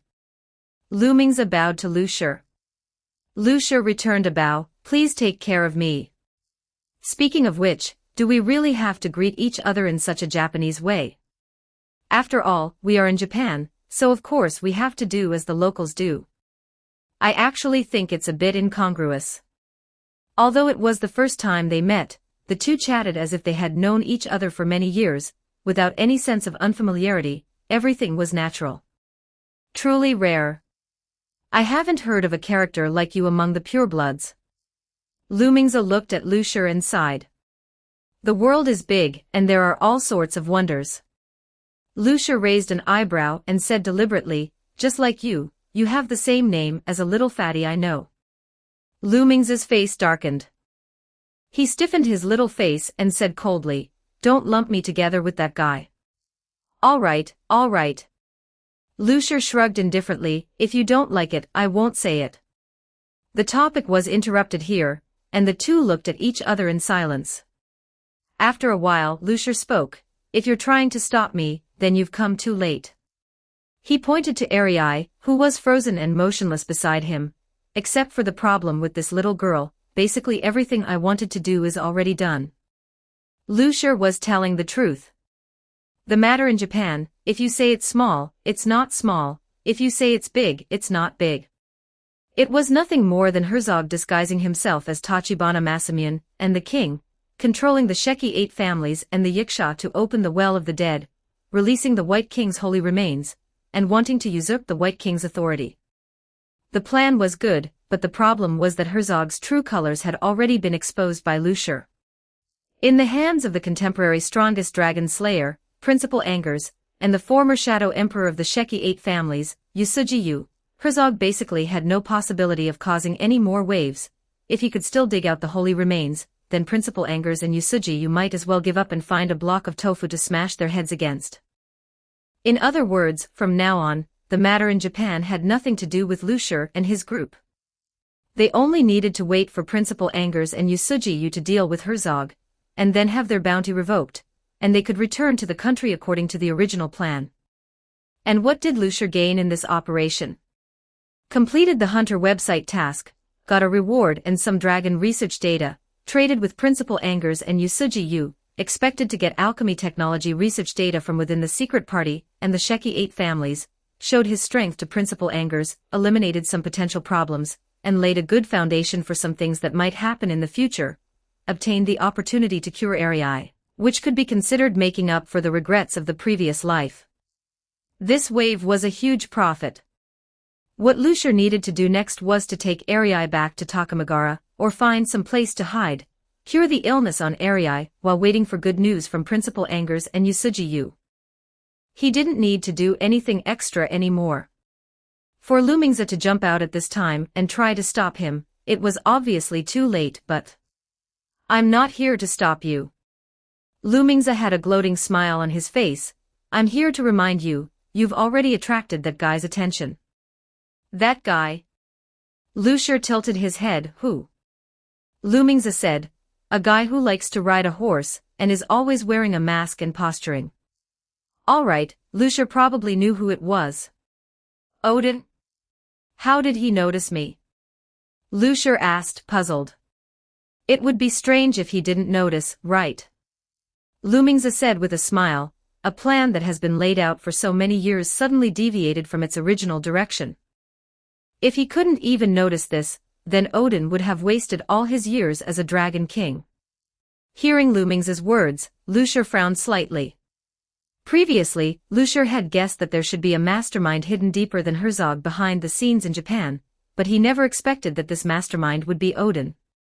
The suspect Lucia originally speculated was the family. Now it seems he must have wronged them. Odin was much more troublesome than the family. It really gave him a headache. How do you know I've been targeted by Odin? Lucia asked. Lumingza's answer gave Lucia an even bigger headache. His Nibelungen is expanding toward here. As for whether it's him personally or an Einherjar coming, I'm not sure. This was truly the worst news so far. Odin was on his way, riding his horse. Chapter 38, You Are the Dragon King. The rain flowed in a string along the veins of the umbrella, and everything around came to life again. Lucia suddenly came back to his senses, feeling his sleeve being gently tugged. Looking down, Arai was holding up her notepad. Are you okay? I'm fine, just a small matter. Lucia shook his head, not mentioning the business about Lumingza. Let's go, I'll take you to find Lumingfei. Okay.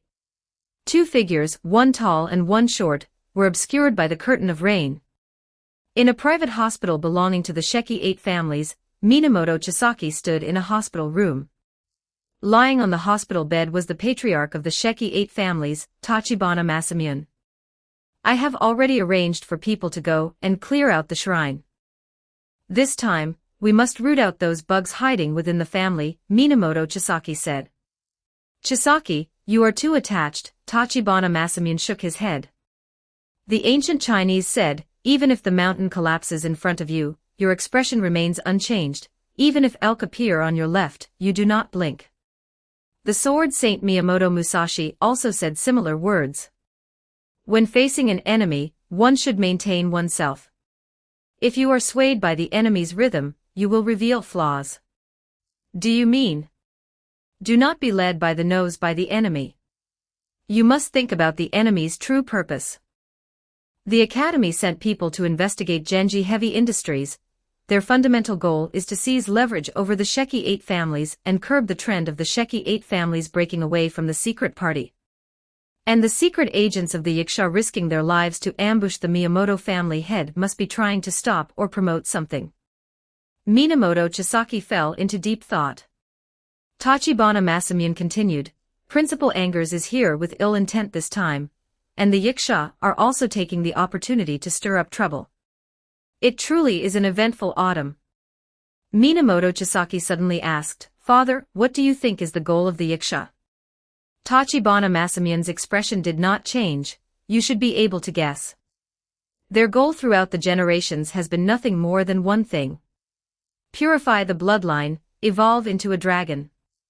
Minamoto Chisaki naturally knew about this, but he couldn't understand, what does this have to do with the Miyamoto family head? Tachibana Masamune was silent for a moment, then slowly opened his mouth. Actually, at that time, I was discussing the Red Well project plan with the Miyamoto family head. We reached an agreement to dig up the Well of Bones and completely kill the god. But halfway through the discussion, we were both ambushed by a mole from the Yaksha. You mean? The Yaksha were stopping you from killing the god? Perhaps, Tachibana Masamune answered ambiguously, shifting to another topic. How are the arrangements for the Miyamoto family head going? The funeral will be held in 3 days, Minamoto Chisaki said solemnly. I will personally see him off. Has Arai been found? There is some information. That's good, Tachibana Masamune sighed. The Academy is also a big problem. Now, all these matters can only be entrusted to you. I understand. Minamoto Chisaki took out a mild 7 cigarette and put it in his mouth, but did not light it. The rain pattered against the window, performing a grand symphony. The whole world was submerged in this music. At this moment, the world was vast, and Minamoto Chisaki felt as if he were sitting in the very center of the world. The roar of the ancient bell from afar pierced through the curtain of rain, echoing endlessly. Odin's message had indeed caught Lucier off guard, but Lucier was not overly panicked. The reason was that he already had sufficient strength. With Lucier's current strength, he might not be a match for Odin yet, but it wouldn't be difficult to save his life from Odin, so he could put his mind at ease. Strength is the guarantee of everything. Of course, he couldn't just wait for Odin to come to his door. Sitting and waiting for death was not his style. Besides Odin himself, the Spear of Destiny, Gungnir, which was said to always hit its mark, was also a very tricky thing. Before Odin arrived in Japan, Lucier had to make full preparations. "Boss, what are you doing?" Wearing a purple transparent gauze gown, Lu Mingfei leaned in from the side, looking suspiciously at the straw doll in Lucier's hand. "Making some little trinkets to save my life." "You came just in time. Help me do an experiment." Lucier casually plucked a hair from Lu Mingfei and wrapped it around the straw doll. The next second, the appearance of the straw doll began to change. The originally abstract limbs and facial features slowly became vivid and lifelike, exactly the same as Lu Mingfei. "Oh! Even the size down there is..." Before Lucier could finish his sentence, the doll in his hand was snatched away by Lu Mingfei. "Boss, can you pick someone else next time you do these messy experiments?" Lucier shrugged. "All right, then I'll swap to Chu Zihong next time." Chu Zihong, who had just finished his performance and walked into the backstage area. "Oh, right." Lucier seemed to have suddenly remembered, pointing to the doll gripped in Lu Mingfei's hand. "This thing is for you. Although it's a one-time use, it should be able to save your life." Question mark. Lu Mingfei was stunned for a moment, then hesitated for a while before speaking. "Boss. Can I have 2 more? You wish. Do you really think this thing is Chinese cabbage on the side of the road?" Lucier rolled his eyes at Lu Mingfei, then waved his hand impatiently. "Get lost, Ariai is still in the room waiting for you to play games with her." "All right then." Lu Mingfei took the hint and immediately rolled back to the room. Then Lucier dug into his pocket and in front of Chu Zihong, pulled out a large handful of straw dolls. Come, Chu Zihong, you pick one." "I'll get you one too." "Everyone gets one, and Old Tang gets one too." Chu Zihong. "Isn't this just as common as Chinese cabbage on the side of the road?" Although he thought so, Chu Zihong still obediently stepped forward and chose one.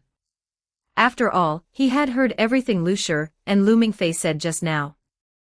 This was something that could save his life. Having it was better than not having it. "Okay, wait a moment." Lucier plucked a hair from Chu Zihong and lowered his head to get busy. Chu Zihong watched for a long time, but didn't understand how Lucier was tinkering with it. After all, he didn't have any spell, and many things in his eyes were just ambiguous. He simply stopped watching, changed his clothes, and went out to continue receiving guests. Among the group staying at Takamagara, Chu Zihong was definitely the most dedicated. Lu Mingfei spent time every day keeping Ariai company. Lucier was always tinkering with strange things, and Old Tang preferred drinking to keeping women company. Only Chu Zihong was seriously working as a host. After 2 days, his performance had already caught up with many old seniors. Of course, a big reason for this was that this guy was just too handsome. Now, more than half of the female bosses at Takamagara came for Chu Zihong's face. Now, Chu Zihong had the faint trend of becoming the top host of Takamagara. The 3 of them, Lucier included, not only didn't envy or hate him, but even egged him on, telling Chu Zihong to work hard and overthrow Zatoichi to become the store manager himself. "God Lu, I heard from God Chu that you have good things for me." Wearing an open front suit, revealing his 6-pack abs, Old Tang lifted the curtain and walked into the backstage. He had been called over by Chu Zihong to get his share of the items. "Ah, right, come here." Lucier beckoned to Old Tang, letting him sit beside him. "Wait a moment, I'll finish Chu Zihong's share first." "All right." Old Tang replied and sat next to Lucier, watching him fiddle with the straw doll in his hand. But as he watched, "Godlu, wouldn't this step be better if done this way?" Old Tang said, reaching out to gesture at the straw doll in Lucier's hand. Lucier was stunned at first, then looked at the place Old Tang pointed out, thoughtful. Indeed, if done this way, it might hinder the flow of spell to a certain extent, but it was very reasonable in alchemy, doubling the effect of the little trinket that could originally only serve as a substitute for death once. And the problem of spell circulation was easy to solve, it just needed another spell channel to be built. Wait. Lucier suddenly realized and looked at Old Tang as if he had seen a ghost. Old Tang, you can understand this. I can only understand a part of it, like here it should be like this, here it should be like this, and here. Old Tang pointed out several places on the straw doll in a row, then scratched his head. I don't know why, it's just that my intuition tells me how to do it. Is there something wrong? No, there was nothing wrong, it was absolutely correct. If done according to Old Tang's advice, then the thing in Lucier's hand shouldn't be called a substitute straw doll, but a substitute puppet, the kind that can act according to the user's thoughts, which could be considered an upgraded version of the substitute straw doll. The question was, why would Old Tang know these things? No. Actually, Lucier knew the reason. Because Old Tang himself understood these things. Before becoming Old Tang, he was supposed to be the number one in alchemy among the pure-blooded dragons, the king of bronze and fire, Norton. This explains why Old Tang could understand the substitute straw doll in Lucier's hand, because this thing was originally created by Lucier by combining alchemy and spell. The part Old Tang could understand was the part of the substitute straw doll that utilized alchemy. As the existence who created alchemy, it was very reasonable for Norton to understand the tricks at a glance. But this also indicates one thing. The part of Old Tang that was Norton had already begun to awaken. Lucier realized this, but also found it incomprehensible. According to the normal plot, Old Tang had no signs of transforming into Norton until after Lu Mingfei graduated from high school and entered Castle College. It was only because Lu Mingfei shot and killed Constantine that Norton was stimulated to complete the awakening. Now Old Tang hadn't received any stimulation, so why would Norton awaken for no reason? This was a big problem, and the bigger problem was, to what extent had Norton awakened? Old Tang. Lucier's hands didn't stop, but his voice became serious. I have something very important to ask you. What is it? Old Tang clearly hadn't realized the seriousness of the matter, still acting nonchalant. Looking at it this way, Norton should have just begun to awaken.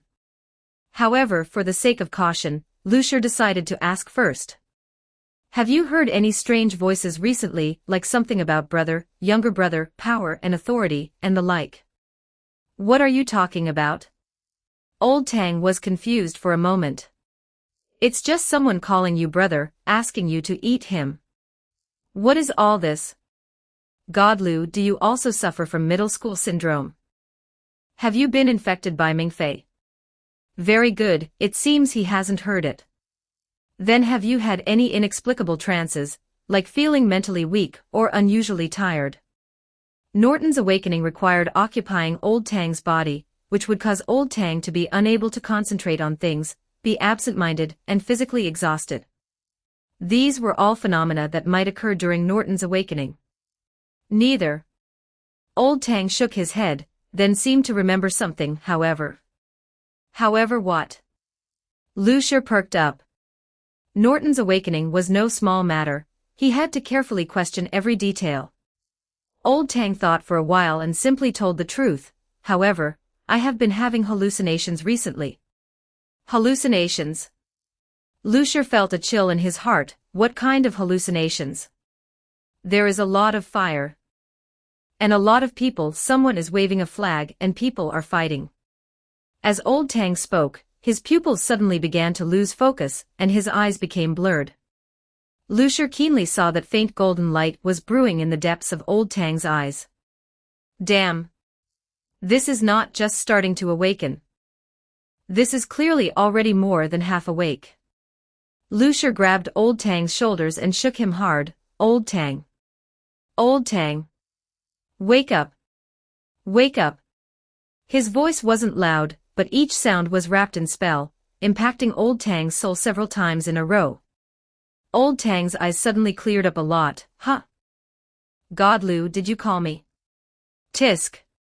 Lucier smacked his lips. It seems your situation is even more serious than I thought. Come with me, I'll solve the problem on you first. Huh? Old Tang hadn't reacted yet, and was confusedly dragged away from the backstage by Lucier, returning to the room assigned to them by Zatoichi. Although Zatoichi appreciated Chu Zihong, he wasn't running a charity. The four of them, Lucier included, were paired up and lived in 2 rooms. Lu Mingfei and Old Tang lived together, while Lucier and Chu Zihong lived together. However, ever since Lucier brought Ariai over, Old Tang moved to Lucier and Chu Zihong's room to sleep on the floor. As for whether anything would happen between the man and woman next door, Lucier indicated that it would be best if something happened, but unfortunately, Lu Mingfei didn't have the guts. In the room next door, Lu Mingfei was duo-queuing with Ariai in CF, fighting biochemical ghosts. Lucier could hear the gunfire next door even through the wall. Old Tang sat uneasily on the floor mat, facing Lucier's straight gaze, his body twisting uncomfortably. What is it, God Lu, can you just say it? You're scaring me like this. If I say it directly, I'm afraid you won't be able to accept it. Lucier sighed. It's okay, God Lu, just say it directly. My acceptance ability is super strong. Old Tang patted his chest with a thumping sound. Lucier thought for a while and couldn't organize his words, so he could only be as tactful as possible. Old Tang, you, me, Chu Zihong, and Lu Mingfei, we've known each other for several years, right? Old Tang nodded. It's been 2 years. God Lu, you found me when you just entered high school. I've known Lu Mingfei longer. We knew each other in junior high. Then you should also know that there are dragons and hybrids in this world. Ah, I know, you 3 are all hybrids. You've told me about this. Old Tang smiled. What? God Lu, you aren't going to tell me that I'm actually a hybrid, right? No, you are not a hybrid. Lucier shook his head. Old Tang didn't care at all. Hey, I said so. I'm just a loser, and I don't have as much ability as you guys, so how could I be a hybrid? You are the Dragon King. Brid? Old Tang's brain crashed for a moment, staring blankly at Lucier. Under his gaze, Lucier repeated what he had just said. Old Tang, Ronald Tang, you are not a hybrid. You are the Dragon King. Problematic ad, reported here. You can disable pop-up ads by becoming a contributor. Become a contributor. Hashtag 39 Chapter 39 The Uninvited Guest. Chapter 39, An Unexpected Guest. Just as Lucier was telling Lao Tang about the fact that a dragon was living inside his body, something unexpected happened outside at Takamagara. Excuse me, may I ask if this is Takamagara? Are Sakura, Murasame, Nyarlathotep, and Hephaestus here? Kazama Ruri has come to pay a visit without prior notice. Someone knocked on the door of Takamagara. The visitor's voice was not loud, and the noisy music on the dance floor easily drowned it out, but inside Takamagara, things eerily quieted down. Because whether it was the hosts or the guests enjoying their services, everyone had heard that name. Everyone in the shop looked toward the doorway in surprise. The door was open, and a handsome boy stood in the thin sunlight, wearing a white shirt and black suit, with fresh, straight hair, holding a bouquet of budding tulips in his hands. The gazes of the crowd made the boy feel a bit embarrassed. He bowed deeply and presented his business card with both hands. Kazama. Great Master Ruri, someone said in a reverent voice, and the restless music on the dance floor gradually faded away. Kazama Ruri. Hearing this name, Chu Zihong narrowed his eyes. He had heard of this name. No, to be precise, every host in Japan had heard of it. Because this name represented first place, the throne, the supreme. The Host Association had a ranking list, and Kazama Ruri had been number 1 on this list for 6 consecutive years. This ranking was not based on beauty or revenue, but on the principles of art, selecting the great master of the male school of flower arrangement. No one knew which shop Kazama Ruri worked at, his whereabouts were erratic. For a while, he appeared in a fixed seat at a bar every night, so thousands of girls went to that bar to support him. Suddenly, one day he disappeared again, and the bar became deserted overnight. A heartbroken girl might encounter him at a hot spring inn at the foot of Mount Fuji, or on a cross-sea bridge in Ahime Prefecture. As long as you gave him a small amount of money, he would chat with you for a few hours and take you sightseeing, as warm as running into an old lover in a foreign land. Some said he was proficient in kabuki and would occasionally sing for girls, with the sound of the ocean tide as his accompaniment. Others said he was a master of culinary arts, and if you spent the night with him, you would eat the most delicious Japanese breakfast in the world when you parted in the morning. Some said Kazama Ruri was actually a billionaire, just with a reclusive personality, and he would only briefly open his heart when he was with a girl he encountered by chance. His personal belongings were all top-tier luxury brands, but the fee he charged the girls was merely the price of a lunch. He once charged a heartbroken high school girl the price of a bowl of ramen to take her all over Kyoto, and even gifted her expensive roses and a vase. Working as a host at a loss could be seen as a virtue of helping others on a small scale, and even as a form of disaster relief on a large scale. In short, Kazama Ruri was a legend. He existed only for love. If he continued to be this legend for 10 more years, he would have the hope of becoming a god in the host world and being enshrined in a shrine. Zatoichi was also alarmed and rushed out of the office. The 200-plus-pound sumo wrestler Fujiwara strode over, took the pure white business card, held it high above his head, and respectfully delivered it into Zatoichi's hands. The business card emitted a faint scent of chrysanthemums. On the front was a chrysanthemum swaying in the wind, sketched in ink, and on the back were 4 characters in regular script, Kazama Ruri. Besides that, there was no address, no phone number, no title, no email, nothing at all. This small piece of paper was Kazama Ruri's proof of identity. In women's forums, there were countless legends of encountering Kazama Ruri, but only those girls who could show the business card were telling the truth, others were just making up stories. Every business card of Kazama Ruri was hand-drawn by himself, and no 2 business cards were the same. When he gave this card to a guest, it was less about introducing himself and more about serving as evidence of their meeting. A couple of days ago, Chuzihong heard a drunken guest proudly take out Kazama Ruri's business card and say, "Although Murasame is so perfect, I have witnessed the true number 1 in Japan." At that time, all the surrounding guests were attracted by that business card, watching with hearts in their eyes, leaving Chuzihong out in the cold. Indeed, great master Kazama has arrived. Zatoichi adjusted his bow tie and strode out to welcome him. Just by the calm, free-spirited, and minimalist style of this business card, one could tell that a titan of the industry had arrived. Today is a day that brings glory to Takamagara. Zatoichi bowed deeply. I have long heard of Senior Zatoichi's reputation. It is a pleasure to meet you for the first time. Please take care of me. Kazama Ruri returned the bow. Kazama Ruri's appearance was beyond everyone's expectations. According to common sense, a man who could make a girl fall in love at first sight for a lifetime should be incredibly enchanting, with looks that wouldn't lose to a movie star. But Kazama Ruri's appearance was very boy next door. At first glance, he looked like a high school girl dressed in men's clothing. The wind blew his hem, and Kazama Ruri stood in the sunlight, smiling. Although he was so boy next door, no one could deny his beauty, a person as plain as clear water, yet he refracted endless brilliance in the sunlight. The hosts all felt a bit inferior. Compared to the great master, everyone else was just common and vulgar. Kazama Ruri turned his head to look in Chuzihong's direction and bowed deeply. You must be teacher Murasame. I noticed you the moment I walked in. That rich aura of a swordsman is truly sharp and exposed. Chuzihong narrowed his eyes, secretly vigilant in his heart.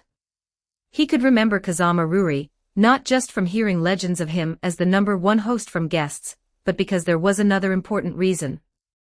On the first day of becoming a host, Lucier had told the 3 of them, including Chuzihong, that the so-called number 1 host Kazama Ruri's true identity was far from as simple as the rumors suggested. As for exactly how it wasn't simple, Lucier didn't say, but if Lucier evaluated someone as not simple, they definitely weren't an easy target. Chu Zihong stood up and bowed slightly, engaging in diplomatic pleasantries. You are too kind. In terms of seniority, you are the senior. Kazama Ruri smiled shyly, then looked around. I wonder which ones are Teacher Sakura and Teacher Hephaestus. And Teacher Nyarlathotep.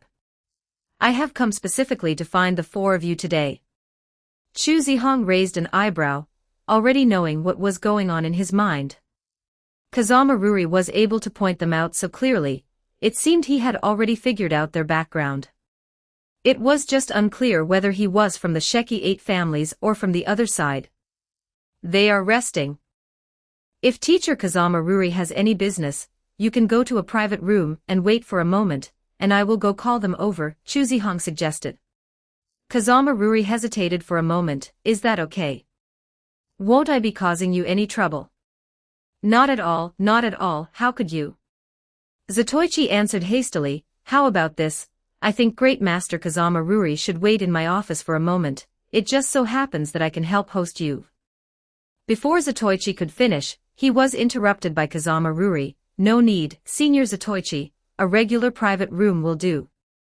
I have some rather private matters to discuss with Teacher Murasame. Could I trouble you to arrange a quieter room?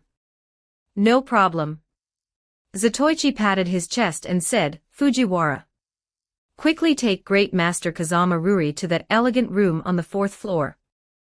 Also tell everyone that no one is allowed to go to the 4th floor to disturb Great Master Kazama Ruri's discussion.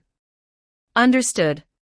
The meat mountain like Fujiwara was exceptionally agile. Before Zatoichi had even finished speaking, he acted at the sound of the wind, darting to Kazama Ruri's side. Great Master Kazama Ruri, please this way. Thank you. Kazama Ruri first thanked Fujiwara, then said a few polite words to the guests in the room before taking the elevator to the 4th floor. Chu Zihong followed closely behind and got off the elevator on the 3rd floor. Great Master Kazama Ruri, please wait on the 4th floor for a moment. I will go wake the other three up. Kazama Ruri nodded, sorry for the trouble. The elevator doors slowly closed, and Chu Zihong's gaze instantly turned cold and sharp, as he strode toward the room where the others were staying.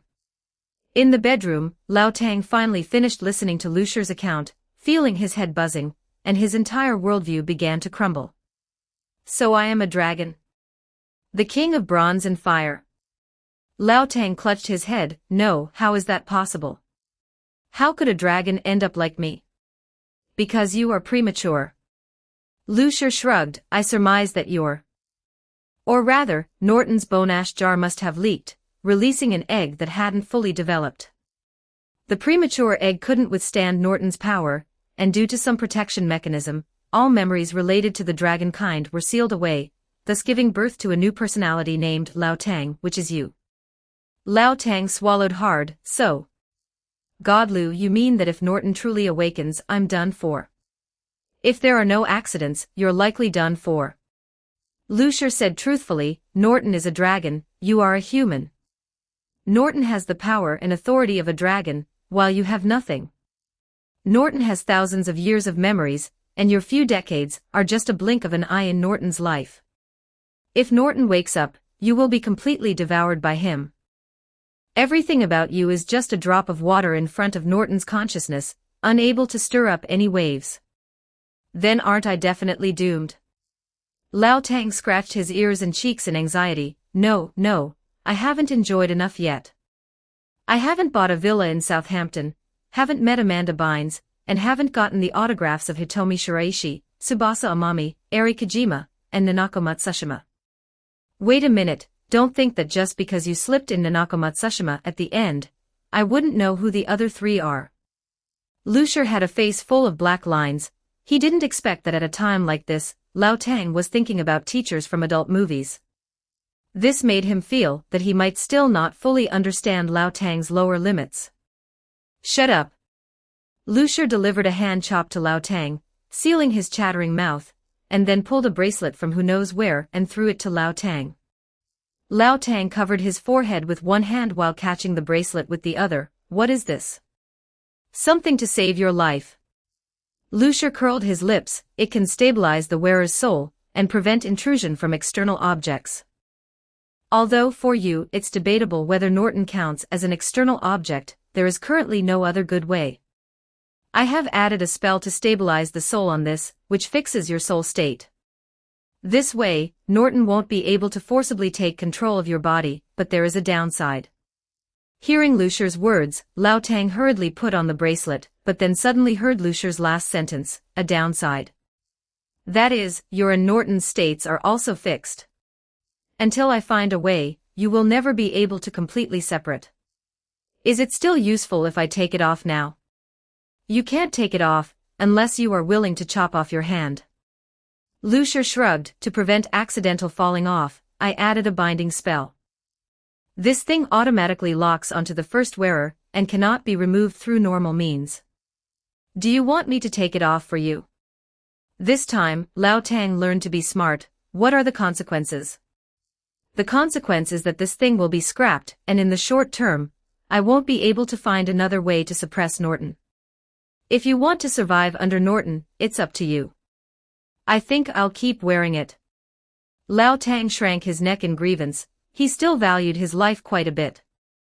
Lucier nodded and was about to say something more, but suddenly stopped. His ears twitched, and he looked toward the door.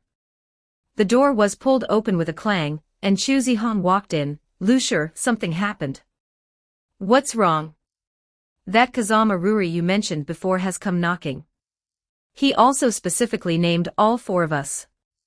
Takamagara, 4th floor, private room. Actually, there were no private rooms on the 4th floor of Takamagara, only a manager's office. But Zatoichi felt that as a host, he shouldn't detach himself from the masses just because he was the manager. What if he had a day where he needed to host guests? So he partitioned a space on the 4th floor and built a private room. Lucier and the group of 5 arrived at the door of the private room in a grand manner. Why were there 5? Because apart from the 4 grown men working as hosts in Takamagara, there was also a little girl mixed in. The entire 4th floor was quiet, without a single sound. Zatoichi's orders were absolute in Takamagara.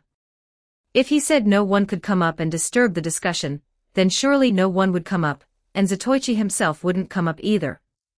Lucier pushed the door open and entered, seeing a handsome youth sitting on the sofa in the center of the private room.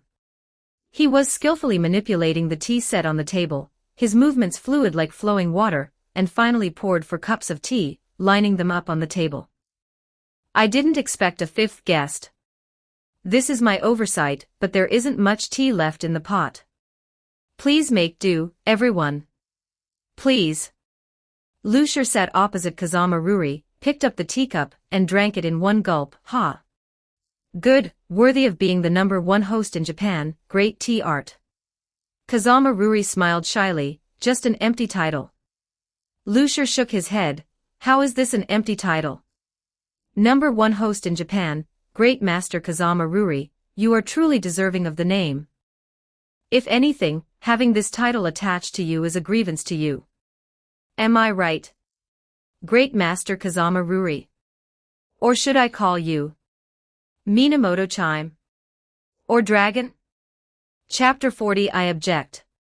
Should I call you Minamoto Chime? Or the Dragon King?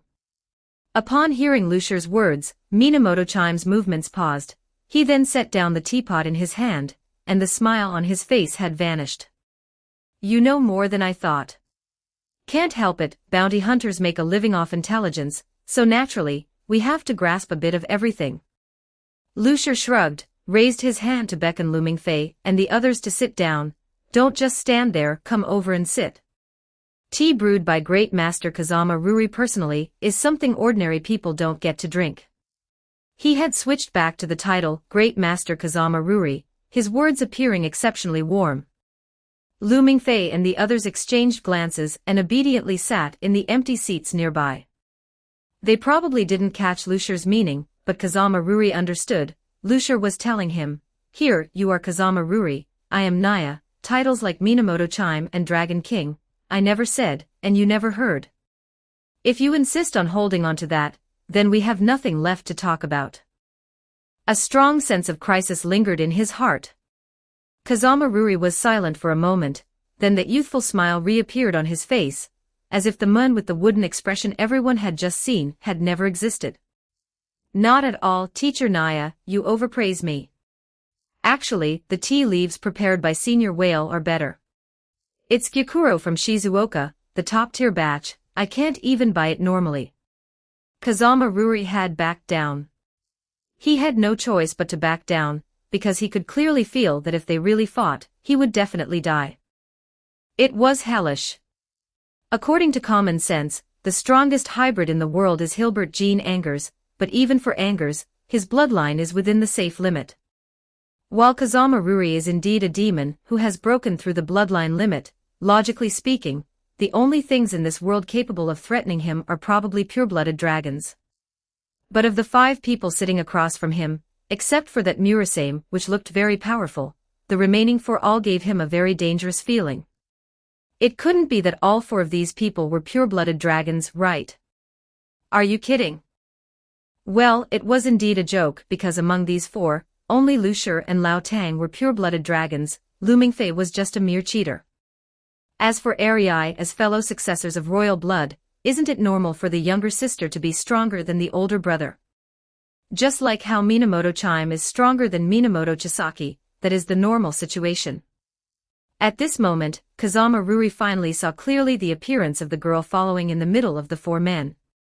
He recognized Arei and finally couldn't keep up the pretense. Is this the thing you brought out from Genji Heavy Industries? What thing? You're the thing. The one cursing wasn't Lu Shi, but Lu Mingfei, who had been shrinking his head and lowering his own presence. Although little Lu usually looks timid, he is actually quite a hot-tempered guy, especially when Lu Shi and Chu Zihong are by his side. This guy can practically stick his tail up to the sky and curses without mercy. To put it bluntly, it's just a fox exploiting a tiger's might. Furthermore, he had been taking care of Arei for the past few days. Even if it were a dog, he would have developed feelings for it, let alone a beautiful girl as lovely as a flower. Now that someone suddenly jumped out and called Arei a thing, he certainly couldn't be happy about it. Watching Lu Mingfei with an attitude of, if you say one more word, I'll bite you, Kazama Ruri suddenly felt that his intuition might not be that accurate. Could this silly guy in front of him actually make him feel threatened? Lu Shi patted Lu Mingfei's shoulder, signaling him to restrain himself, then smiled at Kazama Ruri. Sorry, Great Master Kazama Ruri, little Sakura and Arei are very close, so he doesn't like hearing others speak ill of Arei. As he spoke, his tone suddenly shifted, but you two, who would call their own younger sister a thing? Huh? Kazama Ruri frowned, what did you say? Ah, did I not make it clear? Lu Shi smiled, I said, you and Arei and Minamoto Chisaki, you 3 are blood-related siblings. How about that, did you hear clearly this time? Kazama Ruri. Huh? What Lu Shi was about to tell Kazama Ruri was nothing more than what he had told Yusuji a few days ago. Although this action didn't offer any benefits, it could prevent the brothers from fighting and allowed him to sell a favor to Yusuji for free, which wasn't a loss for Lu Shi. Well, Lu Shi couldn't guarantee whether the Minamoto brothers would reconcile after knowing the truth. After all, for Kazama Ruri, he and Minamoto Chisaki had a blood feud, so it certainly wouldn't be easy to turn the page. But from Lu Shi's current position, he just hoped that this incident wouldn't involve Arei. After all, in the entire event, the most innocent one was this little girl who couldn't even speak clearly. While Lu Shi was revealing the truth to Kazama Ruri, on the other side, the Sheki 8 families had already begun holding the funeral for the Miyamoto family head. In the mountains on the outskirts of Tokyo, monks in white robes walked at the very front of the procession, followed by men holding the portrait of the deceased. The people escorting the hearse were dressed in uniform black formal attire, men and women alike, with solemn and sorrowful expressions. At the end of the procession were family cadres in black suits and white ties, carrying altars with offerings of lanterns and flower baskets. There was no crying, nor were there paper coins flying in the air. The valley echoed with the leisurely chanting of the monks, as if 10,000 volumes of Buddhist scriptures were dancing in the long valley, rolling and rising like ocean waves. When they reached a crossroads, someone stepped forward and stuck a white banner inscribed with Miyamoto Family Funeral Site into the ground. The long procession passed by that white banner, silently ascending toward the peak at the end of the valley. There was a steeply rising stone staircase that led straight to the summit. The maple forest at the summit shaded a long-burned torii gate, and behind the torii gate was a vermilion shrine. That was the shrine of the Sheki 8 families. From the Heian period to the present, every family head had been buried in the cemetery behind the shrine. The graves were all the same, the only difference was the name written in ink on the tombstone. Tomorrow is Miyamoto Shio's funeral. Tonight, the people of the Miyamoto family are escorting the spirit up the mountain. Some prominent gang figures with quite a reputation in Japan had already arrived at this mountain shrine. All of them were members of the Sheki 8 families, without exception. It was still raining in the mountains. The rain had been falling for many days, drizzling as if it had no beginning or end. Pouring rain hit the shrine roof, and the rainwater falling from the eaves traced beautiful parabolas. Under the century-old cherry tree in the garden, a sorrowful and beautiful cherry blossom snow was falling. The men dressed in black, with short swords and white scabbards tucked into their waists, passed under the scorched torii gate. Their steps were uniform and orderly. They walked past the moss-covered stone steps, stopped under the vermilion stone wall in front of the main hall, bowed deeply 3 times, and then dispersed into 2 lines to form an aisle. Following them, the 5 people holding paper umbrellas stepped into the shrine. They were all wearing formal kimonos, the men wore black-crested haori, and the women wore black tomzode. On their feet were white socks and wooden clogs. They looked straight ahead, their steps extremely steady. When they passed through that scorched torii gate, the men who had been guiding the way bowed deeply, not saying a word. The scene was solemn. The 5 people holding paper umbrellas also bowed deeply in front of that vermilion stone wall. The leader, Minamoto Chisaki, lit 3 incense sticks and inserted them in front of the stone wall. Watching the incense smoke disperse into the rain curtain, he sighed softly. Things have ultimately reached this step today. After these 5 people entered the main hall, the large crowd of people surged into the shrine. These men in black suits were shoulder to shoulder, although crowded, it was orderly. No one cut in line, and no one dragged behind. Everyone bowed deeply in front of the stone wall, then placed the umbrellas in their hands in front of the main hall. Finally, the dense patch of black umbrellas looked like a gathering of crows. As a shrine that has existed since the Heian period, the shrine of the Sheki 8 families can be said to be quite aged, but after meticulous renovation, there was no feeling of decay at all. The only things that were not repaired were the scorched torii gate and the vermilion stone wall, which still retained their appearance from back then. They didn't even hire anyone to clean them. Large patches of dried blood on the stone wall had seeped into the crevices of the stones. The floor of the main hall was covered with tatami mats, and no shrine or Buddha statue was enshrined there. The inner walls were surrounded by ukiyo-e, exquisitely painted with vivid brushwork, depicting a war between demons and gods. Clouds billowed, flames danced, and the eyes of the demons, reflecting the candlelight, glowed brilliantly. They were actually painted with phosphorus pigments. Hundreds of men and women in black knelt in their respective positions. They all understood their status in this massive organization, and no one knelt in the wrong place. Young Lord, the attendees have all arrived. This is the list compiled by the secretary. Crow presented a file. Minamoto Chisaki lifted his eyelids and nodded casually. Crow understood and quickly retreated into the crowd. The main hall suddenly became extremely quiet, and the sound of the rain became clearer, seeping into the ears. Everyone looked toward Minamoto Chisaki. Dressed in a black kimono, Minamoto Chisaki was kneeling in the seat belonging to the patriarch. During the time Tachibana Masamune was hospitalized, he would temporarily act as the patriarch. There was no doubt, nor was there any questioning. Everyone was very clear that even without the recent events, in the near future, that position would belong to Minamoto Chisaki. We are gathered here today not only for the upcoming funeral of the head of the Miyamoto family, but I also have some words I wish to share with you all. Everyone present sat upright, realizing that today's gathering was not as simple as it seemed. Minamoto Chisaki looked around the room, his gaze like a deep pool of water. I know that many things have happened within the family recently. First, Genji Heavy Industries was invaded, leading to the disappearance of the head of the Yasuji family. Then, a yaksha lurking within the family murdered the head of the Miyamoto family and severely injured the patriarch. Although the evil yaksha was executed on the spot, it has inevitably caused some of you to waver. A chilling wind carried rain as it swirled, and everyone kneeling in the shrine fell silent. If this were any other faction, after these words from Minamoto Chisaki, those below would have started to pledge their loyalty one after another. But the Sheki 8 families were different.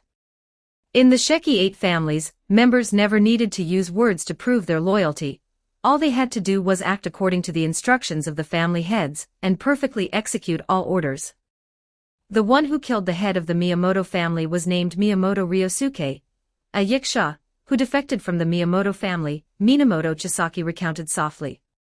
He was born into the Miyamoto family and was in every way a healthy child, but at the age of 5, it was detected that his bloodline was unstable. In other words, he was a yaksha. After the detection, he was no longer our kin, but became a target for our surveillance. He was sent to a boarding school deep in the mountains of Kobe, and from then on, he was never able to leave until he was 23. He was such a lonely person. Every year, only one person would visit him, and it wasn't his parents, but an enforcer of the family. He never had a girlfriend, never had a birthday cake, never went to an amusement park, and never went on a graduation trip. You all should be able to understand how much he wanted these things, but because he was a yaksha, he could not have them. Minamoto Chisaki's voice was as calm as an ancient well, narrating the story. Until one day, someone told him he didn't have to live like that, and that as long as he joined them, he could have freedom and power. So he killed the eye that the family used to monitor him, and then joined the yaksha. How do you view this person? Minamoto Chisaki's gaze swept across every person's face. Disgust. Hatred. Contempt. No one answered. Within the Sheki 8 families, this was a confusing question. How truly pathetic. Despite being our family, in the end, he harmed his family, and died at the hands of his family. Minamoto Chisaki's eyes were deep as water, and not knowing what he was thinking of, he repeated, truly pathetic. Young lord, this is a curse that has existed since the inception of the family, the head of the Sakurai family said. Yes, every one of us is cursed, and this curse is passed down with our bloodline. To outsiders, the Dragon Clan bloodline might be something to be proud of, but it is also a devil. It elevates some of us, yet destroys others. Minamoto Chisaki said earnestly. The reason you are all able to gather here today is because you are fortunate enough to possess a stable bloodline. But imagine if you had been born like Sakurai Akira, then every one of you would be a person on that surveillance list waiting to be erased. I cannot change the rules that have existed since ancient times, because we cannot allow the Dragon Clan bloodline to erode the family. The Sheki 8 families have survived from ancient times to this day to guard the gates of the Dragon Clan. We must never allow the Dragon Clan to be resurrected in this world. Yes. Everyone bowed in salute. Minamoto Chisaki sat at the head of the table, his gaze no longer looking at anyone, and said in a low voice, the patriarch says that the current the yaksha has become a malignant tumor that will cause endless trouble. We must excise it to ensure the family's development has no future worries. Once these words were spoken, everyone was awestruck. Everyone realized that this sentence was the focal point of today's gathering. The patriarch of the Sheki 8 families had actually openly declared that he wanted to eradicate the yaksha. However, it was not entirely incomprehensible. After all, members of the yaksha had murdered the head of the Miyamoto family and severely injured the patriarch. From this perspective, it had indeed reached the point where they had to be eliminated. Yet, even so, the 4 family heads other than Minamoto Chisaki still had differing opinions. Does Mr. Tachibana mean to wage war against the yaksha? The head of the Sakurai family said. Regardless of the family's chances of winning, to some in the family, this is no different from fratricide. The Yiksha are not all fallen ones, they are just hybrids with unstable bloodlines. To leave no way out, is this good? After all, they are kin with whom we share blood ties. The Yiksha indeed have blood ties to us, but can they really be called our kin? They chose the path of the dragon. In their eyes, dragons are perfect creatures, the emperors of the world, and humans should grovel at the feet of those perfect creatures, enduring their enslavement. This is the law of natural competition, the strong are kings. But we have chosen the path of humans. In our eyes, dragons are devils, our mortal enemies whom we must slay even if we bleed to death. Can the servants of the dragon clan, and the protectors of humanity be called kin?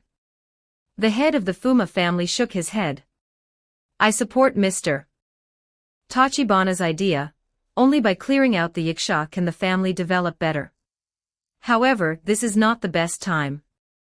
The head of the Miyamoto family is dead, the patriarch is severely injured, the head of the Usugi family is wandering outside, various matters within the family are in urgent need of handling, and there is the college eyeing us from the outside. The head of the Inuyama family pondered. Principal Angers has not left Tokyo even now, and I am very worried about him doing something. It is possible for that old madman to do anything.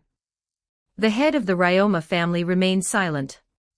He had always been neutral on such matters, and would not express any opinion. Minamoto Chisaki looked calmly at the four family heads. The patriarch's exact words were, the Yiksha, that is all evil. All sin. Only by completely erasing the Yiksha can there be peace and tranquility. The heads of each family showed expressions of shock. After all, in everyone's mind, the so-called clearing out was merely dealing the Yiksha a heavy blow, not completely eradicating them. No one in the Sheki 8 families had ever thought about completely eradicating the Yiksha, because it was fundamentally impossible. The Yiksha were the shadow of the Sheki 8 families. Where there were the Sheki 8 families, there were the Yiksha. To eradicate the Yiksha would mean having to eradicate the Sheki 8 families as well. Completely erase them. The head of the Ryoma family finally couldn't help but speak up. Can we do it? We can. Mr. Tachibana told me that before he and the head of the Miyamoto family were attacked, they were discussing a plan. Minamoto Chisaki looked at the head of the Fuma family. Mr. Fuma should have heard of the road to Yellow Springs. The head of the Fuma family was horrified. The road to Yellow Springs is the path of salvation that the Yiksha believe in. The Yiksha believe that there is a path in this world that can allow hybrids to evolve into pure-blooded dragons. Could it be? That's right, Minamoto Chisaki nodded. Mr. Tachibana has already found clues to the road to Yellow Springs, and is preparing to use it as bait to wipe out the Yiksha in one fell swoop. Everyone present was invigorated. There was no expression on Minamoto Chisaki's face. He knew very well what kind of results his next words would bring. Although he was extremely conflicted inside, he still said loudly, now, on behalf of the patriarch who cannot attend, I propose the Yellow Springs plan. Who is in favor and who is opposed? The hall was silent, with only the wind sounding like a ghost's howl. Outside the window, the curtain of rain continued, and fallen leaves drifted down, making one feel the impermanence of life. No one stood up. Everyone was hesitant, because they, like Minamoto Chisaki, were clear about what the so-called Yellow Springs plan symbolized. This was war. Once it began, countless people would die. Those were kin who flowed with the same blood as them, but they could not refuse this once-in-a-lifetime opportunity. Even the several family heads were plunged into wavering. The silence lasted for a full minute. Finally, the head of the Inuyama family seemed to want to say something and opened his mouth slightly, but before he could speak, another voice cut in out of nowhere. I object. Problematic ad, reported here. You can disable pop-up ads by becoming a contributor. Become a contributor. Hashtag 41 Chapter 41 It would be impolite not to fight now. Chapter 41 It would be rude not to fight now. I object. The person who spoke these words was not one of the high-ranking family heads, nor did the voice originate from within the shrine, it came from outside. Before the arrival of the speaker, the voice echoed into the shrine, causing all the Sheki 8 family's members in the outer courtyard to wear unpleasant expressions. Because this was the shrine of the Sheki 8 families, the most important place for them. Many of those present were usually scattered across different regions, guarding territories for the family in various cities. Even during the annual New Year celebration, the number of attendees was only half of what it was for this gathering. During gatherings of this scale, ordinary members of the Sheki 8 families would normally surround the entire mountain layer upon layer to ensure no accidents occurred, though in reality, no accidents ever did. Even a whisper of such a gathering would unsettle the entire underworld, as it could mean the Sheki 8 families was planning to reshape the landscape of the Japanese underworld or wipe out a gang entirely. Under such circumstances, naturally, no one dared to look for trouble. Yet, as luck would have it, an accident occurred today. An old man with a full head of silver hair, dressed in a crisp black suit with a white flower pinned to his chest, walked into the shrine with his head held high and a stern expression, bowing before the vermilion stone wall. Principal Angers, this is the private territory of the Sheki 8 families. If you cannot provide us with a reasonable explanation, we have grounds to forcibly expel you. This would not violate the agreement we previously signed, Fumakotaro said solemnly. Of course, the Sheki 8 families has the right to defend its territorial sovereignty, Principal Angers said nonchalantly. I am simply here to attend Gongben Jixiong's funeral. He was once my student. How is that for a reason? It was, of course, a poor reason, though all the family heads thought this, they could not say it aloud. After all, the Sheki 8 families and the secret party had not yet burned bridges. Principal Angers was considered one of their own, and Gongben Jixiong had indeed attended Castle College. Those who graduated from that school were considered Principal Age students. The reason Principal Angers provided was impeccable. Then could you please explain why you were eavesdropping on our internal meeting? Sakurai Nanami asked with an unpleasant look. The objection just now was yours, right? In that case, you are interfering in our internal affairs. How do you explain that?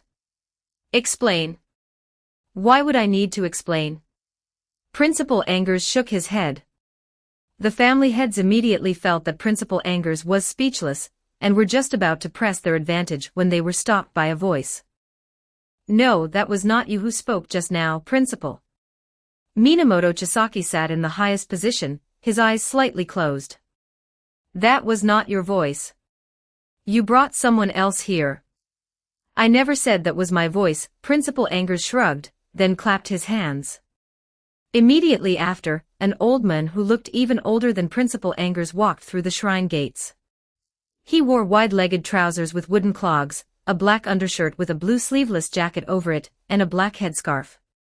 As the old man walked into the shrine, he looked around with great interest, especially when passing the torii gate, where he looked up at the scorched marks on it. It's been so many years, this dump is much better than it used to be. But this torii gate is still the same as it was. It makes me feel a bit nostalgic all of a sudden. The family paid to renovate the shrine a few years ago. As for the torii gate, it hasn't been replaced because of its long history, the woman following the old man explained. History, it's been around for a while. I heard this torii gate was already standing here when my grandfather was around. It might really be an old thing. Time flies. In the blink of an eye, I've become an old thing too. The woman did not respond, following the old man closely into the shrine. Seeing these two, the expressions of everyone in the shrine varied. The one with the biggest reaction was surprisingly Minamoto Chisaki. He stood up directly from his seat, and looked at the woman behind the old man. Sakura, why are you here? Where is Arii? Aren't you with her? Yabuki Sakura pursed her lips and said nothing, only shaking her head, and giving Minamoto Chisaki a look. Following her gaze, Minamoto Chisaki's attention finally landed on the strange old man. Who are you? Being able to accompany Principal Angers to the Sheki 8 family's shrine, the look Sakura gave him, and the words the old man spoke after entering, Minamoto Chisaki realized that the old man's identity was definitely not as ordinary as his appearance suggested. He was likely a very important elder of the Sheki 8 families. Minamoto Chisaki looked at the old man and felt a sense of familiarity, but strangely, no matter how hard he tried to recall, he couldn't remember where he had seen him before. It's not strange that you don't recognize me. There aren't many people in the Sheki 8 families now who do. The old man stared at him for a moment with a gaze so gentle it made Minamoto Chisaki uncomfortable, then looked at the several family heads who were still kneeling. Minamoto Chisaki's gaze followed, and he realized that 2 of the 4 family heads were looking at the old man with complex expressions. They seemed to know him. Hikaru, Kotaro, long time no see. The old man raised his hand to greet them. Inuyama Hikaru hurriedly stood up and bowed. I am very happy you could return to the family, Your Majesty. Fuma Kotaro did not speak, but also stood up and bowed, then sat back down with a complex expression. Since the 2 most important heads among the 8 families had done so, Ryoma Genichiro and Sakurai Nanami naturally followed suit. Even though they did not know the old man, they stood up and bowed respectfully. Your Majesty, for the current Sheki 8 families, this was an ancient title, so distant that many people had forgotten the Sheki 8 families even had such a position. Among the younger generation of the Sheki 8 families, few knew that in the past, the highest status was not the so-called patriarch, but the Shadow Emperor. This position could only be held by members of the top 3 families of the Sheki 8 families, who had experienced an awakening of royal blood. Only this status was qualified to be called Your Majesty. Since the previous Shadow Emperor left the Sheki 8 families decades ago, no one in the Sheki 8 families had experienced an awakening of royal blood, and no one had sat in the position of the Shadow Emperor. It was only in the last 10 years or so that talents like Minamoto Chisaki and Arai, who had awakened their royal blood, appeared. However, due to their age, neither had taken the position of the Shadow Emperor. And the old man before them was called Your Majesty by Inuyama Hikaru. Did that mean? Some of the elders of the Sheki 8 families realized something, their expressions filled with inexplicable excitement. The old man, however, only glanced faintly around the shrine. Ryoma. Genichiro, right. I heard your father mention you. He said you were the most outstanding among all his children, and would definitely be able to inherit the position of the Ryoma family head in the future. It seems you have truly lived up to his expectations. Sakurai Nanami. A name I haven't heard. Judging by your age, you must have just become a family head. The Sakurai family truly produces talented people. Ryoma Genichiro and Sakurai Nanami exchanged glances, and then thanked the old man respectfully. Thank you for your praise, Mr. Yusuji. I also heard my father mention you. He said you were a courageous emperor, Ryoma Genichiro said.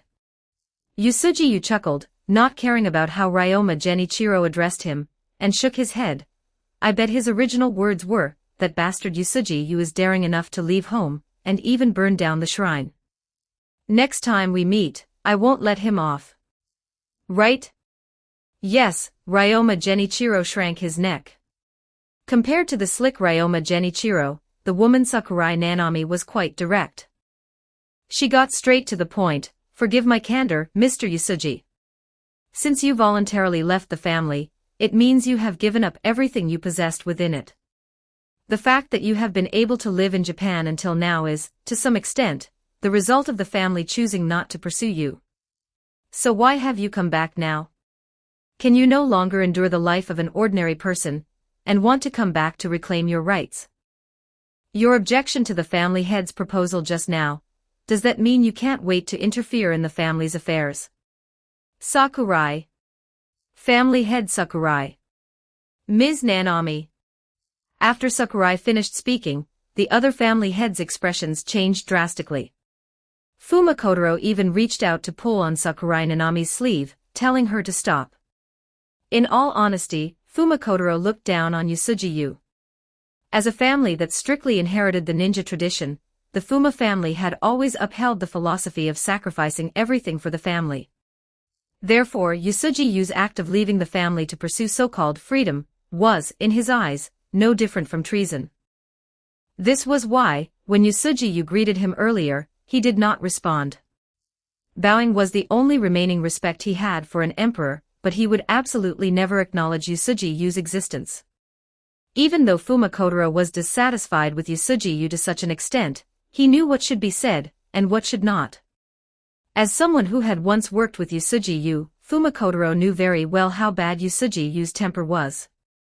What's more, this hot-tempered person was also powerful, often drawing his blade to slaughter an entire family at the slightest provocation. He was someone not to be trifled with. In Fumakotaro's eyes, what Sakurai Nanami just said was no different from dancing on Yusuji-Yu's minefield. He was already thinking about how to save Sakurai Nanami's life. The Sakurai family would likely be fine.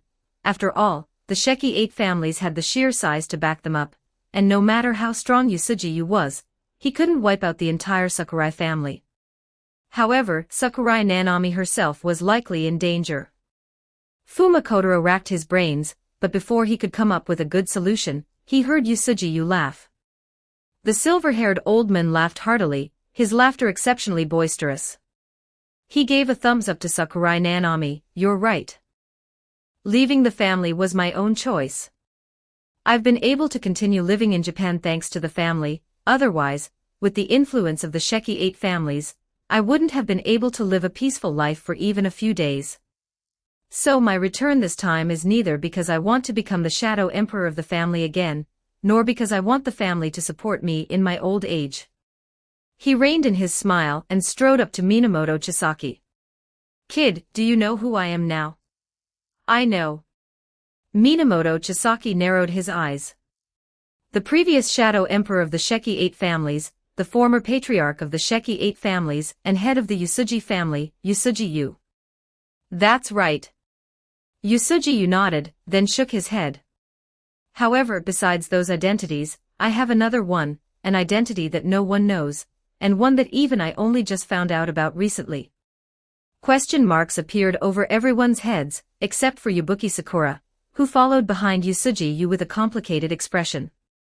Principal Angers stood not far away, arms crossed and leaning against the wall, looking as if he were watching a good show.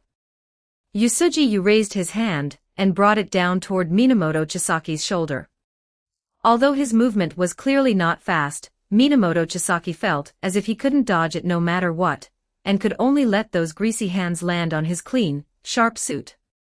Then, Yusuji-Yu looked straight into Minamoto Chisaki's eyes and said in an exceptionally affectionate voice, "Child, I am your father." "You mean, this girl and my bro?" "Minamoto Chisaki, we are siblings connected by blood." "Yes. The three of us were artificially cultivated from the genes of the same father, and our father is the previous Shadow Emperor of the Sheki 8 families, Yusuji-Yu." "Yes. The patriarch of the Sheki 8 families and the king of the Yakusha are the same person, named Herzog." "That's right. It was he who brought the three of us to Japan, and then planned to use the royal blood we inherited from Yusuji-Yu to steal the power within the holy remains of the White King." "That is correct. Everything Minamoto Chisaki and I have experienced since childhood was arranged by him, including the fact that Minamoto Chisaki killed me with his own hands." "Absolutely correct." Lu Shur applauded for Kazama Ruri. In the private room, Lu Shur and Kazama Ruri went back and forth, laying everything out openly. Not far away, the four, Chu Zihong, Lu Mingfei, Arai, and Old Tang, felt as if they were listening to a bizarre and fantastic story, their heads spinning. "You Japanese people have too many schemes," Old Tang remarked. Lu Mingfei shook his head, "Not quite. According to boss, that Herzog should be of Russian-Japanese descent." "Close enough, close enough." Old Tang waved his hand, then asked, "In that case, should we go and take care of that Herzog? As long as he's gone, the wanted order on us should be lifted, right?" "That's true." Lu Shur spread his hands. "But this guy is like a rat in a sewer, hiding very deep. Even if we really killed the king and Tachibana Masamune, it wouldn't necessarily be Herzog who died." "What do you mean?" Old Tang was stunned. "Could it be that this Herzog is immortal?" "Not exactly. Actually, this guy has a method to control others, so he has many body doubles. Unless we find his true body, we probably can't truly kill him." Lu Shur shook his head helplessly. Control others' actions. Lu Mingfei's focus was always stranger than others. Is it like Lelouch's Gius? Well.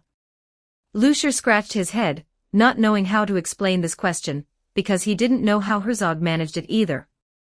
In the original story, it was only said that Herzog could control others' actions with the sound of wooden clappers, said to be a special technique from some primitive tribe, but as for the specific principle, it should be some kind of special spirit word that has a hypnotic-like ability, supplemented by some physical means. Chu Zihong actually knew a little about this, but that wasn't what he was focused on. Chu Zihong looked at Lucier. Then what should we do now? Wait and see. Lucier shrugged. Anyway, I've already notified the principal of Castle College, that is, the strongest dragon slayer of the current generation, Hilbert Jean Angers, and the previous Shadow Emperor of the Sheki 8 families. Both of them promised me they would resolve the issues with the Sheki 8 families as soon as possible. I imagine it shouldn't take too long before we can close the case and head back. Before that, we should just keep the status quo. Understood. Got it. Okay. The last sound was from Arii, whose recent treatment had shown initial success, and she was now able to make simple vocalizations. Lucier reached out and ruffled her soft hair into a bird's nest. We are the ones heading back. What are you MMING about?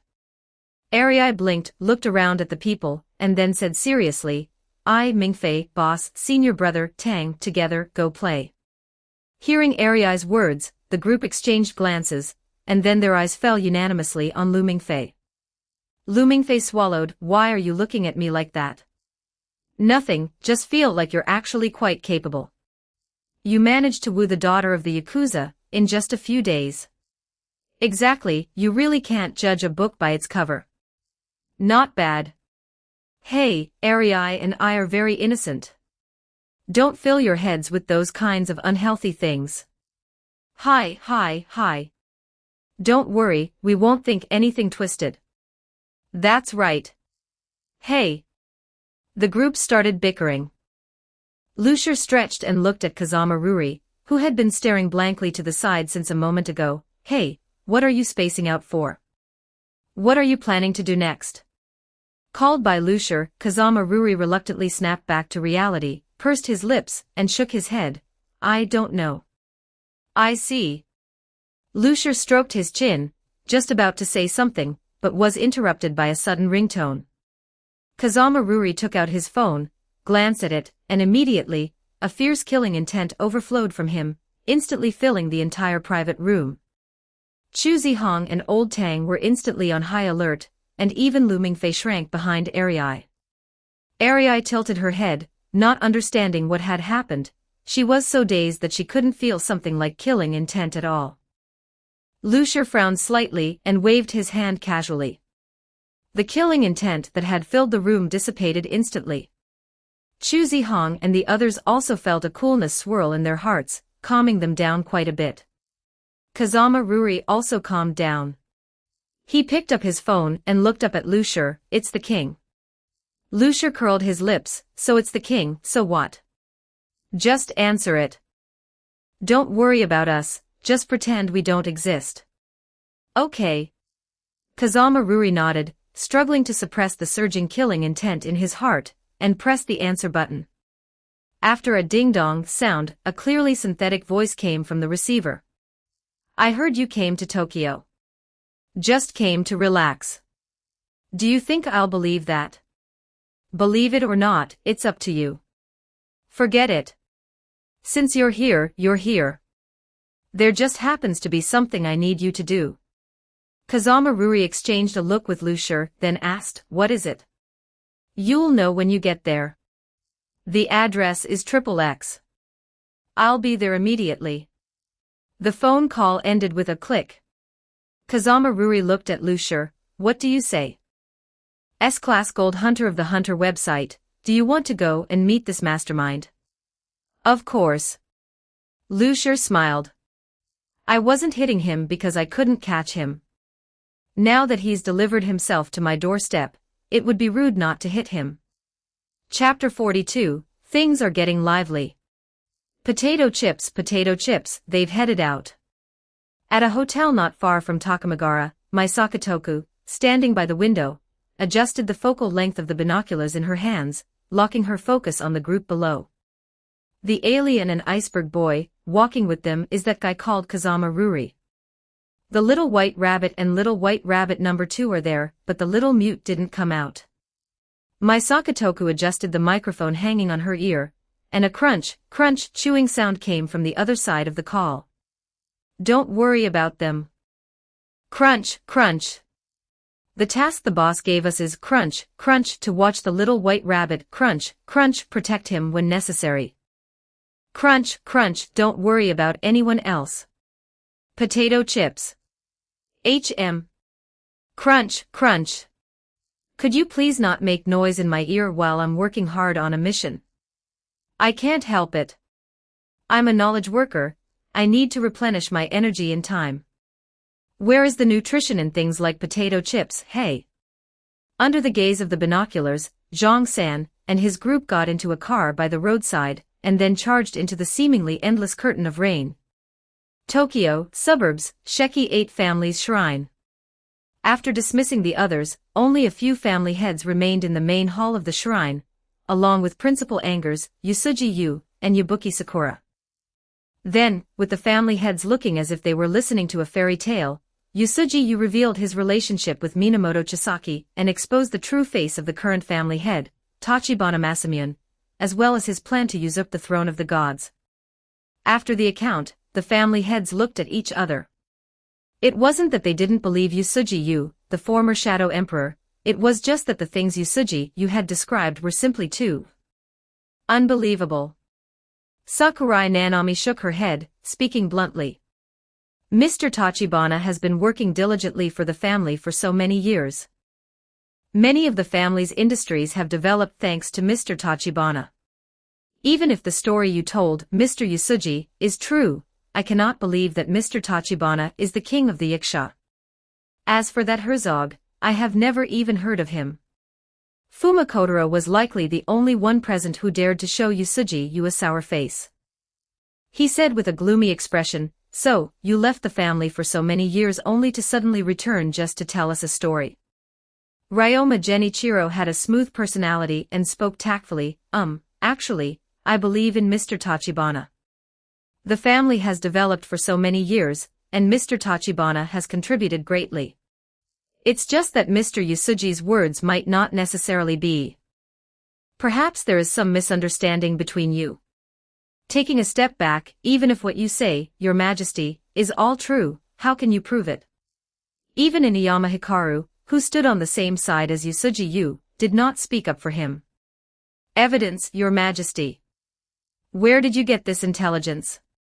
And what evidence is there to prove its accuracy?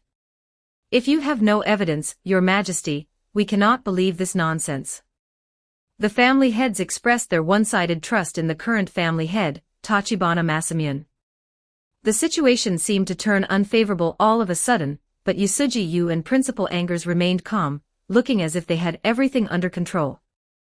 Yabuki Sakura stood behind Yusuji Yu, trying to minimize her presence. Among everyone present, only she lacked the qualification to speak. But lacking the qualification to speak did not mean Sakura didn't have her own thoughts, on the contrary, her thoughts were much clearer than those of the family heads present. Emotionally, she did not want to doubt Tachibana Masamune, because Tachibana Masamune was Minamoto Chisaki's father.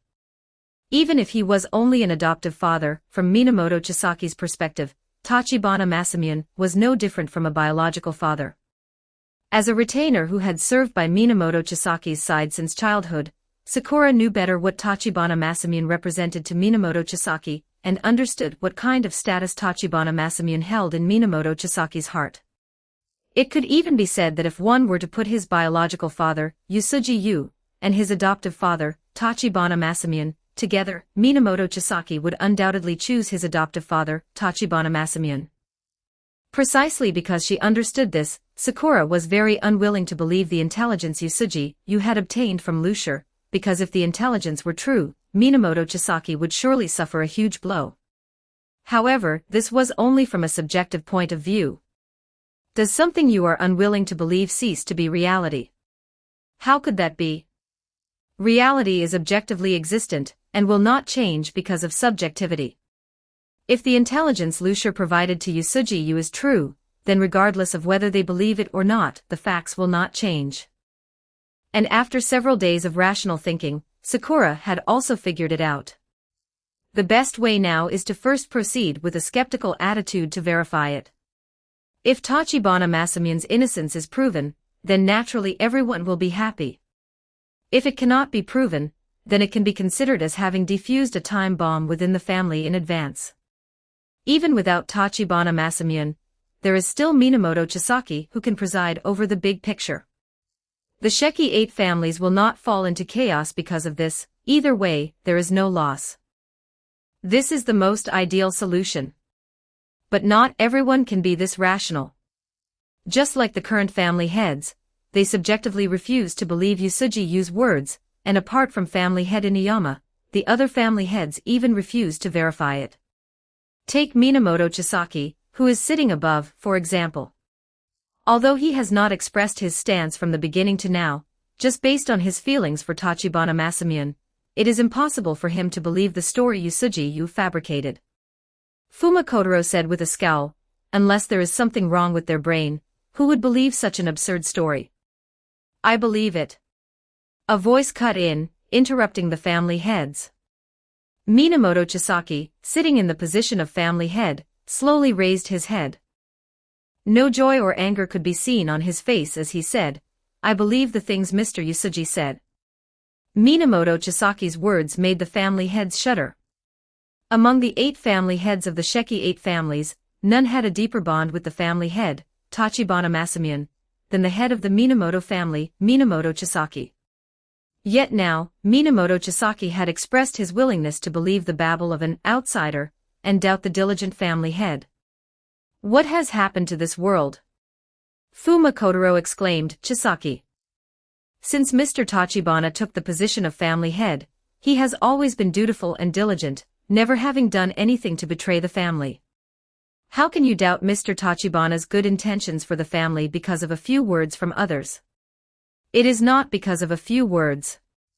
Minamoto Chisaki shook his head, his gaze sweeping over everyone present, and then said nonchalantly, in fact, even if Mr. Usugi hadn't been here today, I intended to speak to you about this matter. Minamoto Chisaki adjusted his sleeves and said, I don't know about any Herzog, nor am I clear about the relationship between the family head and the king of the Yiksha, but one point is certain, family head Tachibana Masamune has indeed conducted forbidden lineage experiments.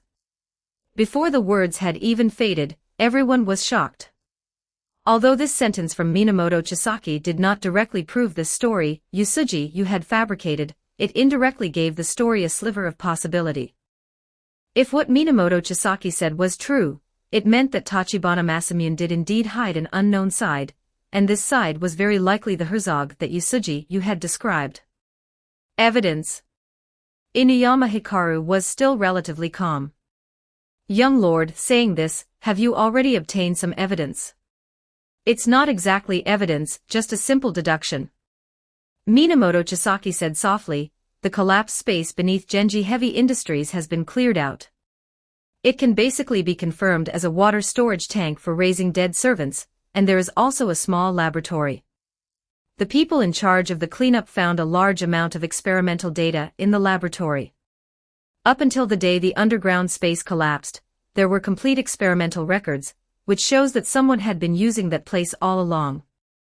There are only 3 people who can freely enter and exit Genji Heavy Industries, and have enough authorization to prepare such a space underground when building Genji Heavy Industries, myself as the owner of Genji Heavy Industries, the Miyamoto family head who was responsible for building Genji Heavy Industries, and family head Tachibana Masamune. Ryoma Genichiro took over Minamoto Chisaki's words, now that the Miyamoto family head has been assassinated by the Yiksha, the 2 people with the greatest suspicion are myself and the family head. Minamoto Chisaki did not shy away from the fact that he was also a suspect and said bluntly, regardless of whether the culprit behind this is me or the family head, it is a heavy blow to the Sheki 8 families. Therefore, my suggestion is to first place both myself and the family head under control to prevent the situation from further spiraling out of control. It will not be too late to conduct an in-depth investigation and collect evidence later. Minamoto Chisaki's frank demeanor caused the originally firm convictions of the family heads to waver, because they found that compared to the confident Yusuji, Minamoto Chisaki's words were clearly more substantive. If that's the case, could it be that the family head really has a problem? The four family heads looked at each other, not knowing what to say. At this moment, Principal Angers, who was watching from the sidelines, spoke up. Since that's the case, why don't we call the parties involved to the scene for a confrontation?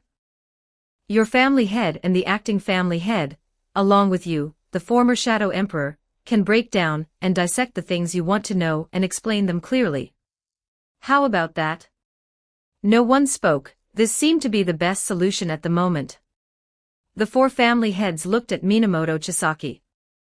Minamoto Chisaki was non-committal. I am fine with it.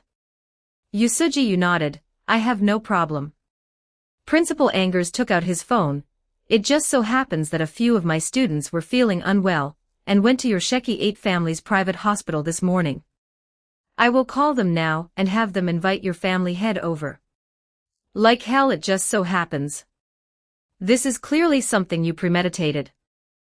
The family heads looked at Principal Angers, who was putting on an act with his phone, feeling very indignant. Inuyama Hikaru even spoke directly. Principal, this is an internal matter of our Sheki 8 families. It is not appropriate for you to interfere like this, is it? Ah? What? Principal Angers scratched his head. What did I do? I just had my students go see a doctor. I'd be a ghost if I believed you. Although they thought this in their hearts, they couldn't say it out loud. The reason Principal Angers gave was flawless. He insisted that his students were there to see a doctor, and the Sheki 8 families couldn't do anything about it. Just then, the call connected and Principal Angers turned on the speakerphone. Hello, Yixing, the situation? No, how is your illness? An urgent voice came from the other side of the call. Principal, the situation is not right. The target is not in the hospital at all. We found the target's bed, but the bed is empty. A nurse said she saw the target receive a call an hour ago and then check out, but the inpatient department did not find any discharge procedures for the target. Principal Angers raised an eyebrow. So you mean the target has very likely already escaped? Listening to the noisy sounds from the other side of the call, Principal Angers looked at the family heads. It seems there is no need for a confrontation. Someone has already fled in fear of crime. The family heads. Although they really wanted to be stubborn, it was meaningless now. Facts speak louder than words. Minamoto Chisaki frowned. The Tachibana Masamune has injuries. Where could he escape to? Perhaps he is not trying to escape. Yusuji shook his head and spoke under the gaze of the family heads. In the current situation, he has nowhere to retreat. Running away is useless. He knows very well that once he chooses to back down, all his hard work of so many years will be wasted. I don't know his personality, but if it were me, I could not accept that no matter what. Rather than ending up with nothing, it is better to break the cauldrons and sink the boats to fight a desperate battle, and there is still a chance to turn defeat into victory. Break the cauldrons and sink the boats. Minamoto Chisaki held his chin, lost in thought. If the story Yusuji told is true, then for Herzog, what is the most important thing that can help him complete a comeback?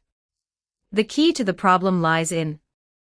A flash of inspiration struck Minamoto Chisaki's mind, the White King's holy skeleton. The moment he realized this, cell phone ringtones suddenly rang out one after another in the main hall. Almost all the family heads' phones rang at the same time. A bad premonition surged into his heart. Minamoto Chisaki took out his phone and answered it. Crow on the other side of the call shouted at the top of his lungs, "Young lord, it's bad. We just received news that a lot of the Yakusha suddenly appeared in Shinjuku, Shibuya, and Chiyoda, and are currently in a fierce battle with our people." On the other side of Inuyama Hikaru's phone was a girl. "Godfather, our shops have been attacked by the Yakusha. The opponent's firepower is very strong, Please arrange for reinforcements as soon as possible, Godfather. On the other side of Fuma Kotaro's phone was a man with a Kansai accent. Mr. Fuma, the Kansai branch of the Sheki 8 families has been attacked by the Yaksha. Please have the headquarters send reinforcements. Please have the headquarters send reinforcements. In Ryoma Genikairo's phone was a rough male voice. Emergency. Emergency. The entire Kanto branch has betrayed the family. The entire Kanto branch has betrayed the family. Now the Yaksha is purging the entire Kanto branch. Please send reinforcements as soon as possible. Please as soon as. On the other side of Sakurai Nanami's phone was someone from the Miyamoto family. Ms. Sakurai, just now your family members broke into our Miyamoto family's residence and snatched 2 of our Miyamoto family's super tunnel boring machines. Please give a reasonable explanation immediately, or I will apply for arbitration by the family. The family heads held their phones, listening to the sounds coming from the receivers, and looked at each other. The whole of Japan seemed to suddenly get lively. Problematic ad, reported here. You can disable pop-up ads by becoming a contributor. Become a contributor. Hashtag 43 Chapter 43 Dude, I'm here to save you. Chapter 43, Buddy, I'm here to save you. The rain in Tokyo seemed endless, falling on and off for several days. If this were an inland city, the streets would likely be swimmable by now, but fortunately, Tokyo is a port city prone to earthquakes and tsunamis, so its drainage system is exceptionally well maintained. It is said that Tokyo's underground drainage facility is known as the Temple of the Iron Dome. Construction began in 1992, and was not completed until 2006, with a total investment of 240 billion yen, approximately 18 billion renminbi. The main body of the project includes underground tunnels with a total length of 6.3 kilometers and an inner diameter of 10 meters, 5 water storage shafts with a diameter of 30 meters and a depth of 60 meters, and an artificial underground reservoir 177 meters long, 77 meters wide, and about 20 meters high. With such a drainage system, even if heavy rain were to fall for a month during the rainy season, Tokyo would not suffer from flooding. However, the continuous heavy rain did have some impact on the city. Under the influence of the heavy rain, work and classes across Tokyo were suspended. There was basically no one to be seen on the streets, and the occasional passing car was in a hurry, not lingering by the roadside. This largest metropolis in Asia seemed to have suddenly turned into an empty city shrouded in a curtain of rain, while a Honda NSX, like a blazing flame, pierced through the rain and broke into this empty city. Kazama Ruri rubbed his hands against the steering wheel, feeling his palms slightly damp and warm. Feeling the thumping of his heart, Kazama Ruri took a few deep breaths, struggling to suppress his excitement.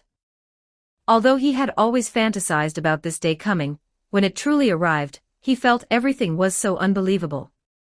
Today, perhaps, is the day the king dies. Just thinking about this, Kazama Ruri couldn't help but tremble with excitement. If there is anyone in this world who wants to kill the king most, that person would not be anyone from the Sheki 8 families, but the Dragon King of the Yaksha, Kazama Ruri. From many years ago, when he was brought into the Yaksha by the king, Kazama Ruri had developed an uncontrollable hatred for the king. It was the king who lured him into depravity, causing him to kill dozens of innocent classmates. It was the king who caused him and his beloved brother to part ways and walk different paths. And it was the king who cultivated him into a killing machine for the Yaksha. And after learning from Lushur that all the tragedies he had experienced were single-handedly created by the king, Kazama Ruri detested the king even more. Therefore, whether as Kazama Ruri or Minamoto Chime, he swore that he would definitely kill the king. In fact, he had once tried to assassinate the king, but the result was that no matter how many times he killed the king, anew the king would always appear before him. From initial fear, to later confusion, and now to numbness, Kazama Ruri had realized one thing: relying only on himself, there was absolutely no way to kill the king. But this time, he had a strong premonition. The king will definitely die. Without any basis, Kazama Ruri was just so certain, because sitting in his car was a big shot who could make him unable to move just by his aura, the man named Lushur, his bloodline was very likely the same as the strongest modern dragon slayer, Principal Anger's, an S rank. No, maybe even higher than S rank, but that didn't matter. Kazama Ruri could be sure of one thing, and that was that this person was much stronger than himself. With Lu Shi's help plus himself and Chu Zihong, who was not as strong as him but still had decent strength, if the three of them went together, even if the king were the heavenly king himself, he wouldn't survive. Where are we going? Chu Zihong, sitting in the passenger seat, suddenly asked. Kazama Ruri steadied himself and said, "The king gave me the location of an underground water storage well. I'm not too sure what he wants to do, let's go and see first." Chu Zihong nodded. Lu Shi, sitting in the back seat, didn't say a word, his gaze falling on a raindrop that had landed on the glass window. The raindrop slid down the window, leaving a wet trail, and then this trail was washed away by other rainwater, becoming blurry. Kazama Ruri turned the steering wheel, and the car silently drove into the next curve, but just at this moment, Lu Shi and Chu Zihong said in unison, "Stop the car." Kazama Ruri slammed on the brakes but the car didn't stop. Even though the sound of the tires turning had disappeared, the scenery around them was still rapidly receding. The rain poured onto the roof of the car with a swishing sound. The Honda NSX seemed to be gliding silently on a smooth rail at this moment, without a trace of vibration or sound. The speedometer indicated that the speed was constantly increasing, and in a moment, it broke the speed limit and reached 180 miles per hour. In a trance, Chu Zihong felt the scene before his eyes overlapping. This car seemed just like that Maybach back then, accelerating, gliding, all the way to hell. Some incredible sound was coming from inside the car, as if vines were growing rapidly, with tentacle-like thin branches digging into the wall structure, disintegrating this building. Something was invading, from all directions, overhead, and even below, but no one knew what it was. "The windows are leaking." Kazama Ruri's voice was filled with unease. Rainwater was seeping in through the car windows, flowing down the doors with a splash. That was definitely not just a simple failure of the window seals. The water seeping in was not a trickle but a rushing waterfall. The water inside the car continued to rise, and soon it had covered their feet. It was the rain. The rain was eroding the walls, seeping in through every crack. This building seemed to be riddled with holes. Chu Zihong could feel something heating up on his shoulder, and he knew very well what was in that spot. Ever since he escaped from that hell under the protection of that man that year, he had been left with a mark from that place. That was the mark belonging to Odin. Everything was just like it was back then. The god that killed that man had now come for him. "Jump out of the car." A light shout came from the back seat. Chu Zihong didn't think at all. His body subconsciously followed the instruction, gripping the Murasame in his hand, kicking the car door open, and rolling out. He even kicked the unreacting Kazama Ruri along with him. The out-of-control car crashed into a shop on the side of the road, and the three of them were exposed to the boundless heavy rain. Chu Zihong stood up straight, casually taking off his somewhat cumbersome coat. His soaked t-shirt stuck to his body, outlining his sharp and defined physique. Not far from Chu Zihong, Kazama Ruri was gripping his long sword, staring fixedly in one direction. In that direction, a soft light was shining, and in that white light stood a steed as massive as a mountain. The steed was draped in heavy armor with metal inlays, and a crystal-like radiance flowed over its white fur. Its 8 sturdy legs were like the outriggers used by mobile cranes to stabilize their bodies. It dug its dark golden horseshoes into the ground, and the hard road surface was torn open with wound after wound by it. Wearing a mask on its face, after every thunderous neigh, sparks of electricity sprayed from the metal nostrils on the mask. A huge black shadow sat on the horse's back, clad in heavy dark golden armor all over. Rainwater splashed on it, and the armor was covered with a faint glow. He held a curved long spear in his hand, the arc of the spear shaft like the trajectory of a meteor streaking across the sky. On the face behind the iron mask, the single golden pupil illuminated the surroundings like a giant lamp. In Norse mythology, the chief god of the Aesir god race, Odin. Just as in the legends, just as Chu Zihong had seen back then, riding the 8-legged steed Sleipnir, carrying the spear Gungnir made from the branches of the world tree, wearing dark golden armor, draped in a dark blue cloak, one-eyed. However, Odin's gaze did not fall on Chu Zihong or Kazama Ruri. His single eye stared straight ahead, where all the rainwater swirled and fell, without soaking a single corner of that person's clothes. Lucier had his hands tucked together, calmly meeting Odin's gaze. In just an instant, he judged that the Odin before him was not the real Odin, but just a heroic spirit. Was it a test, or was it that he didn't take him seriously at all? Lucier didn't care, because he suddenly realized that this was a trap. Odin's goal was not to kill or capture them, but to trap them. Even if just for a moment, it would be enough for the other side to complete all their arrangements, luring the tiger away from the mountain. Although it was a very crude arrangement, it was indeed effective. Must finish the battle quickly. Lucier raised his hand, with cyan-white dragon scales interlaced upon it. At this very moment, Takamagara. The pouring rain could not extinguish the woman's passion. These women who often frequented nightclubs knew what the name Kazama Ruri represented. They were very fortunate to be able to see Kazama Ruri at Takamagara today. Even if it was just a glimpse of this legendary host from afar, they felt that the trip was worth it. Consequently, the atmosphere in the club became even more heated. Men and women on the dance floor twisted their bodies, pouring out desires that could not be expressed through words. Compared to the bustling first-floor hall, the VIP lounge on the fourth floor seemed much quieter. At this moment, only Old Tang, who was frantically devouring a fruit platter, and Lu Mingfei remained. Arei sat obediently beside Lu Mingfei, eating grapes in small bites. Old Tang, why do you think the boss didn't ask us to go with him this time? It doesn't really seem like his style, Lu Mingfei said, grabbing 2 bananas from the platter. He handed one to Arei, peeled the other, and bit off half in one go. Lu Mingfei didn't usually like eating fruit, but he hadn't eaten anything good during this mission period. It had been the same at Takamagara, drinking every day. It was rare to have something light, so he had to make the most of it. Old Tang was no slouch either, his face covered in dragon fruit. Are you stupid? When God Lu takes you along, it's because he's absolutely certain he can protect you. If he doesn't take you, it means the situation is too dangerous and you aren't qualified to get involved.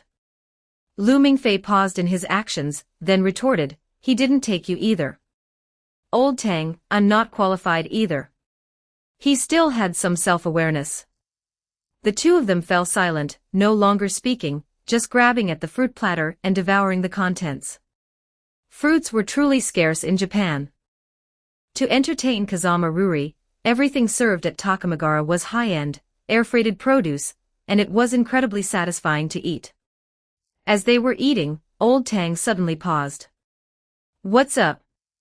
Lu Mingfei asked. Old Tang frowned. Did you hear a gunshot? Gunshot? No.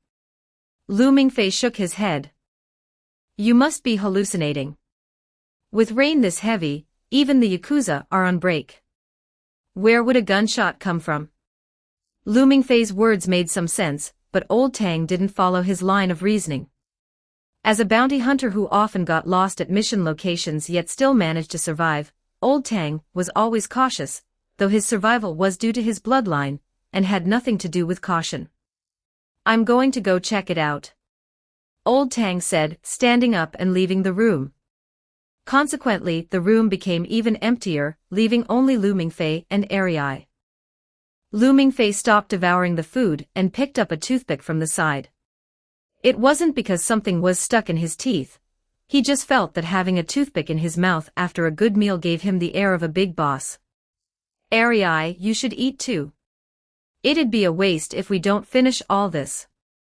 Arei nodded, continuing to eat grapes in small bites.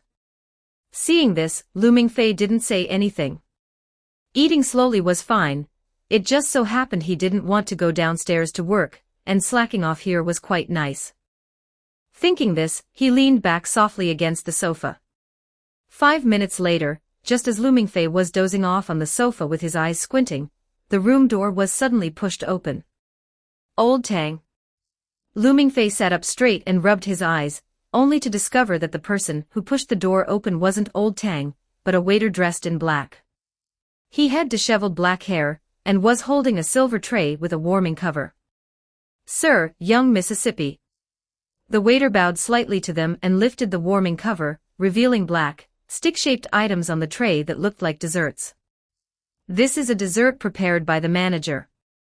Looming Fei thought to himself that guy Kazama Ruri had already left, and this dessert was way too late, not even good at bootlicking. As he thought this, Looming Fei suddenly sensed that something was wrong. Ariai's body beside him stiffened in an instant. Looming Fei turned his head to look at Ariai, only to suddenly discover that Ariai's eyes had come alive. Compared to her impeccable appearance and figure, Ariai's gaze was always a weakness. Most of the time, her eyes seemed to have a layer of mist floating in them, hazy and lacking luster. But at this moment, that layer of mist was swept away, and Ariai's eyes revealed a dazzling crimson gold, awe-inspiring to behold. She stared fixedly at the waiter, her hands trembling slightly. Looming Fei felt a chill in his heart. He suddenly realized that the expression in Ariai's eyes wasn't murderous intent or anger, but fear. As the ultimate evil ghost, perhaps the strongest hybrid in the world, an anomaly even more powerful than the Dragon King of the Yiksha, she was actually afraid of that waiter. Ariai was stiff and unable to move, but the waiter did not approach. He held the silver tray out toward Ariai and Looming Fei from a distance, as if inviting them to taste that exquisite dessert. A breeze from nowhere blew through the waiter's disheveled black hair, and Looming Fei also began to tremble, because he saw the waiter's face clearly. The waiter's face was covered by a ghastly pale mask. The mask was painted with the face of an ancient Japanese court noble, with vermilion lips, iron-black teeth, and a dignified smile on its lips. The more Looming Fei looked at it, the more he felt that it wasn't a mask at all, that was the waiter's face. Or rather, that mask was grown directly into the waiter's skin. Looming Fei saw with his own eyes the corners of his mouth curl upward.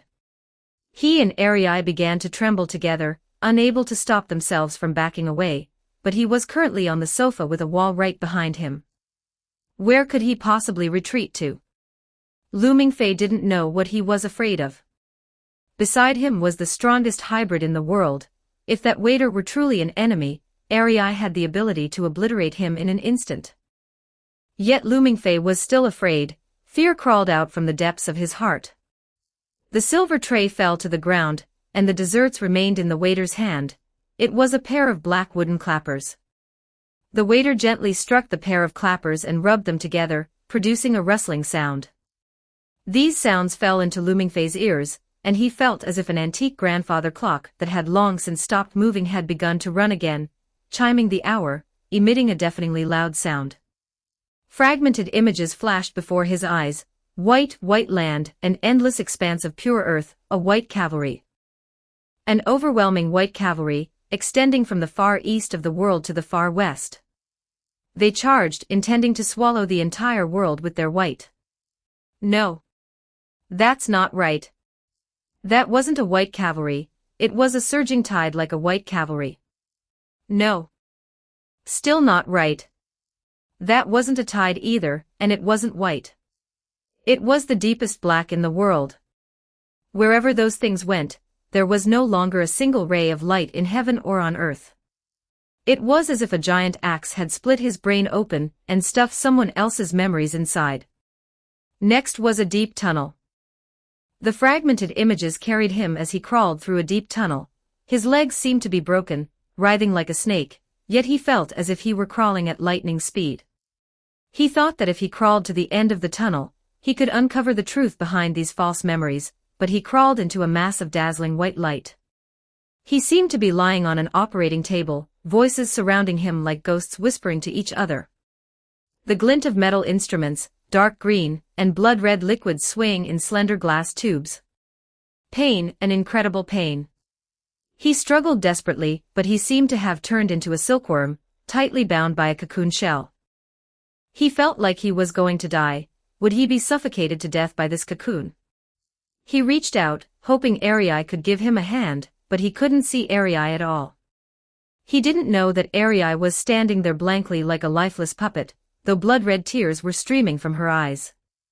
The sound of wood rubbing together was like millions of silkworms gnawing on mulberry leaves.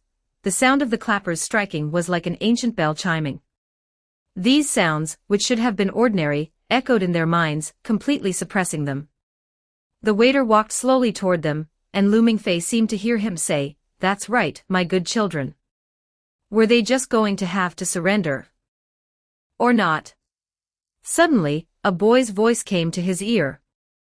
The little devil who had always been hiding in the shadows and harassing him seemed to be leaning right against his ear at this moment, whispering softly, "Brother, it's time to run for your life." The next second, with a bang, the door was kicked open. The waiter standing at the doorway was even sent stumbling by the suddenly opened door panel, and the sound of the clappers vanished along with it. Lu Mingfei felt his consciousness clear up significantly. His first reaction was to grab Ariai's hand. Immediately after, he heard a voice that put his heart at ease. "Big-headed bear. Buddy's here to save you." Chapter 44, The Final Stand. "Fuck you." Richard Dragon spat out a vulgar curse, simultaneously lifting his leg to kick the waiter who had been knocked to the ground. But the waiter lay on the ground, motionless, as if he had been killed by the impact. Lu Mingfei's consciousness snapped back to clarity at Richard Dragon's shout, and his strength returned to his body. He was soaked through, as if he had just been fished out of the water, and he panted heavily, "Ha ha. Damn, what is going on? The situation is complicated, we need to run." Richard Dragon pulled two P99s from nowhere and tossed one to Lu Mingfei. "Run?" Lu Mingfei froze, clearly still not fully processing the situation. "Run from what?" "Running for our lives, brother, can't you hear that the fighting has already started outside?" Richard Dragon couldn't be bothered to waste words.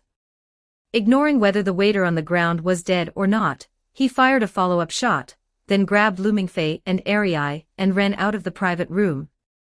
Only then did the hallucinations in Lu Mingfei's mind finally fade, and the sounds finally rushed from his ears into his brain. Gunshots, gunshots from all directions, popping like firecrackers during the New Year.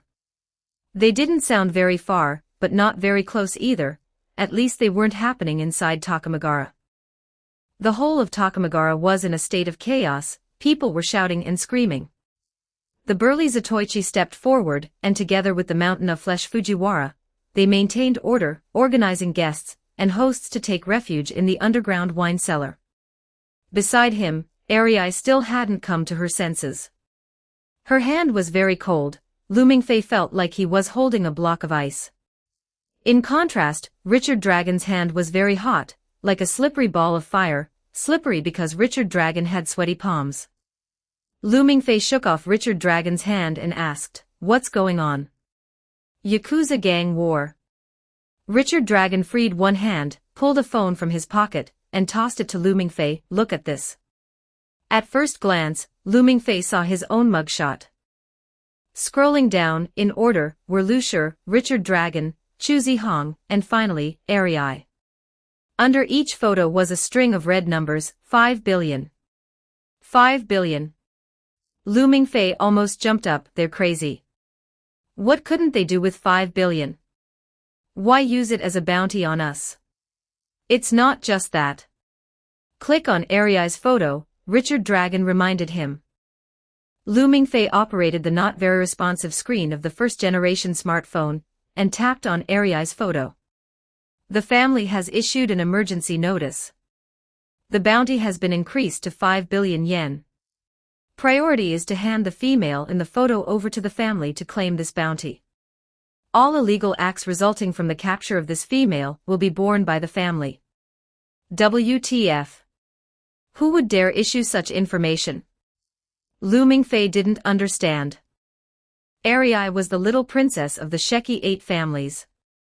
Previous bounties had targeted the 4 of them, with Arii appearing as a hostage they had kidnapped.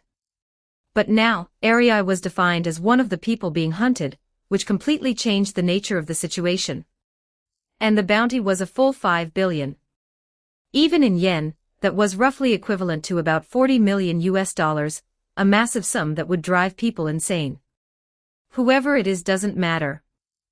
What's important is that we need to escape as quickly as possible. Richard Dragon took the lead, guiding Lu Mingfei and the other two to the first floor.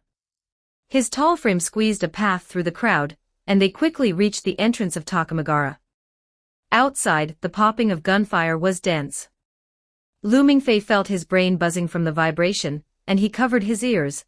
How did they know we were here? Heaven knows. Richard Dragon kicked the door open. Stay close. After saying that, he charged out first. Lu Mingfei hurriedly pulled Arai to follow. The three of them rushed out of Takamagara. They had taken the back door. Once out, they were in a long, narrow alley. There was no one in sight, and usually, no one passed through here. The cold, heavy rain poured onto them, but Lu Mingfei felt the block of ice he was holding slowly begin to warm up. Arai. He tentatively called out, receiving a soft response. Are you okay? That's good. While the two were talking, Richard Dragon had already pushed out a Harley from the side. This was the one Caesar had ridden over earlier, but after arriving, he hadn't ridden it back and had just left it there to gather dust. Now, it was coming in handy. Get on. Richard Dragon called out and then started the beast. Lu Mingfei held Arai and sat on the back seat. Although it was a bit cramped, now was not the time to worry about that. In a daze, Lu Mingfei seemed to hear the sound of wooden clappers coming from somewhere again. The body of Arai in his arms became cold and stiff once more. Lu Mingfei pressed his head, enduring the headache, and shouted, "Go!" The engine roared, the massive sound causing the gunfire from all directions to pause. Richard Dragon twisted the throttle, and the beast carried the three of them out of the alley. The beast roared onto the street, and on the rooftop of a building on the other side of the street, my Sakatoku was replacing the magazine of her sniper rifle with a standard one. Damn it. What kind of hellish mission is the boss arranging? I'm supposed to fight the Yaksha alone. Gritting her teeth, she installed the magazine, mounted the rifle, aimed, and pulled the trigger. The muzzle swept across the long street, locking onto the gangster youth charging at the front. The sniper rifle fired with a muffled sound. The front tire of the man's motorcycle suddenly burst, and he tumbled with the bike, sliding toward the side of the road. 3 consecutive shots hit the street lamp pole in a triangular pattern, and the top half of the pole, along with the street lamp, crashed onto the road, temporarily blocking the crowd's advance. Friendly reminder, those bikers are from the Sheki 8 families. Doesn't that make it even worse? I'm dealing with the Yaksha and the Sheki 8 families, both groups. I'm a ninja, not a Kamen Rider. Relax, it's fine. Little White Rabbit 1 and 2, plus the little mute, normal people can't do anything to them. I hope so. My Sakatoku's scope tightly followed the Harley as it moved down the street. However, suddenly, another figure entered her field of vision, causing her expression to turn ugly instantly. Hope is shattered, she said. A man with a face like a no mask had appeared in the center of the street, no one knew when. He was scorching hot, rain falling on him rose into wisps of white steam. His eyes were the crimson gold of a second-generation dragon, a shade of golden pupils only second to the Dragon King's. It was so dazzling that no hybrid dared to look directly at it, including my Sakatoku, who subconsciously averted her gaze. But not everyone was afraid to look directly. Richard Dragon was completely unaffected. He twisted the Harley's throttle to the max and drove straight at him without slowing down at all. At the same time, he released his left hand, shook open his jacket, drew the P99 from his waist, and chambered a round with one hand. Gunfire ignited the rain curtain as the 15 bullets in the semi-automatic pistol poured out. Even as a C-class hunter, Richard Dragon was a battle-hardened C-class who had executed countless missions. You could call him stupid, you could call him a coward, but you could never call him incompetent, because incompetent hunters had already died during their missions. Those who survived were all strong. His marksmanship was very accurate, as if the P99 were a part of his body. He precisely controlled every trajectory, and every bullet accurately hit the black-clad waiter, causing blood to bloom in the most vital areas. Even my Sakatoku was shocked by Richard Dragon's shooting accuracy at this moment. Those bullets seemed to carry the command of must hit. And the next second, the man with a no-mask face performed an action that people found inconceivable. Facing the oncoming Harley, he actually charged forward through the hail of bullets. Clearly, every bullet hit him. The sound of bullets boring into biological tissue was clear and unmistakable, yet he seemed completely uninjured. My Sakatoku, keeping watch from above, witnessed this incredible scene. A stern order came through her Bluetooth headset: intercept that person. You must not allow him to approach Lu Mingfei. She swapped in a new magazine, and fired continuously from her vantage point. She liked to call herself an ace sniper, and this was by no means boasting. Maneuvering a firearm with such massive recoil, she emptied the magazine in just 3 seconds. The large-caliber bullets of the AS-50 were, after all, different from the pistol bullets Richard Dragon fired. Just one hit broke the man's legs, and then it opened several holes in the man's body as he lay on the ground. The Harley roared past, crushing the man, without looking back to see if he was dead or alive, though in all likelihood, he couldn't have survived. That said, my Sakatoku suddenly thought of the scene from just a moment ago, the man charging through the rain of bullets, and she couldn't help but feel a sense of unease. But watching Richard Dragon about to disappear around the distant corner with Lu Mingfei and the other, everything seemed to have settled, hadn't it? It had not. With no one prepared, a crisp dang-dang sound rang throughout the entire street, and the source of the sound was actually the loudspeaker of a shopping mall by the street. Richard Dragon's heart skipped a beat. Before he could react, a hand reached out from behind and grabbed his neck. Big-headed bear. Richard Dragon looked at Lu Mingfei's dull golden pupils in the rearview mirror, and couldn't help but shout, "Big-headed bear." But there was no reaction. Arai was trembling. She was like a cowering little beast, curling herself into a ball. At the corner of the long street, another man with a no-mask pattern on his face walked out. He raised his head, looking toward my Sakatoku from afar, and then raised the wooden clappers in his hand. The wooden hammer struck the clappers amid the furious, wide-eyed gazes of Richard Dragon and my Sakatoku, but the sound emitted was not the expected dang-dang, but rather clang. The dang-dang sound that had been ringing throughout the street vanished instantly. Both of them were stunned for a moment. Richard Dragon felt the strength on his neck weaken significantly. He quickly controlled Lu Mingfei's hand, and then turned his head to look toward the direction the sound had come from. On the roof of the shopping mall, a man tossed the speaker he had just dismantled aside, and then actually floated up, swaying, hovering in midair just like that. "Sorry, I'm late."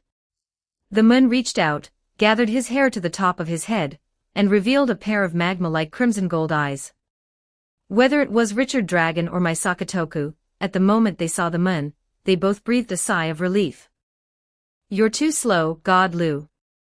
Sorry, I wasted a little time over there." Lu sure showed an apologetic smile. Actually, with his strength, dealing with an Odin might take a bit of effort, but dealing with an heroic spirit wouldn't take long at all. The reason he had only arrived now was mainly because that heroic spirit was a little special. Lucier shook his head, cast aside the unnecessary thoughts in his mind, and looked at the man with the no-mask pattern on his face.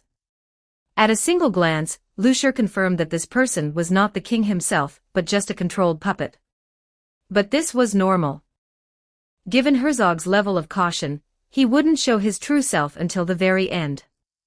Although his true identity had been exposed under Lucier's series of arrangements, he had been plotting for many years and couldn't just give up like this. It was just unknown what backup plans he still had. Lucier waved his hand, and the rain filling the sky swirled and condensed into a water dragon, which swallowed the king's puppet.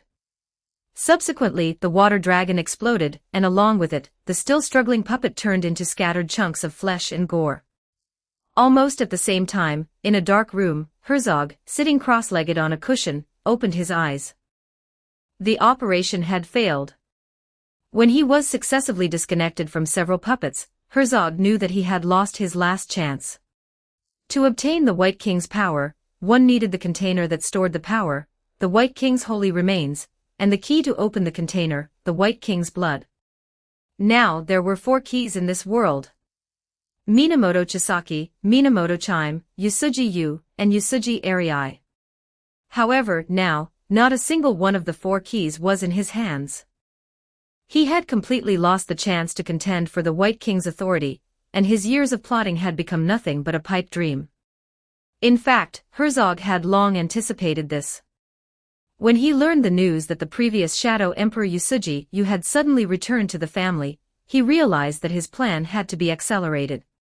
His plan to use the conflict between the Sheki 8 families and the Yiksha to open the Shrine of the Gods had one very big flaw. He himself had to be the leader of both organizations. He had to be both the patriarch and the king. Only in this way could he lead both sides to slaughter each other, thereby ensuring both sides focused their goals entirely on the Shrine of the Gods.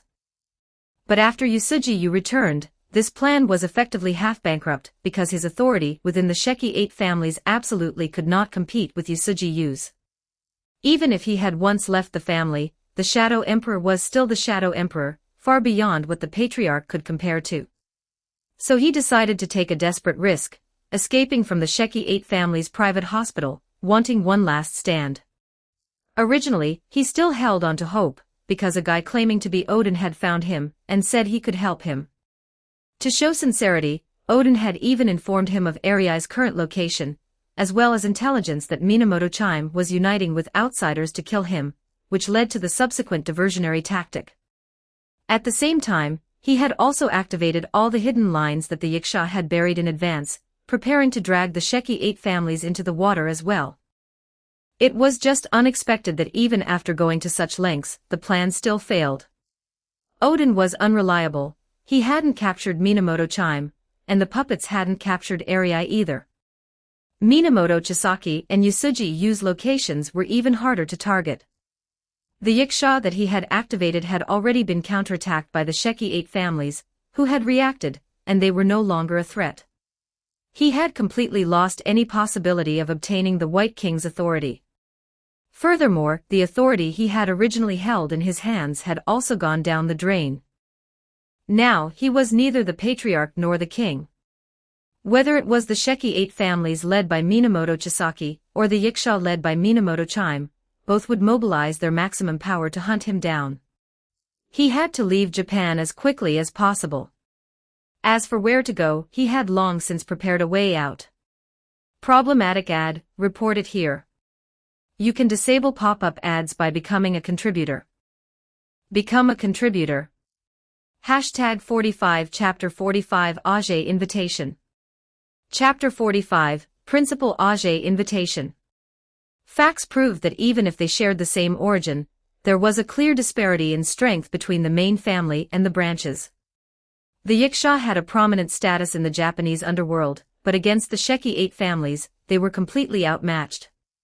Aside from gaining some initial advantages through surprise attacks, once the Sheki 8 families reacted, it became a one-sided crushing defeat. Almost all members of the Yiksha who participated in the riot were wiped out. The only exception was the Kanto branch. That branch had been almost entirely hollowed out and replaced with the Yiksha's people, so they could still put up a desperate resistance. But that was all. Under the command of Minamoto Chisaki and several family heads, the entire Sheki 8 families operated like a massive machine, rolling over the Yiksha. Support, counterattacks, and annihilation, everything proceeded in an orderly manner. At the same time, Minamoto Chisaki sent out personnel to search for Tachibana Masamyan's whereabouts, but unfortunately, there were no results. The castle team also had no results. They didn't catch Herzog at the Sheki 8 family's private hospital, and afterward, they had no other missions, so under Principal Auger arrangement, they participated in the clash between the Sheki 8 families and the Yiksha. This battle came suddenly and ended quickly. Before the Japanese Metropolitan Police Department could react, this underworld war was already over. Both sides in the war suffered heavy losses. Needless to say, for the Yiksha, besides the Kanto branch still resisting, and the Blissful Pavilion which hadn't been mobilized, the rest of the Yiksha members were wiped out completely. It was foreseeable that within the next 20 years, the Yiksha would not be a threat. The Sheki 8 families also lost many family members. These weren't just high-ranking underworld figures. Some members who had washed their hands to work legitimate jobs were also caught in the crossfire, and unfortunately lost their lives. Although they won the war, the strength of the Sheki 8 families was more than half depleted. The independence plan they had prepared could only be temporarily shelved. After all, the current Sheki 8 families still needed to rely on the secret party as a backing. Fortunately, this war wasn't entirely bad for the Sheki 8 families. Through this war, the Sheki 8 families not only dug out the massive tumor that was Herzog, but also eliminated the Yiksha. Looking at it from a developmental perspective, the future of the Sheki 8 families was bright. Thinking about it this way, being temporarily under the control of the secret party wasn't something unacceptable. The only thing the family heads of the Sheki 8 families couldn't accept was Herzog's betrayal. The family heads had trusted the clan leader Tachibana Masamune deeply, so now that they had been betrayed, their feelings were understandable. Surprisingly, Minamoto Chisaki's mood was actually not bad, though it wasn't clear if that was because he had been suspicious of Tachibana Masamune all along. After the Underworld War ended, the members of the Sheki 8 families quickly devoted themselves to